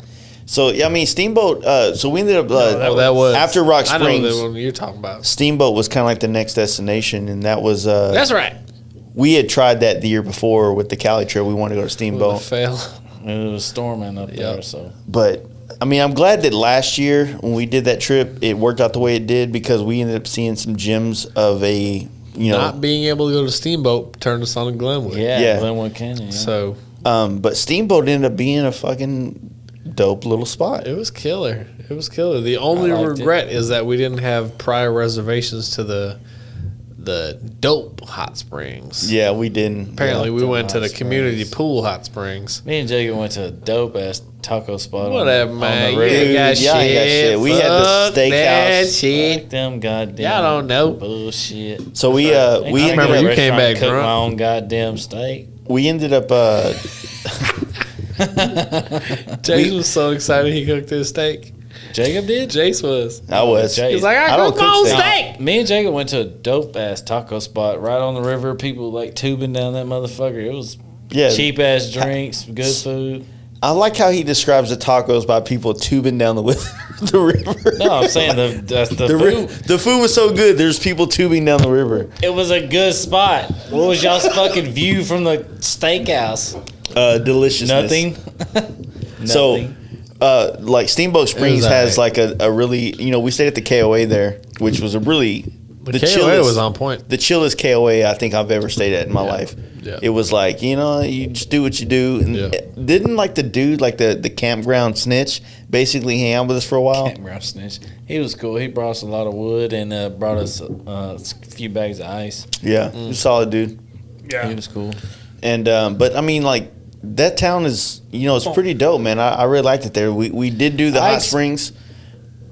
Well, I was just gonna say I expected more of like the Rocky Mountain town in Steamboat, because you hear about Steamboat, everybody goes to Steamboat like for a ski town, which they got big hills there, but I expected not. like It's not mountains. Yeah. Yeah, It's not I like fucking agree Breckenridge with or that. Aspen or nothing like that. yeah, you're Not gonna right. lie, Steamboat's kind of like flat. It is for And the it- Rockies, and it was really brown, like kind of like dead looking, you know. so it really hangs its hat on like the springs. Oh no! Whenever the snow falls, I don't Apparently, that's one of the places they do all the crazy ass jumps for like the ski You stuff. guys have good hills like that. Yeah, they got that good work out like really they well. got good solid hills. They don't have like real Yeah. fucking mountains. Remember homeboy that came by that night though? Oh, dude! That my God. motherfucker freaked It was me out. weird. Like we were about to go to sleep. Most of y'all I was were already asleep. crashed then, We huh? was already. It was me, you, Jones, and then I don't know. There was a little Steve group. was up for a little bit, maybe. Yeah, there was a group of us that were still up, and then we were just sitting there. That Just, dude was fucking. That's basically right. soaking up the He last ended of up the there. fire. That It night got He cold ended as up there that fuck that night. night. Yeah. Everybody froze their ass. That was off the coldest We night were of the soaking up whole the rest joint. of that fire, and then like we were camping right next to the entrance to the whole KOA. Yeah. And we just heard this dude like whistling. That's like, and we're like, the fuck? We looked over and we're like, someone just drunkenly was like, dump him out. And he was like, what? Like, can I come sit by y'all's fire? Can I come suck This up y'all's motherfucker was in Dude, flip flops, little jeans, and 18-year-old a cut off sleeves t-shirt. It was cold as fuck. little outside. 18-year-old hippie dude came like up with a 30 guitar. degrees. Had his guitar. Had an on his electric back. guitar, and he's like, "Yeah, just walk from Jesse? wherever." It may as well have been. God damn, Dude. Jesse. He came walking over and like from some town that was like 30 miles. Yeah, Craig. He came from Craig. Like Craig. 30 Yeah. miles away from Craig was fucking 30 He was miles. Steamboat. giving us this long ass story, and he was Yeah. like, basically, he boiled down to like, "Well, see y'all later." And kept Well, walking we're to gonna us. get See y'all into like later. another group of people we ran into that walked for like 50 or 150 miles, whatever. Remember Durango? We met a group of people that hiked all the way from Oh yeah, Denver yeah, to at the hot Durango. tub, yeah. Yeah, Those but people, anyway, they were Oh, hiking. shit, that This is guy was right. not on a hiking trip. This guy was on a Vision crackhead Quest. trip. You know, he like played or supposedly played shows or something, sets. He did. He just Dude, if he man. can't do Freebird, he can fuck off. Yeah, that's what I tried to get. I tried to get him to play his guitar. He couldn't play shit. Nah, he was. It's too cold. I was trying I to usually get late at This this dude point. was spazzed out. No, but Steamboat was dope, man. I really enjoyed the hot springs was a nice thing. I don't really get a chance to do that kind of stuff in my life. It's maybe not. I want to take you to a good hot spring. It might not be like the hot spring. Like, dude, I wanna take you work to good so hot much springs. in my life Still that like nice though for that trip. like I don't ever get a chance to check out like that. And it you know, and even when I was there, it was not even like I couldn't even do it that long. Like I could only hang out there for a minute. I couldn't spend the whole 2 hours do there it that long. swimming. You know what I mean? could though if it was like a legit hot springs. What's a Yeah. legit one? Where you Like been with the that's a legit sulfur and one? shit. Costa Rica. Huh? Costa Rica. Oh Lord! If you in Costa Rica, why the fuck you worried about a hot spring? They got Change your beaches, life. motherfucker. Change your life. There's a whole So- lot more than beaches. So after that, we ended Bitches up. and beaches. You know that the good thing about you know or just the thing about that area or that night or that time is you know earlier that day when we showed up at the campsite, Steve texts me and goes, "Hey, where are you guys at?" Done. And I'm like, "We're at Steamboat." And he goes, and I'm like, you know, he asked me where we're at, and I was like, "We're at Steamboat." It's like, "You coming through? If you are, you know, we have a campsite. You know, come through." Yeah. And he's like, "I'll be there in 5 hours." Yeah. Dude, he took a gnarly detour. He actually showed up before dark too. Yeah, yeah. set up. Yeah. That's And it dope. was like it's kind of it wasn't weird that he showed up, but it was weird because like it was just like you're bringing someone into this like fold that we just have been doing for the This last shit couple of show days. that we- Yeah, you know that's a good point because we went from Sturgis openly I don't know available Inviting everybody? we were just open book, right? Yeah. Anybody can join, anybody can read, anybody can be a part of it. To a group that had spent then a week on the road together, and we were getting tighter and tighter and tighter. So, not that Steve's some crazy outsider or some shit like that, but to your point, it's exactly right that it's like, all right, we just spent this time on the road, and we've got this bond because of it, and boom, here's a new dude. guy. Yeah. Yeah. And the crazy thing was that like we pretty much for one night traded off Steve for 4 other guys. What do you mean? I mean, think about it. Like that night at Steamboat Springs, Steve showed up. We all partied that night. Yeah. And then the next day, Oh, next day. I got you. the next day, 4 of our original people from the day one or pretty much day one of the trip Yeah. ended up dipping out. Yeah, that was the official sign off because we went from Steamboat and we went and had lunch in At Breckenridge, and that's when we broke off. and that was the official sign off for Kenny G, Lot Lizard, Zach, Zach, Jaden. Jaden Jones, right? Mm-hmm. Yeah. So that was, you're right, because that is where the extended. So it kind of like, Ended I mean, up you got to think splitting. like at the, you know, That not was it- a Saturday, if I remember correctly. No, it was Friday. Was it Friday? Yeah. Oof. So it's a Friday. We weren't planning on getting home till Wednesday, something yeah. like that. Yeah. So yeah, they were definitely trying to get back. I know a couple of them had to get to work on Monday. Well, or originally whatever, the but- deal was that they were going to go with us to, because after Steamboat, our original plan was to go to Glenwood Springs. Correct. And they had the the fires town, in there. Yeah. but all of the middle of Colorado was on fire, so That's that right. like it really hindered a lot of the routes that we were trying to go. into that. Because we ended up, I mean, thank God that we didn't have anything booked or whatever. We kind of but cut a whole day out of our trip. We did cut a whole day, a full fucking day, because that day itself was supposed to essentially be 100. we're gonna ride Glenwood 30 miles, yeah, maybe? east to west, and that essentially what we had done the year prior. We wanted to show that to everybody, and that was one of those things that, for whatever reason, everything was on fire, so we had to divert our plans. So instead of going east to west, we ended up just going flat west, right? Yeah. And that put us into Well, that was the day that we ended up going through. Gosh, what was that? So we canyon left called? Steamboat, and then we ended up dropping down to Breckenridge again, and that's where Breckenridge for we ate the same pizza spot we ate last year. Luigi's. And that was kind of like the sign off for like the dudes that were going to head back to Dallas. And so for us, it was like we were going to go down the same road and then split off and start heading west. But mind you, it wasn't a non-scenic route. It was still scenic, but the thing is that because Interstate 70 was shut down because of the forest fires, that everybody and their fucking mom was on these back roads going through this town. That sucked, yeah. So like we're going through mountain passes doing 20 and 35 and 40 miles an hour, and it was just like for We were over it for a minute. if we were like some older hell yeah brother seniors, you know what I Loved it. mean? Loved it. It would have been like the best time in life. But like we're on all these fucking high performance bikes with fucking Olin's and T-bars and fucking testosterone and shit, and like we're sitting here riding behind fucking Tundras and shit doing fucking 30. Forerunners, bro. Get it right. Forerunners. Man. We're behind campers is the problem. Yeah. Motherfuckers in RVs that are doing goddamn 5 in the But the same thing, like we started hitting some towns, like so the first like once we went south enough and we ended up headed west, and we ended up hitting an area where like we started to see some towns that kind of had the same kind of vibe that like Steamboat and Pine Rose, I think is the town it was called, or Pine whatever, Pinewood or something. Pinewood, whatever the fuck it was.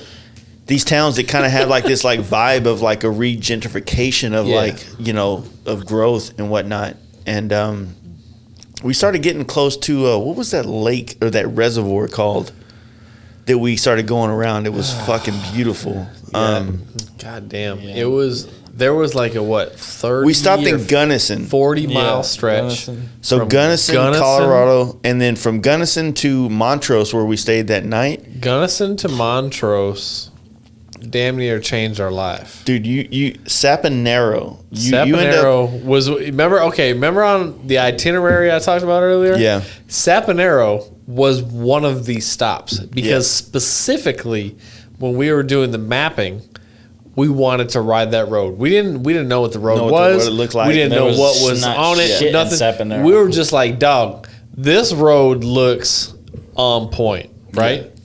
Saponaro was nothing. Yeah. Saponaro was a little hillside, like country Right. stop, nothing on there. Right. It was literally nothing. But if you ever have the opportunity to go from Gunnison west to Montrose, change your life. So it was a good time. So at this It's point, a good time.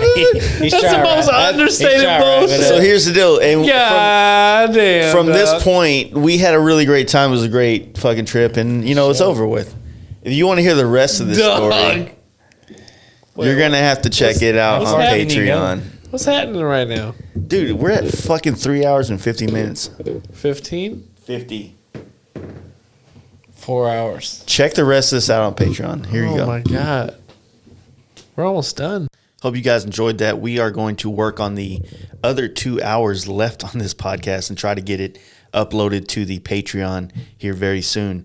You can support this podcast by donating to our Patreon, which helps us bring on more guests and build the quality of this show at patreon.com/FastLifeGarage. Also, check out our sponsors, Dream Rides John on Instagram and TeamDreamRides.com, Paint Huffer Metal Flake on Instagram and painthuffer.com. Fast Life 20 saves you 10% off at checkout. Thundermax EFI on Instagram and shoptmax.com. And Fast Life at checkout saves you 10% off. Lexin Moto on Instagram and lexin-moto.com. Fast Life offer code gets you 15% off. And Simpson Motorcycle Helmets on Instagram, simpsonmotorcyclehelmets.com. And last but not least, Letric lighting code. That's LETRICLIGHTINGCO on Instagram, and namscustomcycleproducts.com. Check out all these sponsors. They help make this podcast possible, as well as our Patreon supporters. Really looking forward to this trip I'm about to take, leaving Friday morning, heading up and just covering the whole Midwest, all the way up to Milwaukee and down. Going to bring you a bunch of badass podcasts. So the rest of this month in October is going to be stacked with some really, really great guests, really great content. And it's going to happen. We'll see you soon. Peace.